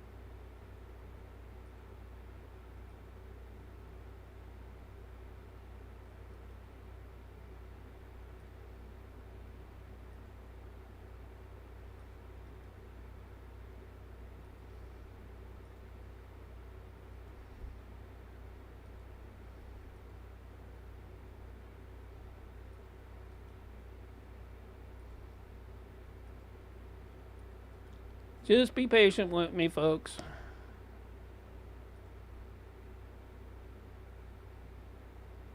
Gonna happen. Gonna get it going.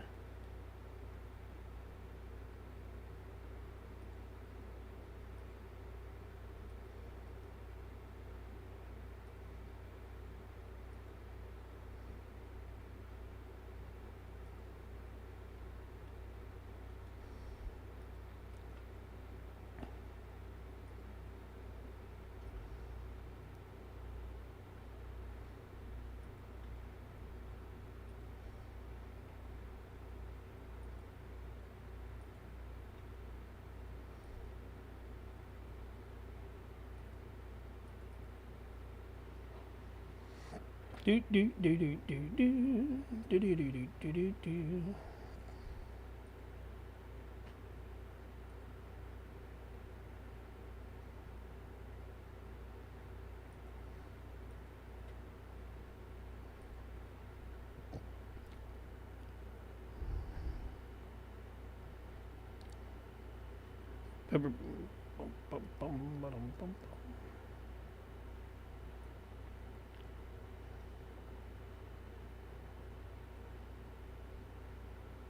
Come on, come on, come on.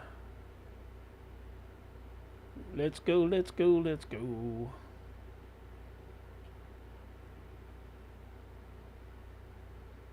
That's the wrong one. Why did it go there? I don't want that. I want to join the call.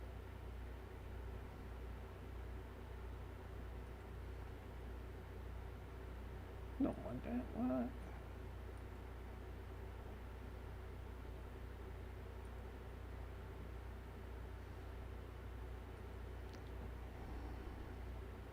Not that. All right, we I'm wanna- back and we are good to go. This is the pre-show for the all-new Cafe Enigma. Folks, I'm Yay! connected up finally. Nancy, hello. Nancy. Hello. Hello. Were you able to get our pilot for tonight? No, he actually, in fact, I was just saying to Rafa, he got called to do a stand-in for another pilot last minute. So he contacted me like maybe an hour ago, and I didn't see it till about 15 minutes ago. Oh, jeez. Because, well, he got a hold of me through Facebook, and I don't always look at my Facebook Messenger. I'm not good about that. So, Oh. but he asked if we could do it next week, and I said, yeah, that's fine. Kind of leaves me kind of shit out of luck right now, but yeah, I would definitely like to do the show because, again, there's a lot of squirrely shit going on right now, and I think what happened to your equipment is relative to that. So, very interesting. Lots of cyber, huh? Well, I don't know if that's cyber. I can't put my finger on what exactly that is, but there's some kind of a frequency disturbance going on. And I just don't know what's causing it or where it's coming from, but it's definitely a frequency disturbance. I mean, like I said, it scrambles, like he said, none of the going into the Caribbean from Florida could contact Miami Tower. Whoa. None of them. Wow. Well, that's not nice. Ooh, Well, that'd be freaky. Very Well, scary. that's what I'm saying, though. That's a frequency issue, though. That's something wrong with the radio frequency. And that can be caused by EMF. That can be caused by multiple different things. But the fact that you have fish like spinning and dying in the same area, tells me it's probably a frequency. And the question would be, why? Is it a weapon? What is it? Is it a seismic thing that's going on? What is going on? Yeah. But how is everybody else doing? Are we all like waiting with bated breath to see what Israel is going to do to Iran? Like this isn't choreographed or something? Yeah, it's been quite the, ballet, hasn't it? It reminded me so much of when Syria supposedly got caught with the chemical weapons and Trump said, well, we can't not respond. And then he dropped like pamphlets all over Syria warning them that we were going to bomb them in 48 hours and telling them exactly where we were going to bomb. And so everybody evacuated. That's what this reminded me of. Yeah. With Iran.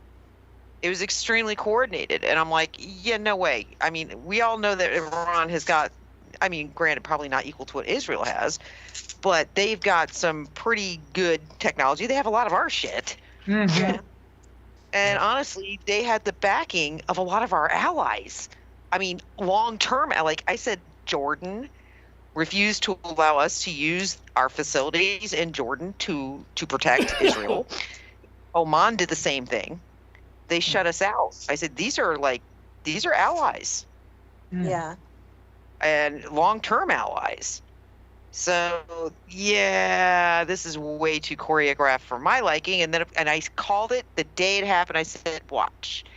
Monday morning, they're going to jam that stupid bill through Congress, and we're going to end up paying out the snout to Israel and to Ukraine. Yeah. Exactly what they did.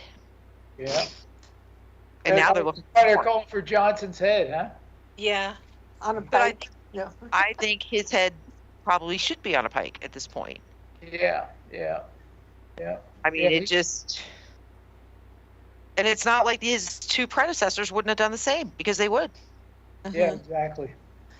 But then, you see Trump and Johnson were, I guess, working on that, bill on Friday, right? But that's different. Yeah, he was down in Mar-a-Lago. Yeah, Mike Johnson was. Yeah, Mar-a-Lago. But it makes me again wonder, with Trump's hand in it, what else is going on? Something else is, we're not seeing something. We're all missing something. That's What right. is going on? I don't know. Because something is up. And it's like either he wants them all to step into this gigantic trap and hang themselves, or, I just can't think of anything else. It's like, this has got to be some kind of a trap, because there's no way. There's no way Trump, who's very I'm not going to say he's frugal, but he's not money stupid. And he That's knows right. that the money we're sending overseas is money stupid. It's Yeah. really money stupid at this point. And we didn't do and there was nothing given to the border. Our own border. No, no. So that's very, very problematic. And then, but they also said it's gonna. All it does is come back here, and then we give it to Hunter Biden. Who gives it to his dad? No, see, that's not the problem. You're not seeing the hyperinflation already starting. Most people aren't seeing it. I'm seeing it because I know the banks are starting to really, really clamp down on cash withdrawal and deposits, which means those are capital controls. That means we're in trouble. We have way too much cash coming in. Way too much. Isn't that from the liquid from the bonds? Isn't that we're supposed to get all that because our petrodollar is all being returned to us? She left. Nancy disappeared. I thought that She'll return. Raffy's hear me? there. What's going on, guys? Hey, Raffy. Hey, Ravi. It's been a minute. It has. How are you? I'm good. Yourselves? Good. Good. Such an interesting, in such interesting times, right? Yeah. It's been interesting in the past 40 years, I think. Yeah, I know, right? And the whole time we've all been getting played for suckers. Yeah. Yeah. The thing that got me, Raffy, I'm a Vietnam vet, and I was in Saigon in '66 and part of '60 for a month and a half in '67, and somebody on one of the Vietnam groups that I'm on Facebook. They had a picture of Saigon. I can't believe it. It puts our country to shame. Any city in this country to shame. Yes, absolutely. And that's the thing, though. I'm pissed. I really am pissed off over that. For all those men that died. Yeah. That's it. I mean, the thing is, though, they've been sucking up all our money that's supposed and government services and sending it overseas. Yeah. And government contractors. Because ultimately, at the end of the day, what they want to do is just sink us. They want to destroy us from the inside. Yeah, that's what they're doing. I got to go back to that. What was it? That there was a Catherine Austin Fitz interview I watched once. There, she said that back in '97, the deep state had decided that they gave up on the experiment of America, and That's when they started sucking out all the money. Oh, Catherine Fitz. Oh, you follow her? Yeah, I'm following her now too. About 8 months I've been following her. Yeah. Yeah, she's fantastic. But yeah, she's up in Tennessee. Yeah. Yeah. She discovered that there was 21 billion missing from the government budget, 20 from DOD, and another trillion from. And then Mark Skidmore, I think it was, from University of Michigan. He got his grad students together and confirmed it. Oh, is that right? Wow. Yeah. But that was years ago. That was back in 2015. I can only imagine what the number is now. They're just sucking it all dry. They're sucking the entire economy dry. Yeah. Wow. And then you got to look back to the was it Alan Grayson? I think his name is that Congress. Yeah. Greenspan. He was the head of the Fed. No, not Greenspan. Grayson. It was a Congressman named Grayson. He had the OIG of the Federal Reserve testifying before Congress, trying to find out where $1 trillion that they printed out of thin air went to in Europe. It went to Europe, but they didn't say where. They wouldn't say where it went to. Yeah, the Bilderbergers. Yeah, right. The Committee of 300 that's over there in Europe. Yeah, you're probably right. You're probably right. But that's all that G20 stuff. Yeah, but they've been slowly sucking us dry from the inside. Yep. For decades. This isn't even new. We're just waking up to it. Well, one thing I haven't really looked at, and maybe Nancy knows more about this. I think, I can't prove anything. I think the War of 1812 right after the Revolutionary War, that England came back over and burned. That's when they burned the White House down. And they've been giving, and I guess we've been giving them money ever since then. I'm just convinced of that somehow. Nancy's mentioned that on multiple occasions. Oh, there she is. Yeah. I'm sorry. Yeah, I'm sorry about that. My phone just decided to throw me out. I was like, okay. War of 18. There's a lot of evidence that points to a lot of very strange things going on, and it shows historically, if you look at different presidential actions after the War of 1812, you saw a real struggle to try to establish a system that would separate us. Do you understand? Like they were trying to break away from England's grasp again. You could see it. Right. Yeah. Again, huh? Yep. Jeez. I mean, Andrew Jackson did it. There were several presidents that tried. Yeah. And then you had the Civil War, and I think the Civil War absolutely cemented our slavery to England. 1,000%. I mean, because we went so far. I mean, the British literally funded that war for the North. I didn't know that. Huh. So, the British and the Vatican. So you have to imagine that they put a crap ton of money in, and then right after that, because up to that point it was the captains of industry who were paying for pretty much everything. That's why we didn't have taxation. They did institute an income tax during the Civil War, but Lincoln actually had to pass a special law to do that because income tax was against the Constitution. Correct. Yeah. And so after the war, of course, Abraham Lincoln gets assassinated. Yeah. And we're in debt to London in a huge way, to the Bank of England in a massive way. Yeah. And then all of a sudden we have this push into where they wanted to institute taxes.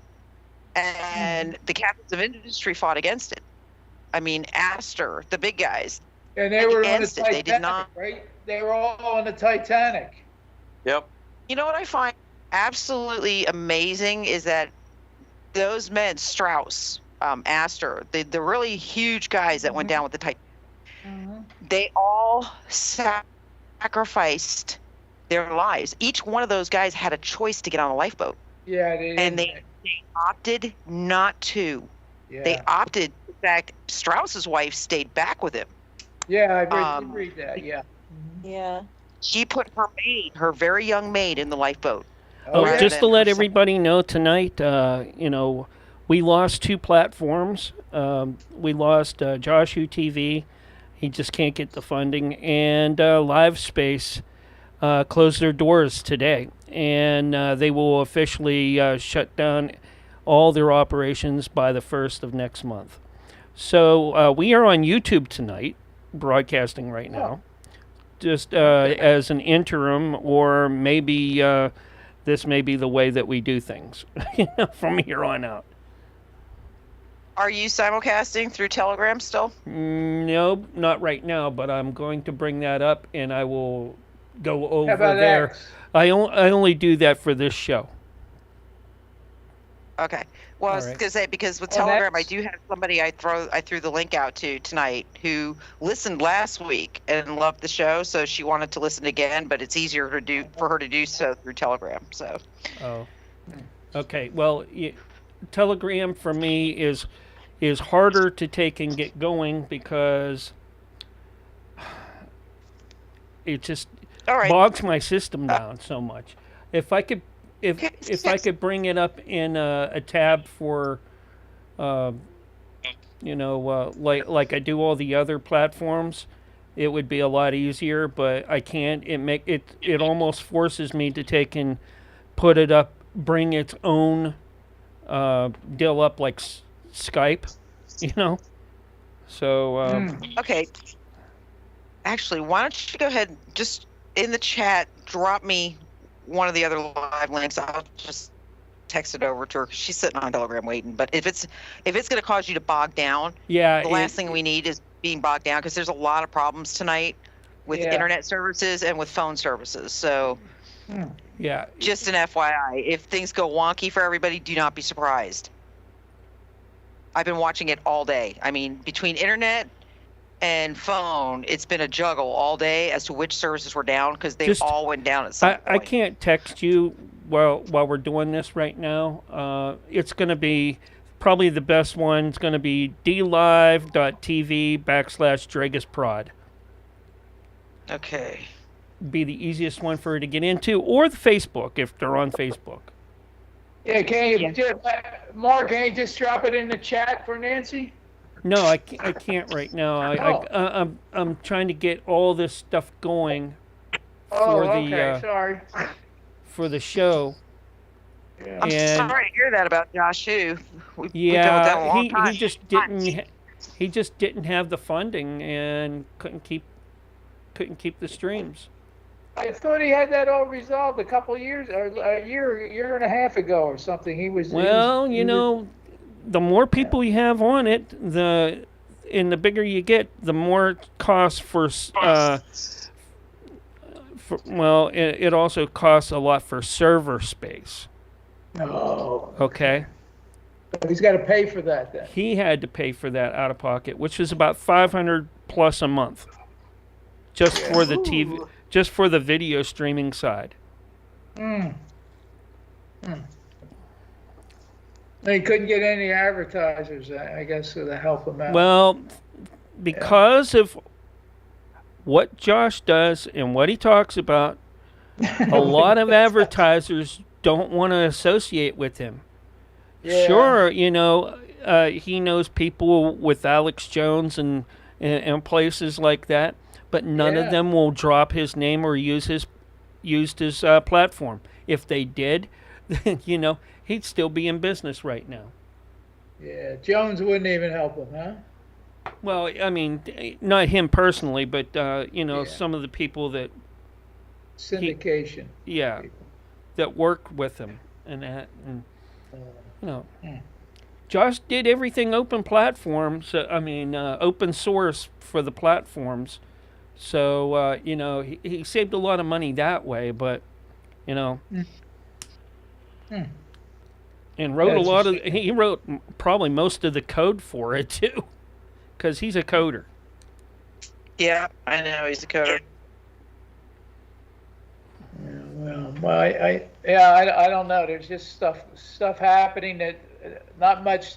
The little town next to where I live, it's like 3 miles away. A little town called High Springs, and I get feed I feed the wild animals out back. So I can photograph them, but they're going out of business. This guy's got all his lawnmowers and everything, all feed shop, and he's going to shut down in about 6 months. Or sooner when everything goes. And you're not even hearing about these little towns. What's going on? Do you know if they're on Twitch or Kick, Nancy? Nancy? No, I don't think so. How about Rumble? I know she's on Facebook. How about Rumble? She might be on Rumble. Okay, I'll give you a Rumble link for tonight.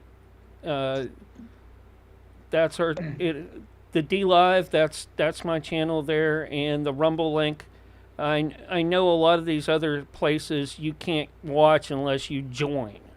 You know what I'm saying? Yep. Trying to get it in there. Oh, wait a minute here. Oh, we're gonna be coming on air real soon here too. Yeah, I see that. Raphael, what's up, baby? How you doing? I'm hanging in there, man. That's about all I could do. That's all anybody can do.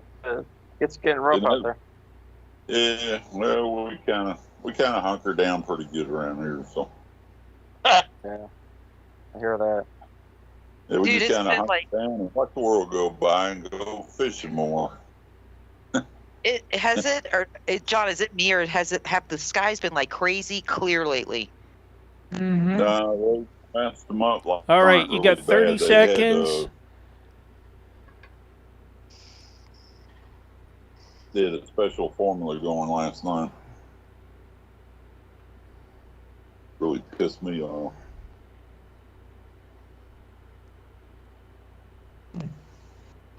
You had to redo a whole bunch of stuff before the show because of those platforms went down. Here's your countdown: 5, 4, 3, 2, 1, and you're live and on the radio side right now. All right, it's time for another all-new Cafe Enigma. I'm your host, Big D, with my co-host, Nancy Planetta, tonight. Hey, like every other night on this show, we're going to find something to titillate you and intrigue you. Tonight, I have with me my co-host. You like those words? Yeah, big words. Nancy Planetta, otherwise known as the Wiccan Vixen, and I'm going to have to behave tonight because Rafi's here. Hi, Nance.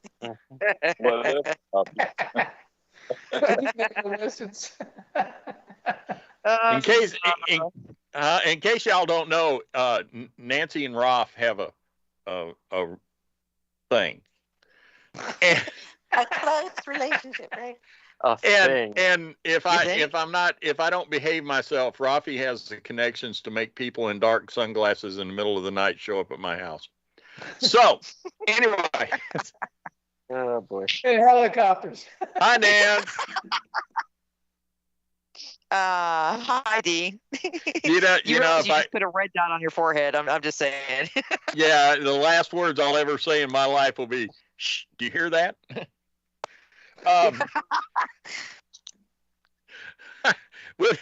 With us also tonight is our illustrious panel. We have our resident pixie. Hi, Vicky. Hey, it's the 17th today. Yes. 17, good number. All right. And the man of mystery, the guy who sneaks in and out, who makes quiet people look loud. It's Raphael. Hi, Raf. Hey, how you doing, D? What's going on, buddy? We got Dave Campione, and as usual, hi, Dave. Hey, D, how's it going? And as usual, we got John Bell calling the UFO press. Hi, John. How's it going? Hey, I saw that one with the big one that flashed you. That was wild. You see the double cylinder cigar that I captured the night before last? I don't remember. I don't think so. You got to look at that one. That one come in real clear, and it's all across everywhere. Yeah, I just want you to know my wife was watching when I played that one of the one that flashed you, and she 3 times she went, play that back. But rewind that. Did that just flash? Yeah, it did. and then not to be left out or underdone, our producer out in Texas, Mark, who makes all of this possible. Hi, Mark. Hey there. What's going on? Hi there. Ho there. We're as happy as can be. Oh, yeah. Okay, let's find out how old everybody is. What was that? Hey there, hi there, ho there. We're as happy as can be. M-O-U-S-E. Pedophile. Mickey Mouse Club. Pedophile. Yeah, well, there you go. There you go. You know, if you look back, if I'm not mistaken, a lot of the Mouseketeers wound up not real good in life. Kurt Russell did all right, though. Speaking of pedophiles, did y'all hear the big thing that's come out about Nickelodeon? You mean all the pedophilia? Yeah. Yeah. Nickelodeon cleaned house real quick. Yeah, right there. Yeah. Almost closed shop. Send them to the big house. Since the pre-show, I wish you guys could have heard the pre-show. Folks, I have said this several times, and I'm going to keep saying it. Remember that with everything going on today, 90% of what you're seeing in the world is a red herring. It's BS.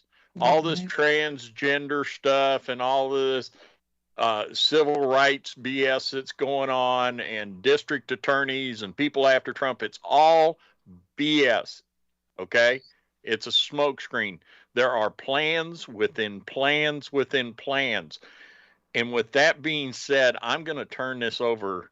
Nancy, when it comes to identifying problems that most of us don't even realize are happening, that's Nancy's forte. And Nancy, I'm going to dump it on you and Roth now. Well, it's No, been with what we were talking about in the pre-show. Well, that's what I'm saying. It's been an interesting week. We had, of course, last weekend you had Iran responding to Israel, and people. It's so funny because I was saying to Ralphie earlier, it really gets me aggravated when I get online sometimes and I see everybody saying, "Oh, how dare Iran do that?" Well, I am so sorry, but Israel stepped over a line. They bombed another country's embassy in a foreign country, no less. They went to Syria and bombed the Iranian embassy. And it's not the first. But it's not the first time that Israel has gone rogue and gone to another country, including Iran. Yep, it's what I kind of pointed out, which was that hey, listen, guys, the rules of war apply across the board. That's not just rules for thee and not for me. And unfortunately, it seems like Israel plays the game that way a lot. They were told to back down. They were told to back down. They were not happy about not getting to do what they wanted. They were not, they were not protected. They were not in an embassy. So they took out all the guys, which is a good thing, really, when you look at it, because all of those people engineered the whole hit on October 7th. And, so then it seems like somebody else is pulling the strings because you think they were told no. And I heard it was Putin doing a lot of the brokering of peace. Well, I find put it this way. I told y'all, I've said it a million times. As soon as that happened on Saturday, I turned around, looked at Ralphie and said, you watch, they're going to push all that funding through the U.S. Congress on Monday. Yep. They're going to give them every dime they freaking asked for. You know why? This whole thing is choreographed. Yeah. I was like, the U.S., I said, the CIA has been infiltrated in Iran for decades now. Yep. The CIA and the Mossad are pretty much one of each other. Right. If you think these guys are not all dancing a dance right now to suck the money out of the U.S. taxpayer and actually European taxpayers, you're wrong. This was 100% done in a way so it was tit for tat, and I'll smack you, and we'll smack you. Oh wait, we need to escalate it now because we need more money. We need to get as much cash out of the U.S. as we possibly can because there's so much cash right now in the U.S. Hyperinflation is not just a possibility; it's here. Is it not because all the bonds came back? Everything came. We still haven't gotten the cash back from the omnibus and the stimulus of 08 and 09. They tried to jostle that money around all over before it came back here to roost. I'm talking about the petrodollar not being used anymore. Oh, dude, that's just compounding the issue. Oil, art, those were all places they would try to stack the money. But I mean, you cannot. And we said it back in 08 and 09 when they did the stimulus and the omnibus, and then they did the COVID, and they did. I mean, this has been. Anybody who knows money knows you can't just print money. You can't. It destroys the economy eventually unless there's something behind the money. Right, but they did it anyway. And they did it to the extent that it cannot. Like, we went over the cliff with that in like 2014, 2015. Mm-hmm. And that was before COVID hit. As we were discussing on the pre-show, Catherine Austin Fitz had, she knows about, deep state inner workings. She was part of it until they threw her under the bus, because she wouldn't launder money through HUD. That was during the Bush Senior administration. She was the secretary of HUD. So anyway, long story short, she said back in '97, she was attending a meeting, and basically it was there that they decided they had given up on the project of America, and that they were going to, basically, that was when they started sucking the economy dry. Wow. So fast forward to 2015, and you have she found that there was 20 trillion stolen out of the Department of Defense, and another 1 trillion out of HUD. So long story short, they are well on track to zeroing us out, and that is the game plan.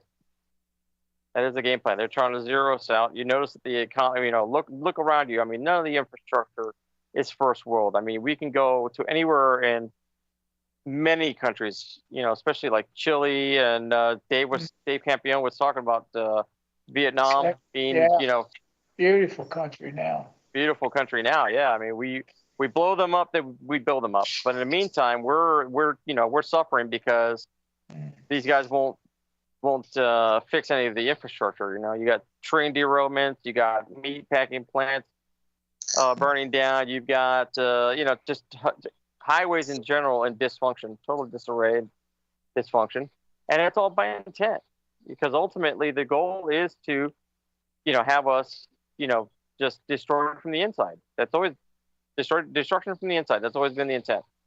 Mm-hmm. But well, and it's like I said, it's something that, again, you knew back with the stimulus and the omnibus. We said it over and over again back then. You cannot. We don't have the backing for that kind of cash. We don't. In fact, we went to China just to pull off what we did. And I remember, Rafi, I remember us saying, you guys don't understand. China owns the banknotes to that debt. Mm-hmm. What are we going to bond? What are we going to do here if China calls that debt? Mm-hmm. Because they'll tell you, oh, well, we paid it off. No, we didn't pay it off. Mm-mm. No, we did not. And the fact is why do you think all this farmland was being sold to the Chinese? Why do you think farmland right next to our military bases was sold to the Chinese? And it's all been overlooked because China gets what China wants, because China dug us out of a hole. But that money was still floating around, and it had to come home to roost. And I said, because everybody's like, oh, this is the COVID money. No, you're an idiot. The COVID money won't hit us for another 4 or 5 years. Yeah. I mean, we are, and by then it's not even going to matter, because we probably won't even have a dollar by then. They're pushing so far hard into the digital currencies, because the fiat, the paper dollar, it's losing daily. Mm-hmm.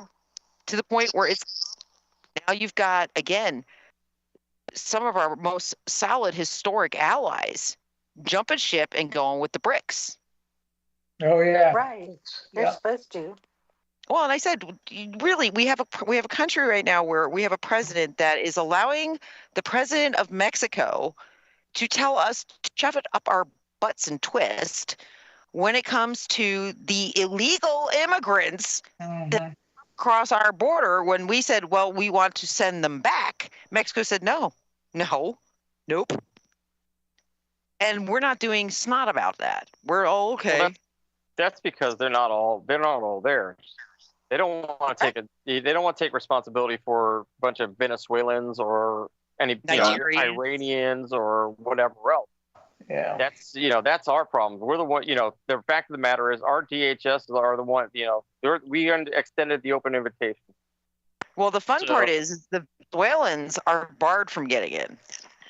They stopped that like a year ago. And I think it's got to do with the dynamics of that the Venezuelans are coming out of a socialist country that destroyed them. And they know what Marxism, socialism looks like. And they're going to see it here. So they're not letting the Venezuelans through. Go look that up. They are not letting them through. We've got Nigerians coming through. We've got Somalians coming through. We've got Middle Easterners coming through. We've got a shit ton of Chinese coming through. Yeah. But yeah, the people coming from like the countries below us who are having recent experiences with the takeover with communism and those types of governments, and who know how badly that's going to end. They don't want them here. Here's the thing, though. I mean, the whole project of bringing all these immigrants in, this is all us.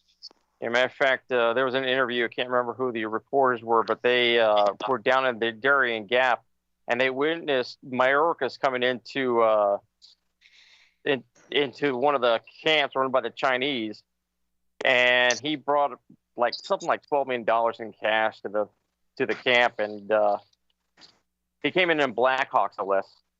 So I mean, you can't even deny it. He can't even. They can't even deny it anymore. They're just so far into this, and the lid's getting blown on it, and they're struggling to just keep control of the narrative. You know, everything has been proven that they're all behind it, and that's that's the reason why the Mexicans don't want to take responsibility for all these immigrants that we're bringing in, and rightfully so. Well, interesting, guys. I just got a thing through that was sent to me. Breaking news. New Sky Mass is on the air. B-1 Lancer is airborne. Israel braces for attack from Iran. Another one. Oh, really? Another attack? Yep, but I'm thinking it's probably, like I said earlier, it's not super public right now, but I can tell you what I saw that was pushed through Telegram, through video, that was definitely a phosphorus bombing. And that was definitely Lebanon. So, yeah, if anything, this is going to be a result of that, because that's chemical warfare. Way big no-no. Yeah. And first time Israel's done that. So it's going to get interesting. But again, they're ramping up the fear factor.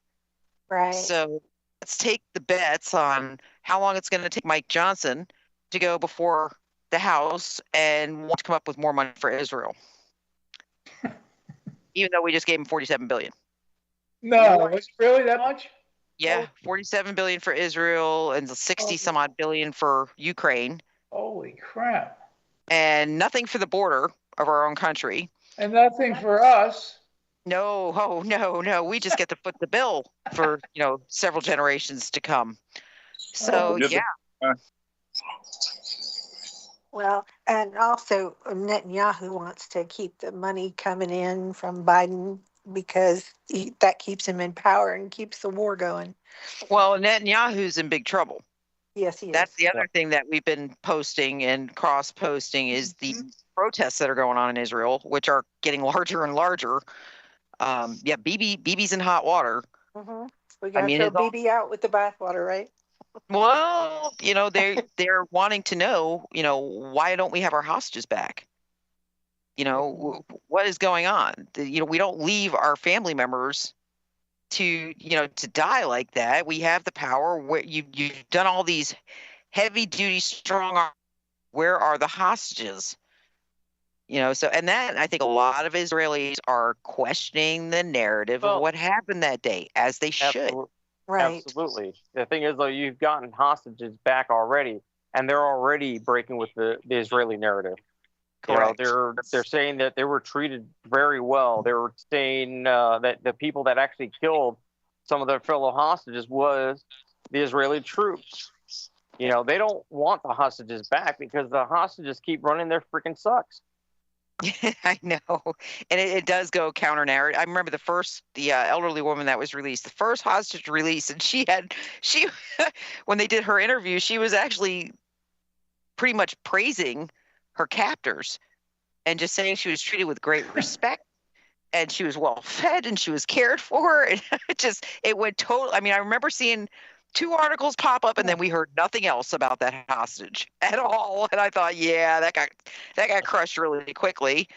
But again, a lot of things that, like I said, it makes no sense. That day the attack happened, it made no sense. The fact that it took the IDF 7 or 8 hours to respond. Mm-hmm. They said that they had no warning, and yet the IDF themselves that were stationed at the border said, well, no, they were dropping pamphlets for weeks in advance.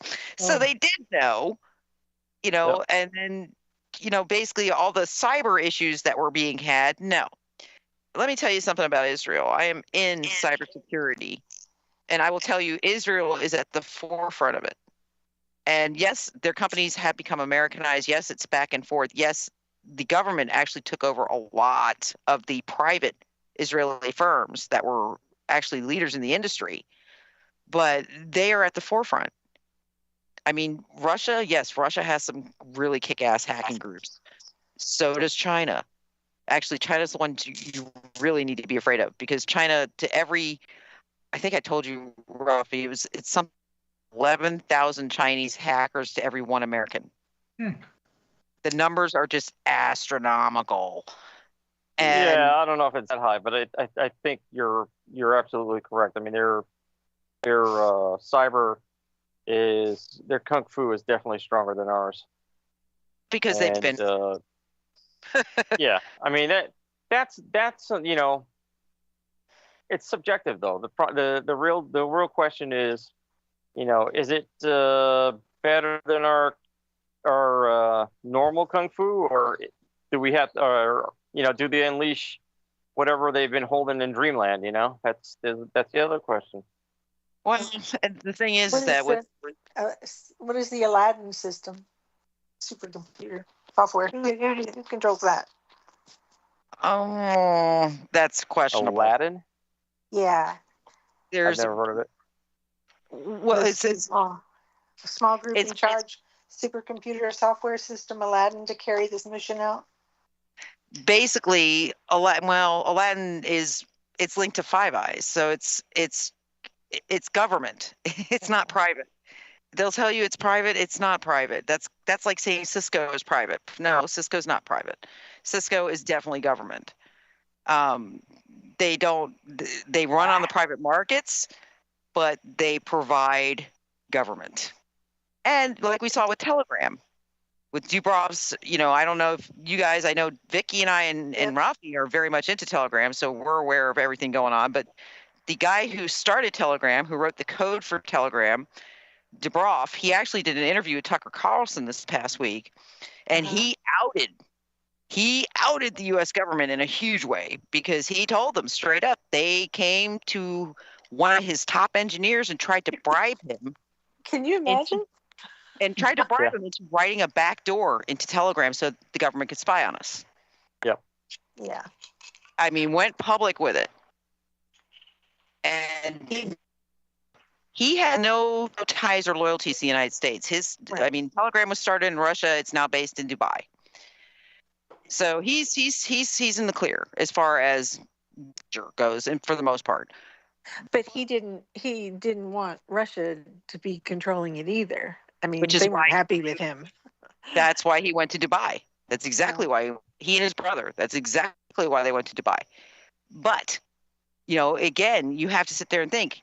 He went public with it because it annoyed him, because he did the same thing to Russia because the KGB wanted it, and he said absolutely not. Well, that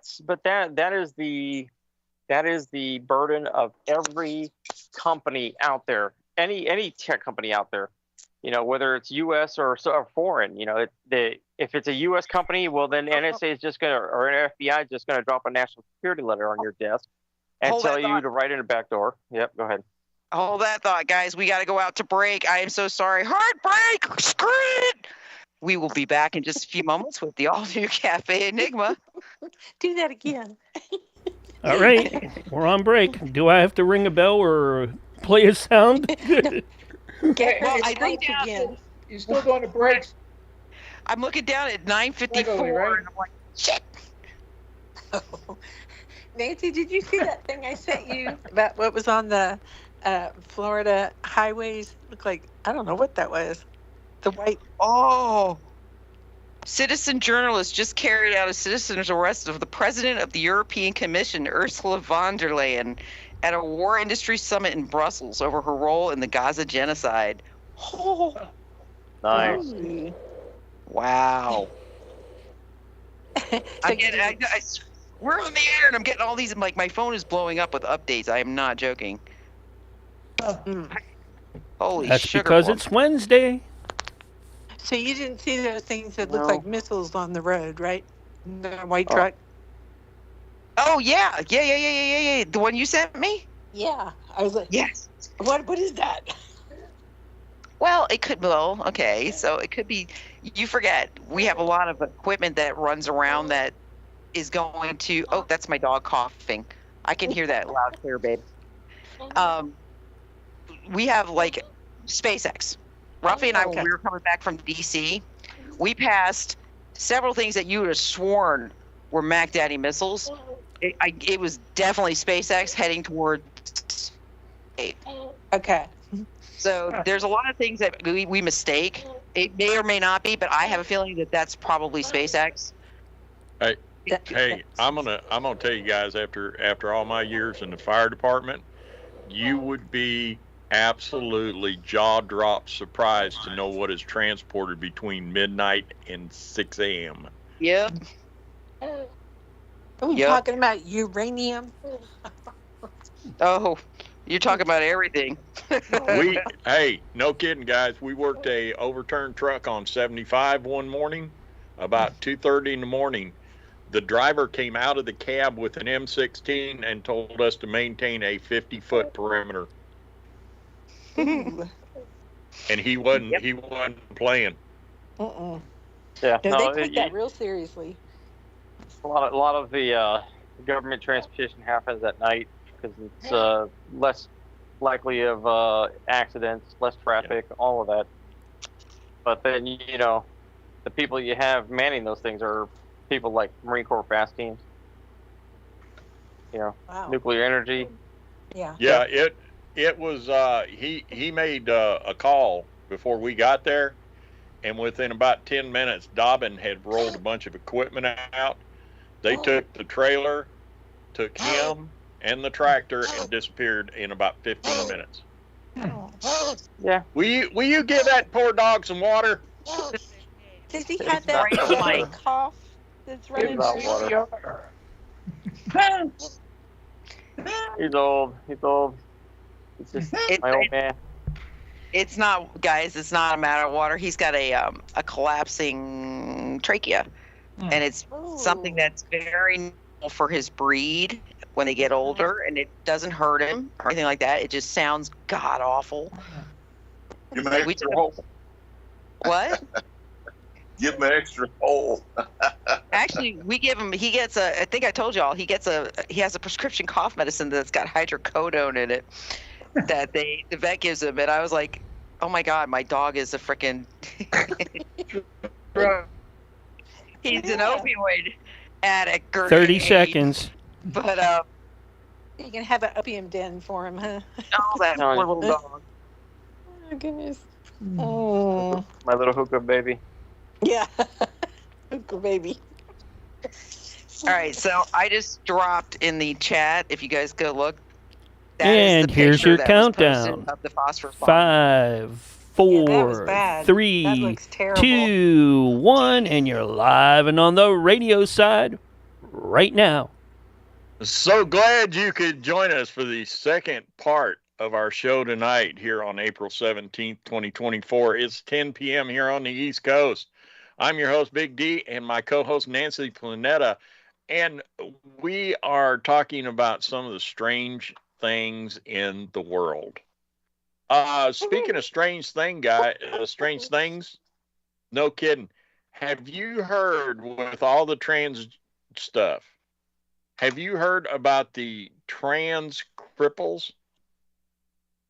People who identify with some kind of crippling problem? Yes, that actually preceded the whole trans agenda, because they were doing that back like 2014, 2015, where they identified as wheelchair bound, or they identified as this or that, and they believed they should get disability benefits because that's how they identified.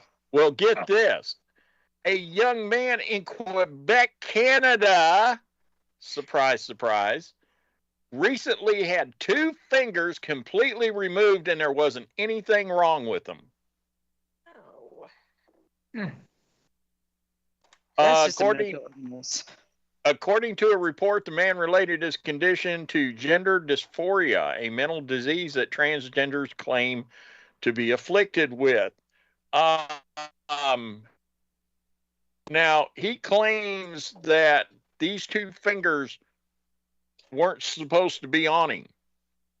And he would hold them in ways and that weird positions that caused him pain, irritability, and anger. Oh. He also expressed intrusive thoughts and nightmares of the fingers rotting and burning. Jeez.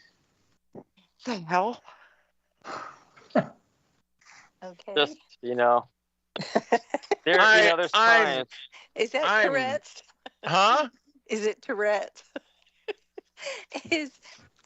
Folks, I don't mean to laugh, but if your life sucks so bad you have to pretend to be a cripple and even remove working body parts, something is seriously wrong.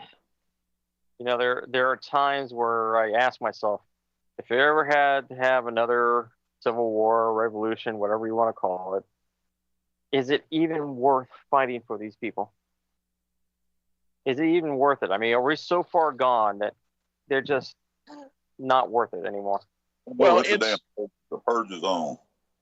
Hey, it's guys, it's going to be one of those things. If we have a real full-blown civil war in this country, there's a certain amount of people that are immediately going to be taken out of the gene pool. Yeah, but I'm serious. First, we're going to take all these wackos are going to go bananas. And then the second part is a whole bunch of innocent people are going to get hurt needlessly or unnecessarily. Mm-hmm. Yeah. Well, I think the problem, but again, I think we've been pre-set up for this. To me, you couldn't have written a better screenplay. Because we have targets. I mean, literally, think about that. Everybody in this country right now, I don't think anybody is immune to the thought process of some kind of war coming to these shores. Yep. Okay, Rafi, get the dog away from the mic. Sorry. God. He wants to put his 2 cents in. Well, it's absolutely. We said that terrorist attacks used to be something we read about in Europe. Mm-hmm. And people said, "Oh, that'll never happen here." Wrong. 24 barges later. Yeah. Well, yeah. Well, now they try to convince you that it's the FBI's got the whole pamphlet right now how far right extremists are causing these attacks. Yet the last several shooting attacks have been transgenders. Yep. That's and they blot that out so fast. It's like, what? Yeah. Here you go. Female accused of stabbing a 1-year-old in a stroller. Female accused of stabbing a 1-year-old in a stroller in front of the parents. Now, I'm looking at this picture of this so-called female. I have never seen a female with a 5 o'clock shadow that heavy. Yeah. Mm-hmm. If this is a picture of a woman, I am never eating a donut again.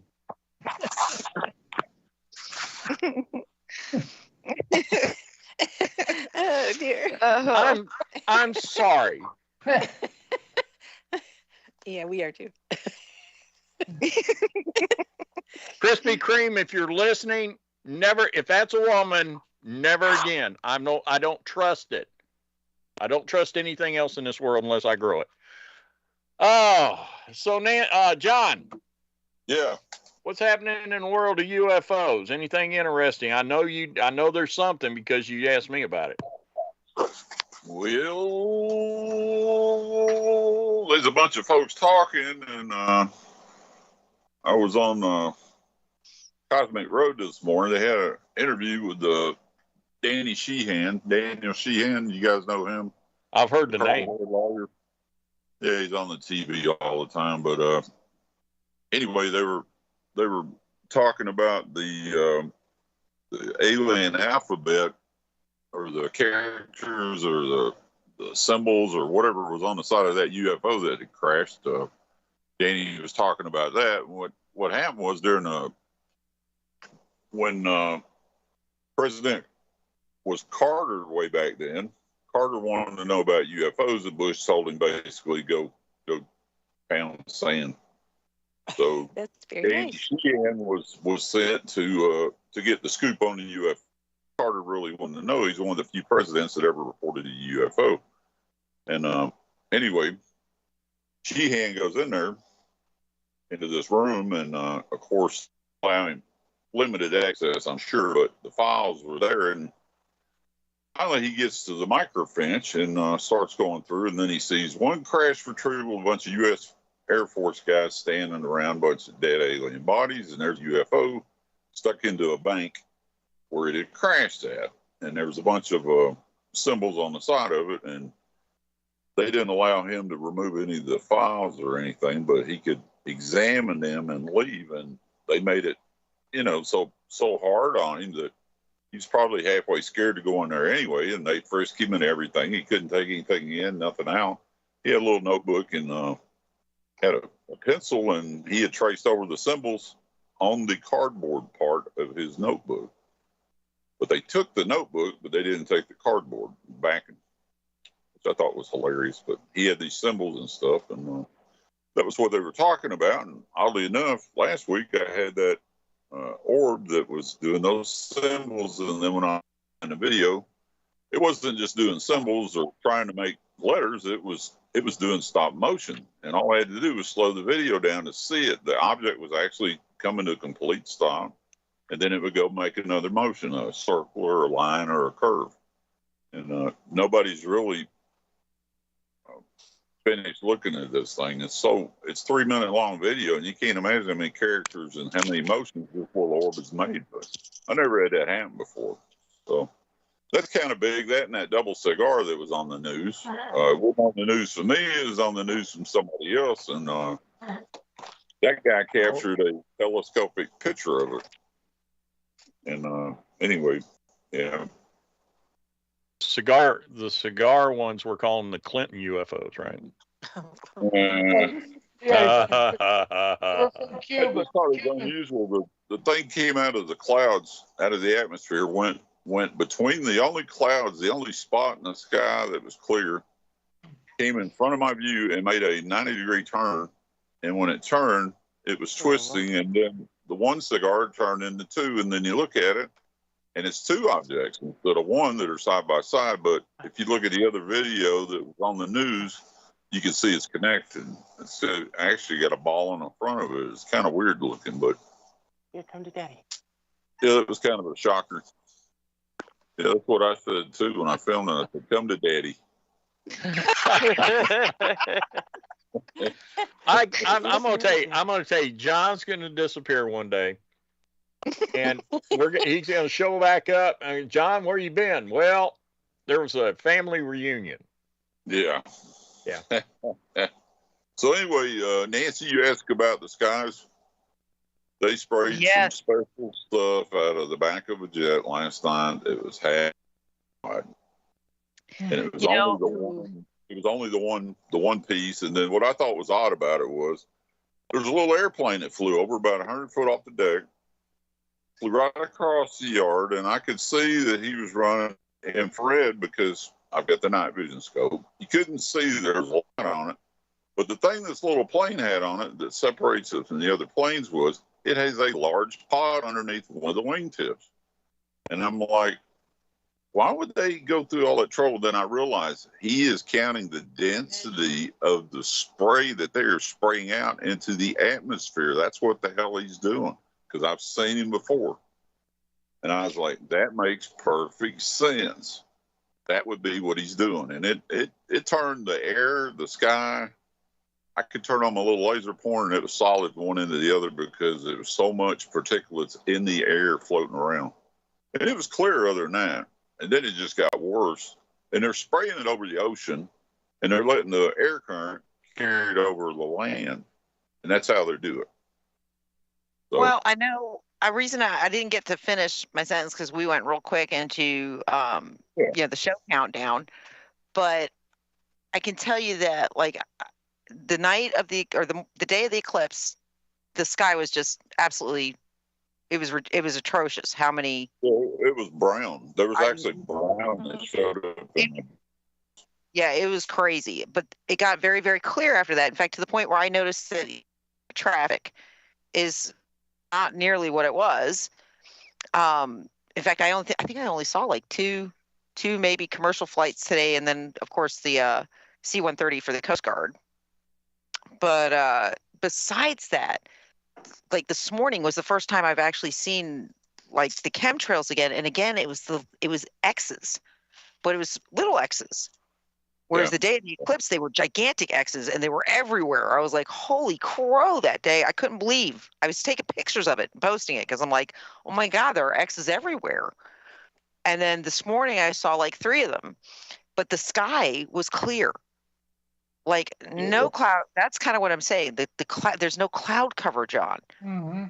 Mm-hmm. It's, Well, wait till they stop spraying. About the time they stop spraying, the Civil War will be here. So they'll say, there's no point in spraying anymore. We're all going to get them fighting and killing each other anyways. So. Yeah, you gotta know when the Civil War's close when you start seeing crop dusters over places that don't have crops. Yeah. Well, actually, you know what? That could actually be Dubai right now because that was the other subject I kind of wanted to touch on because it's kind of comical. They seeded the clouds. Dumbasses. Water. Yeah, they're underwater because they seeded the clouds. Yep. And they didn't put any drainage in, which was just what idiots. Oh my I mean, the whole city is floating. What they did to Dubai, yeah. I mean, I couldn't believe it because I was just like, oh, that's not. I mean, their malls. It's like 3 feet high of water in their malls. Wow. The Saudi Arabians do it. Nobody was prepared for rain in Saudi Arabia. They're all there celebrating and looking up at the marvel of rain. It was heavy rain, and then I'm thinking, yeah, well, this is going to get bad if it doesn't stop because you guys ain't got nowhere for it to go. Well, they're just going to start a new gold rush over there. That's all, because once the water goes down, people will go out there with pans and do like they did back in the gold rush days of California and that. And they'll get gold because it washed out of all of those stores and gold shops and stuff like that. Yeah. Well, China had a huge problem because their population is so huge, and this one city and this one waterway controls the water that's available to the city. So I watched the video where they had the cloud seed machine, and it was on the ground. They wasn't spraying it out of a plane. They were blasting it up from like this jet on the ground, and it was creating clouds. And it was floating down, and that would solve their water shortage problem, which it did. I'm sure they still do it now. But everybody made out like this is some damn conspiracy theory, making it rain. They've been doing this stuff since Vietnam. I mean, come on. That's the thing. They've denied it, but I never understood the denial.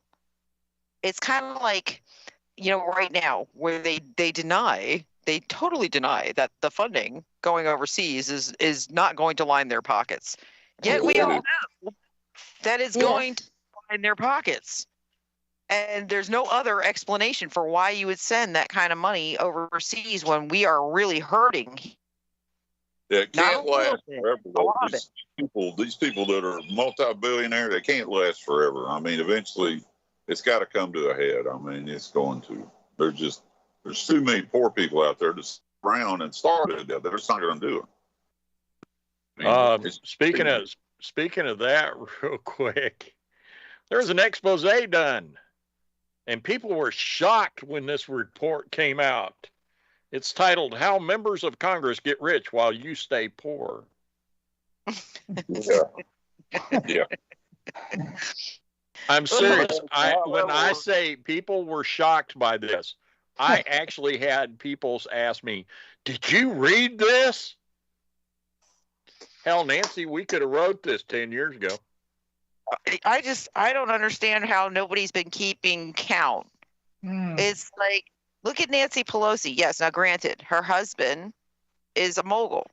I mean, he is a very good businessman, actually, or is, I don't know. So but I mean, the thing is, though, that her personal profits with her time in Congress are astronomical. And it should not. I mean, these are public servants. And you know this. I go way back with this. Yeah. I think public servants, you should be paid. You shouldn't be even making $250,000, which is what they make. I mean, I'm sorry, you're in public service. You should be making like a middle class income. It shouldn't be a paid position to where it's the golden goose. Right. It should be something you do in service to this country. Yeah. And if you ask people, if you ask people why, rationalize for me why somebody will spend 10 to $100 million to make $195 to $250,000 a year. Mm-hmm. Rationalize that for me. Mm-hmm. That's because the majority of the money that comes in from there is insider trading and dirty campaign contribution. That absolutely, about 5 or 6 years ago, I did a story on that. There were 2 or 3 junior senators that were elected. And they said one of the first things that happened is the senior people would come to them and say, "Hey, I know a way you can turn 10 grand into 500,000." Yep. And when some of the junior people jumped on that, and then it was, now we got something to hold over you. Mm-hmm. Because what you just did was illegal. Yep. And So, what about that service that goes after you leave office, but you don't really leave, you stay and you make a lot of money? Talking about the rotating door. Talking about the rotating door. See, like General's going to be defense, on the board of defense contractors or commentators on CNN. Yeah. Yeah. Well, it's not just that.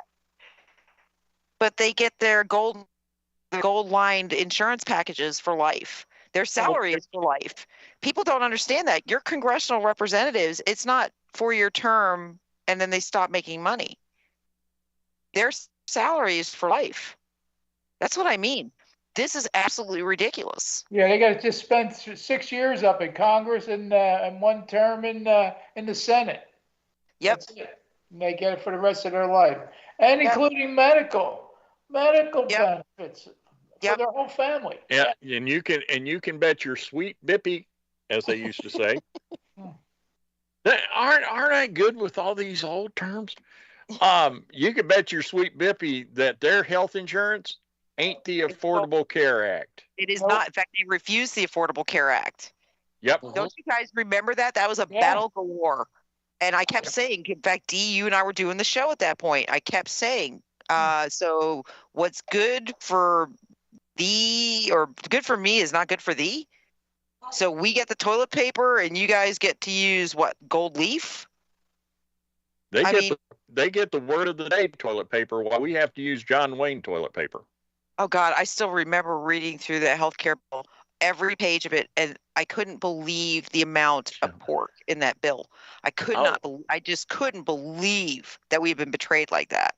And since we're talking about the affordable health care, let's go back and remind people of some things so that you can look at other things in the future. The affordable health care, Nancy, did what was God, I just had her name on the tip of my tongue, Governor of Alaska. Oh, that was I can see your face. Somebody say it. Palin. Yeah. Remember when they jumped on Palin for the term death panels? Yeah. Yeah. And a mere couple of years, 3 years ago, members of the healthcare board were calling them death panels. Yeah, we have them in Gainesville at the hospitals in Gainesville. Yeah. Well, God. Okay, guys, just prime example. Look at COVID. Are you telling me that those hospital administrators were not death panels? Yep. Because they 100% were. You were more valuable as a toe tag than you were as a recuperated patient. Right. But remember this. If you go look on a lot of these oversight panels that run the healthcare, there are no doctors. Yep. They're all no one with a medical degree. Yep. Administrators. Are they insurance salesmen? They're the bean counters that make sure everything adds up and that the stockholders are taken care of. Yep. And that's what it's all about. It's a business now. For you young people who think, oh, affordable health care and I've got insurance. No, you don't. Transition. Let me tell you what, they could care less. You are number on a computer, son. Well, and that's the other thing too, that whole gender transition platform, that is everlasting money into the healthcare system, because that is a service that once you have that surgery performed, once you start the hormone therapies, that is unending. That is a constant source of revenue.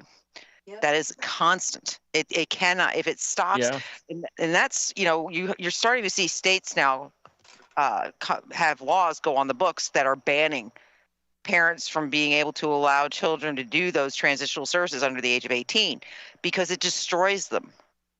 It literally destroys them. They're not old enough to drink. They're not old enough to be legally liable for anything, but they're apparently old enough to decide what sex they want to be. Yeah. I mean, no. And yeah, the insurance business, the health insurance industry, and the pharmaceutical industry make a fortune off those services. And oh my God, the psychology industry, forget it. And that's where a lot of this stuff comes out of, and that's what people don't see. They want to blame the doctors, they want to blame administrators, but if it's actually the board of psychology that you have to be looking at, because they're the ones that put the red flag or the green flag up as to whether or not something's acceptable in society. Do you know why we have not been able to get rid of drug use in this country? Because we bring it in. No. It has nothing to do with that. Honestly, this is my belief, and Rolf may argue this. The reason we cannot, nobody has taken the war on drugs seriously, is look at the industry. Now think about this for a second. If you could snap your fingers and make all the illegal drugs and all the drug problems go away in this country, how many doctors, nurses, lab technicians, and facilities would you put out of business tomorrow? Don't forget lawyers. The jails would suddenly become condos. Yep. Yeah. No, That is why we argue that. That is why we will never get rid of illegal drugs in this country.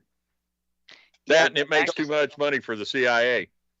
Got to wrap that thought process, guys, because I got to take us out to our break.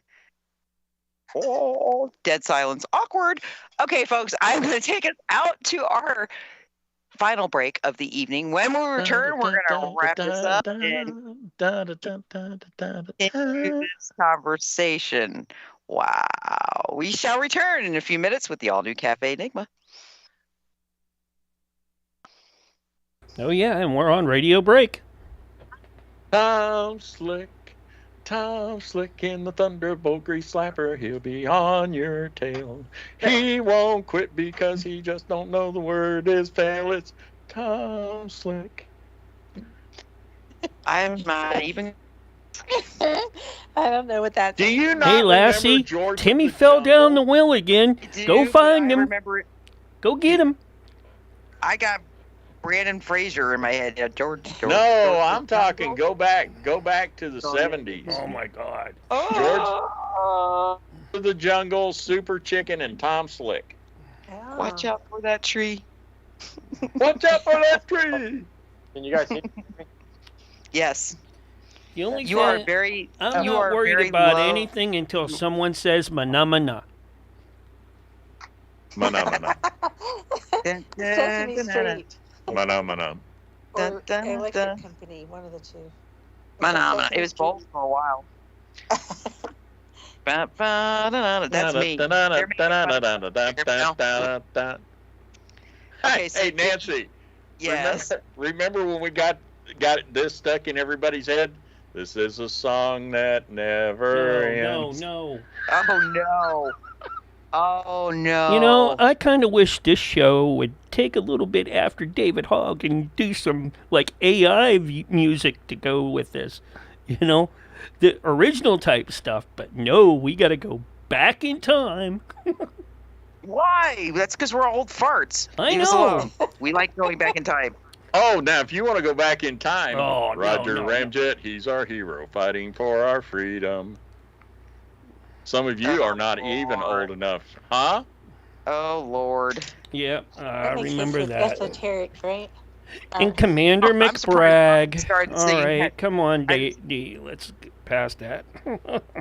I was gonna say I'm surprised Rafi hasn't started singing the theme to G.I. Joe, because Well, probably you is what's know, banging around in his well, head. you do know this. Knowing is half the battle. Because you guys can't hear me anyway. Uh-huh. We can hear you. You were just really low and muted. Well, apparently I'm going to have to hold the mic right up to my mouth. But Ooh, can I watch? Follow up to what you were saying about. Oh, Christ, I'm out. Have a good night, guys. Good night. Good night there, Raph. Did we chase him away? Wait a minute. He said something about holding something up, and Nancy said, "Can I watch?" And Rolf left. I know. I think. I think because he was frustrated with the fact that I could hear him, but he was very muted. Like, it was very low. And I was trying to tell him that, and we all kept over talking him. Whoopsie. Sorry. I'm sure he's okay. He's frustrated too, I'm sure, with the mic. I have noticed that when we have like 6 or 7 people on here, if somebody's talking and somebody else makes a noise or tries to say something, it's kind of like everything dies. It's chaos.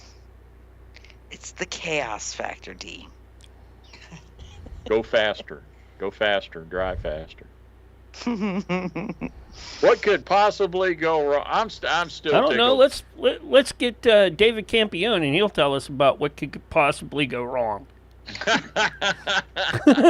Everything is going wrong. Yeah. Hey, You got to wait until we get on the air, David. You can't tell it all now. Like we have to David was talking. 30 Mark seconds. Talked over David. Yeah. I just wanted to throw something out there because we were talking about the debt before, and Rafi was talking about Catherine Fitz, and when she said it was like 24 trillion.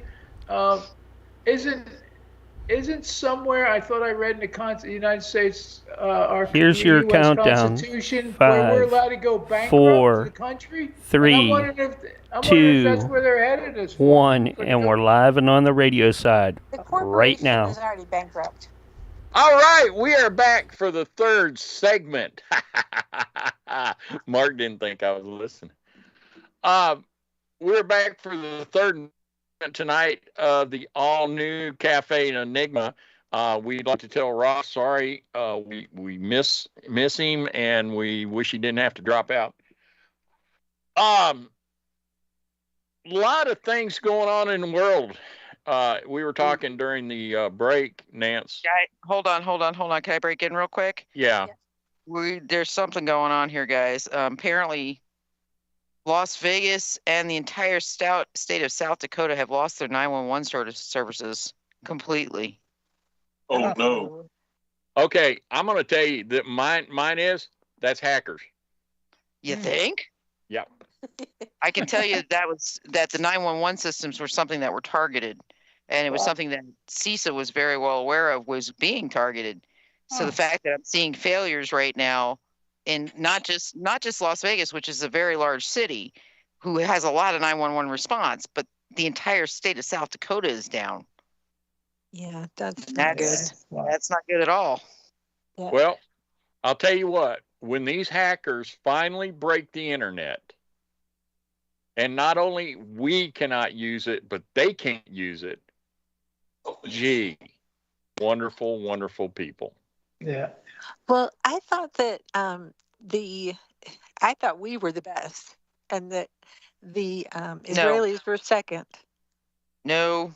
In fact, I would say, to be very honest with you, I think they intentionally in this country have kind of dumbed down our defenses in so far as cybersecurity, and I think that was done intentionally. I think a lot of our best and brightest have been sold to other countries or have been sold to a different agenda. What defends the infrastructure, what defends this country as far as military, they're good at what they do, but they are not the best. I can tell you that for a fact. Nancy, let me ask you a question because you work in this field. And I'm asking this with all seriousness. These multi-billion-dollar companies have these $100 million computer systems, and they're guarding it with 10-year-old tech. Why? Because sometimes I can give you a very quick answer to that. Sometimes the 10-year-old, like COBOL, some of the older coding is actually much more secure than what we have currently. And the fact is that the young hackers that are coming up are unfamiliar with it. So it's hard for them. Apparently they're not too unfamiliar with it. No, well, that's because the corporations are beginning to have to upgrade because of CISA compliances, and they're having to integrate certain systems into, like, you'll notice that a lot of these companies already had backdoors built in. I mean, everybody's freaking out right now because they just passed that law earlier this week, the new FISA laws. But also what it does is it gives basically gives the U.S. government a backdoor into everybody. So we all become NSA spies, whether we want to or not. Okay, that was the big problem. That's why I think any tech you ever talk to will tell you it's a gross violation of privacy. Gross violation of our constitutional rights. Not a little violation, a huge one. Like, it makes the Patriot Act look like a joke. And you don't understand the control that was just given to the U.S. government. It basically gave them full control over the internet, full control over any industry they want, full control over private computers through those industries. Why? Because everybody is a client of somebody.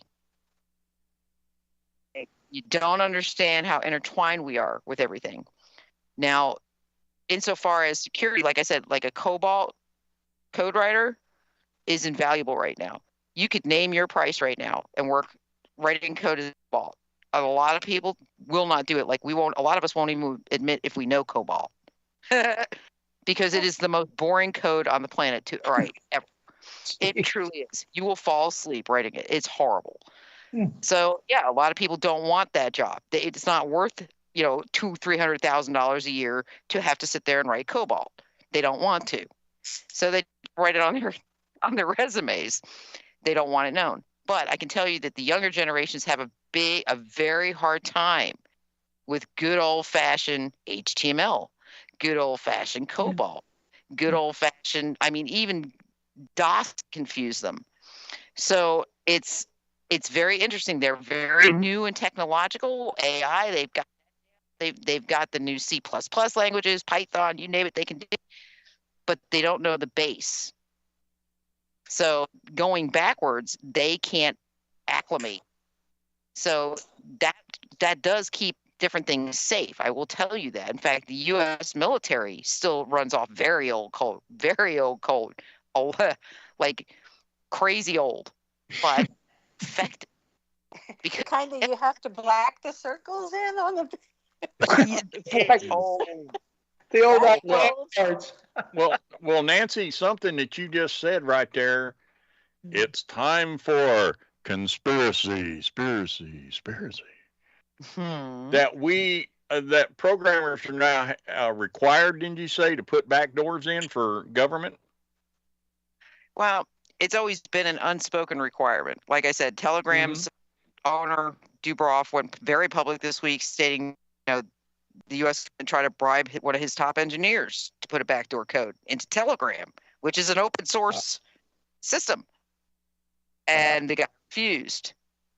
But you think that the government doesn't have backdoors into every insurance carrier, every pharmaceutical company, every social media platform? If you think there is not a backdoor code, you're an idiot. Well, see, that's what makes me think that it's not so much India or China or one of these Russia that's hacking these companies. It's our own people. Why do you think I told you guys? I repeated it time and time and time again. When the DNC got hacked, when Hillary Clinton's server was put at risk, it was not Russia that was seen on those servers. It was China. And I'll follow up with the fact that Hillary Clinton pretty much gave China the freaking playbook when she was Secretary of State. Yeah. And she was told time and time and time and time again not to carry RIM devices or BlackBerry. Why? Because BlackBerry was completely compromised, and everybody knew it. Everybody. And guess who had the key codes to the compromise? China did. So here goes Hillary on her official visits to China with all RIM devices. Against the direct orders of the Secret Service, against the direct orders of people above her, she insisted on carrying her RIM devices. Now, here goes my mind going, wait a minute. She's a tenured attorney. She is not stupid on any planet. Okay, she's actually brilliant. The woman is incredibly intelligent, incredibly sharp. Is she mean? Oh, yeah. She's a nest of pit vipers all by her lonesome. Yeah, But doesn't mean she's that she didn't get disbarred in Watergate. This is what I'm saying. This woman is a climber. She's an achiever. We have our vice president, Kamala Harris, who slept her way to the top. You had Hillary Clinton, who pretty much stabbed her way to the top. You know, not women you really admire, I can tell you that. But she was nowhere close to stupid enough to carry a device that we knew was compromised insofar as security when she was carrying secret information on those devices. That right there was a huge, huge, huge illegal act. He put national security at risk. I think there wasn't a deal between our government and China to access that information. You think because they never talked about it, nobody said a word to Hillary about her RIM devices in public. So this is an unspoken thing. So you have to know, yeah, our government, and again, Julian Assange, guys, I'm going to remind you, WikiLeaks. Yeah, you're right. Can tell you, proxying an IP is one of the simplest things on the planet. And it's still one of the simplest things on the planet. You think that our hackers, our government people are not proxying IPs to Russia, to China, to the people they have made our Goonie enemies? Of course they are. It's a way to put accusation in their backyard.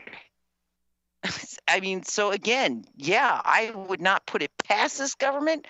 I know they're capable of it. I mean, pretty much anybody who knows anything about a computer can proxy an IP. It's not hard to do. You know, everybody says, oh, VPNs aren't shit compared to proxies. You can bounce a proxy off 28 different locations. I mean, it's not, like I said, y'all just do not understand the computer world, and that's probably why you don't understand why techies tend to be so negative when it comes to and the new quantum computers are going to make things even worse.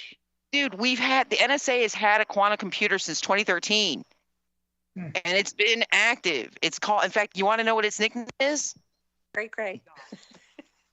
It's called the God Machine. Its nickname is God. Okay? Yeah, well, here was my first question. When you talked about quantum computers, or not you personally, but when people started talking about them, and they said, well, you know, it'll do this and it'll do that. And I'm thinking, wait a minute. You're going to create a computer that doesn't even have an operating system? Yeah. I mean, what I'm saying is, again, the NSA admitting to having that system in 2013, 2014. Okay, that means they had this system for at least 10 years because they don't go public. Not unless that system, again, has been outdated. So there's whatever they had, which was a quantum system, we're on to the next evolution already. Supercomputers, the same thing. Oh, supercomputers they're run off the normal, quantum systems run very differently. In fact, I said to Rafi, I'm going to have to relearn a lot of stuff because quantum is different. But it's already outdated insofar as our DoD goes. Okay. Well, that's like, what was it? About 5-6 years ago, I heard about I forget what university was, but they were using a 1 terabyte drive to mimic each brain cell. And they were up to like 1,000. And the computer started talking or thinking. with just 1,000, you know, brain cells. Components. Correct. Yeah. Components. And after that came out, you quit hearing about this. Again, though, you don't get it. We are so far past that already. Yeah. We are so far past it. I Yeah. mean, that's why do you think Elon Musk, when he talks, he gets that little gleam in his eye? Elon knows. He knows. I mean, that man, he has more DOD contracts than anybody else. You think he doesn't know what we're capable of? Of course he knows. That's why when he came out with the Neuralink, everybody's, oh, Neuralink. And he was like, yeah, well, Neuralink. It's cool. Because he already knows that that's outdated. It's outdated. I mean, shit, there have been blueprints patented on the internet for decades now for a soul machine, a way to harvest the soul into a computer system. That's why this vaccine scared the shit out of me when I started looking at what was in it. Yeah. Because it was a way to build a technical bridge inside the human body. It's a platform, isn't it? The nano Super stuff. knees. I mean, the things that are in this vaccine are the components you would be required to have to build basically a biological technical bridge. Right. That is scary. Mm-hmm. You know, and then you got 5G thrown into the mix. You have all these things thrown into the mix, and it's like, oh, this is a real bad combination. Let me just scratch my head. Yeah, no, I'll be saying nay to that shot. Thank you very much. Just not even because of the crap that's in it, because you have no clue what it's going to do. Oh, I don't know, 5 years down the line. I know. Because there's absolutely no long-term side effects that are known. Thank you, but no thank you. Yeah. Said, guys, we're in, I think, God help us, if the truth comes out, there's going to be a lot of people that are absolutely floored by the amount of lying that's been done, the amount of covering up that's been done, the amount of things that have been held from the population that would have helped us if it utilized to help us. Is that why they said that wouldn't let anybody walk down the street if they knew? I think so. I think that's part of it. I think that is part of it. I really, woe to them if the truth actually comes out. Because, again, all these people that have died needlessly, all these things that could have been prevented, the hunger, all of this, guaranteed we have the technology to stop it and put it right. Nope. They're going to use it for war. They're going to use it to power their own war machines and make more money, because that's what they want. They want to centralize their money to a very small select group. And everybody else, we're just mouths to, basically eaters. The way. We are literally in the way, and now we're loud and in the way. So they're going to hit the accelerator to try to call the population to a more controllable level. And again, it's real obvious when you look at it. You think, yeah, we've gotten real loud over the last, 50 years or so.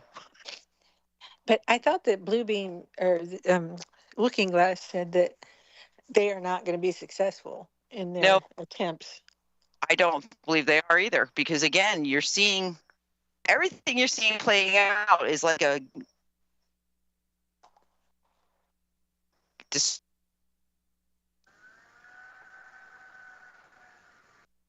Did we lose you? Nancy. Got a pattern to it. Yeah, you broke up, Nancy. Yeah. It's a pattern. But yeah, there's definitely, a definite disjointed pattern to everything you're seeing right now. And everything's showing us that people, no matter what they try to use, no matter how much propaganda they throw at us, people are more and more saying, no, this country is not doing well economically. What kind of crack are you smoking?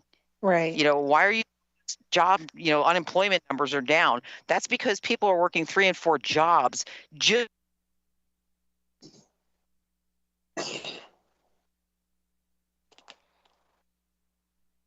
Nancy, are you there?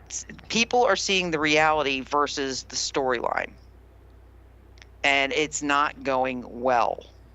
And as for Bluebeam, because you mentioned Bluebeam, I think they're going to pull Bluebeam. Bluebeam is definitely a last. It's to try to Hail control the Mary. narrative. Yeah. Well, it's the last Hail Mary the NWO can throw. I mean, because Bluebeam is literally the New World Order. That's what they want to do, pull this major holographic religious / alien event that causes the world to unite as one and fight it off, and sovereignty's gone. So careful, folks, what you fall for. Yeah. Because we have the technology to pull that off. In fact, there's a show that Rafi and I were watching. Oh my God, the three body problem. No, the 3 body problem. And trust me, the technology that it shows in that show, I'm like, yeah, we're probably right about there. Yeah, I watched that. That was pretty good. Well, the way they did the hologram through the whole sky, and it's like, you know what? The fact that somebody could think of something like that and put it down to a proton type weapon, proton type system, yeah, they know what they're talking about. Well, how do you get out of your ass? I don't know. Actually, I know there was big problems because the guy that wrote the book and was, adapted the screenplay for TV actually murdered the producer of the show. Really? Yeah. And he was just recently sentenced to death. So that's problematic. Yeah. Yeah, well, he's got nothing better to do now. He can write in prison while he's waiting on death sentence. Yeah. But hey, Nancy, if they don't do Project Bluebeam, or if nobody did, what do you think of them projecting or showing of somebody in AI, like these religious leaders? What do you think of that? That's part of Bluebeam, though. Bluebeam is. They were just going to project a hologram in the sky with Bluebeam. At least that was years ago, so I'm sure it's changed. They're going to project the invasion, but this is why AI has become a concept that they're kind of making us familiar with, but they're not telling you the whole story. Right. I think they are way beyond what we get is peanuts compared to what they've got. And, I said to somebody, you could actually stand at exhibits right now and they can project an image of a person in front of you and you would swear to God that person was real. But it's not. Yeah. An image. Yeah. And they can imitate. I was like, now, like CISA's putting out all these warnings. By the way, folks, those of you who don't know, CISA is the Department of Homeland Security, cybersecurity specialty unit, usually, actually. I get bulletins from them as to what to keep updated for as far as ransomware and risks. And like last week, I got multiple alerts on the infrastructure. So yeah, just be aware of that because that's not good. Yeah. Basically, what we're looking at this point is if they were to do this with the world, and again, I always say, chaos brings extremism to the surface. That's why with every great change that's ever occurred to every society, we have an extremist movement that occurs counter to it. So like with the United States, the Industrial Revolution brought about the birth of very heavy-handed Christianized extremism. You had literally the groups rising up that were the extremist suicide religious cults. That all came during the Industrial Revolution. In Iran, the kickback of the extremist movement, we had change over there. What happened? The Ayatollah emerged. I mean, extremist religious reactions always occur with change, and it's like it's beautiful when you look at it historically because it's like a mirror to every major change that's occurred. You've seen an extremist movement rise out of it. Look at what's going on right now in the world. We have changes occurring everywhere, and they're not slow. They are like, holy crap, fast. Some people saw the warning signs of the coming, but not a lot because people are just kept too busy and too distracted. Mm-hmm. Like the transgender agenda here. Some of us knew years ago that this was coming. We could see it slowly seeping its way in and thinking, oh, no, put the brake on that, put the brake on that. Why are they not putting the brake on that? Because they didn't want to.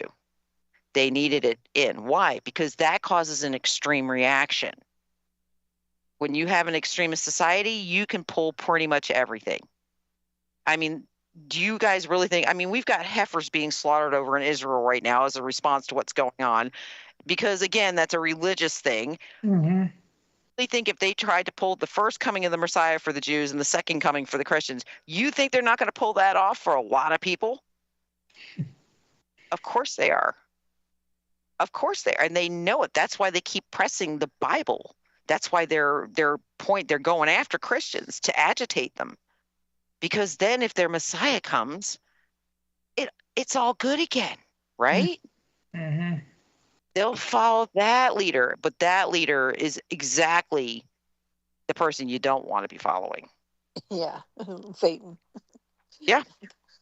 So, I mean, I think with that, though, guys, I got to start wrapping the show up. We're actually going to go over if I don't. So, everybody quickly give your information. Vic, go ahead. Okay, you can find me, Victoria Vask, at For Such a Time as This on Telegram, and Booklander at Booklander62 on X. Dave Campione. I'm going. You can find me on Facebook under David Champ. You can look at my photos, and you can also look on Amazon and the UFO spacecraft identification manual with the colored daytime photos of real flying saucers. John Bell, come on down. Well, you can just go over to your little Google search bar, push in John Bell, UFO, and all my links are there, including a picture of me and my doggy. All right, guys, and as you all know, I am Nancy Planetta. You can find me on Facebook, but I'm not under my name. It is Charlotte Planetta on Facebook. On Telegram, I am the Wiccan Vixen, and on Twitter or X, the platform that shall forever be known as X, I am known as the Rider on the Storm. All right, with that, I'm going to hand it over to Dee with a special thanks, as always, to our producer, Mark. Dee, go ahead and take us out. All right, this has been another all-new Cafe Enigma. I'm your host, Big D, coming to you live from the double-wide underground bunker here in Franklin, Georgia, a undisclosed location. Don't tell anybody. I'd like to thank Nancy for being my co-host and our illustrious panel for all of their knowledge, wisdom, and coherent babble.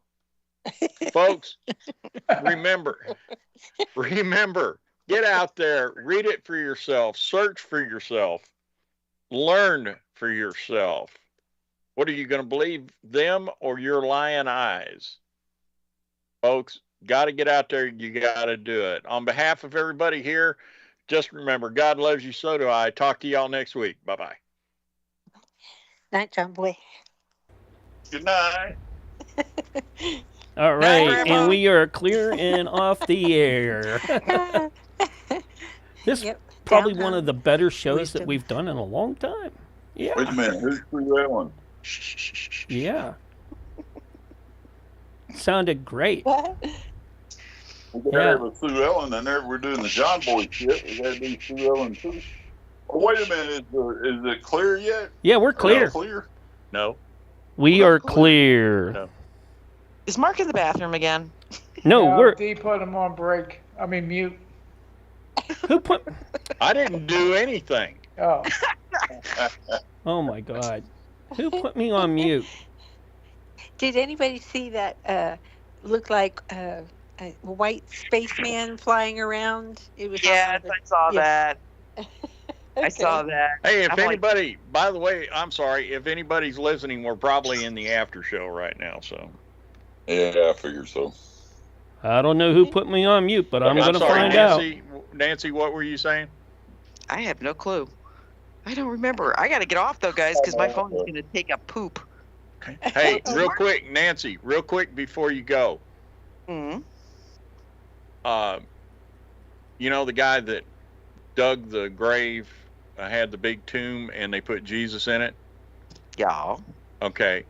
Pontius Pilate asked him, he said, "Why would you build such an elaborate tomb and give it to this man?" And the guy said, "It's not a real problem. He's going to be using it for the weekend." That's cute. That's actually cute. Just a reminder, guys, Orthodox Easter is May 5th. I know I saw a bunch of postings where people were saying it was a couple days ago. I'm like, no, it's not. It's May 5th. Well, that would be the Orthodox, but they were saying the Julian calendar, the May 31st fell on between the Gregorian and the Julian. Because I was wondering, how are they saying it was Easter on Easter? Well, on the thing is, the 14th. Orthodox Easter actually follows the Julian calendar. It does not follow the Gregorian. So, I mean, the Gregorian was the Roman Catholic Church. Julian preceded that. So people forget there is a schism between the Orthodox and the Catholic. Big time. So it's actually, I think the Orthodox is way more beautiful. It's a beautiful belief system. And it's probably more closer to, Oh, they still, like, the Greek Orthodox still do their religious ceremony in Latin. I mean, it's beautiful. Hey, can anybody hear me? Hello? Yeah. Oh my God! So I don't know who put me on mute. Now we can. Now we can. Now you're back. Someone put me on mute. That was not cool. I don't know what happened. All of a sudden, Skype started jumping around, and now instead of having everybody in their own block, I've got five of us up across the top in little blocks, and then one big block in the middle that's marked. The thing showing muted, and I didn't do anything. Oh, I thought you were trying to do. Mine did that too. Mine actually jumped where I have 4 people stacked in skinny, and then one long skinny, and then that's Mark, and then actually 2 long skinnies. One's Mark and one is Vic. Well, on my end, have you gotten it to go back? On my end, I only have the people that are speaking that show up. That's what I see on my rectangle box. All 6 of them. So on my view, I only see people who are speaking. It just started flipping and flopping, and then it landed right here, and I don't know what happened. I wasn't touching the keyboard. I wasn't touching the mouse. That's Gary again. Oh, wait a minute. Here's it's a message coming across. What the? Tell John we will meet. What the hell? It muted me again. I know. All right, you're back. You're back, Mark. Yeah, I've been trying to explain to you guys that what I see, I have it set so that only the person who is speaking is shown. Really? So that when we're on the air, like we are now, for the video folks out there, they know who exactly is speaking. Oh, so when we're all talking at one time, it looks like an absolute massive mishmash? No. What it does is it keeps flickering between us. Tower of Babel. Hey, that didn't work out good. Don't say that. Yeah, that didn't work out well at all. I just switched it back. And hold on here. Let me see if this does it again so that it shows just everybody in the call in one area. If it'll let me. Because sometimes when I'm broadcasting, it takes a lot of, processing power in that. So it takes a bit to switch things over to like grid view. Yeah, I don't have any problems with it. Yeah, see, I'm trying to go to grid view, speaker view, large gallery, art gallery, and it all it is you guys are in little blocks across the top on the right hand side of the screen, or across the top to the right, and Mark's one big screen in the middle. Yep, that's how it's supposed to be. And you're like, for me, you're like right below me. But for you, you're right above me, probably. Oh, Lord. All right, guys, I got to dip because my phone is going to die. Now I got it. Good night. Oh, there goes all Night. Go out. Yeah. Bye, Nance. Now I got it. I got All right, what you guys got. folks over on Odyssey and YouTube, as well as Twitch and Facebook, we will see you on Sunday. And for all the rest of the folks out there, we're going to keep streaming until someone gets tired and says, hey, I've had enough.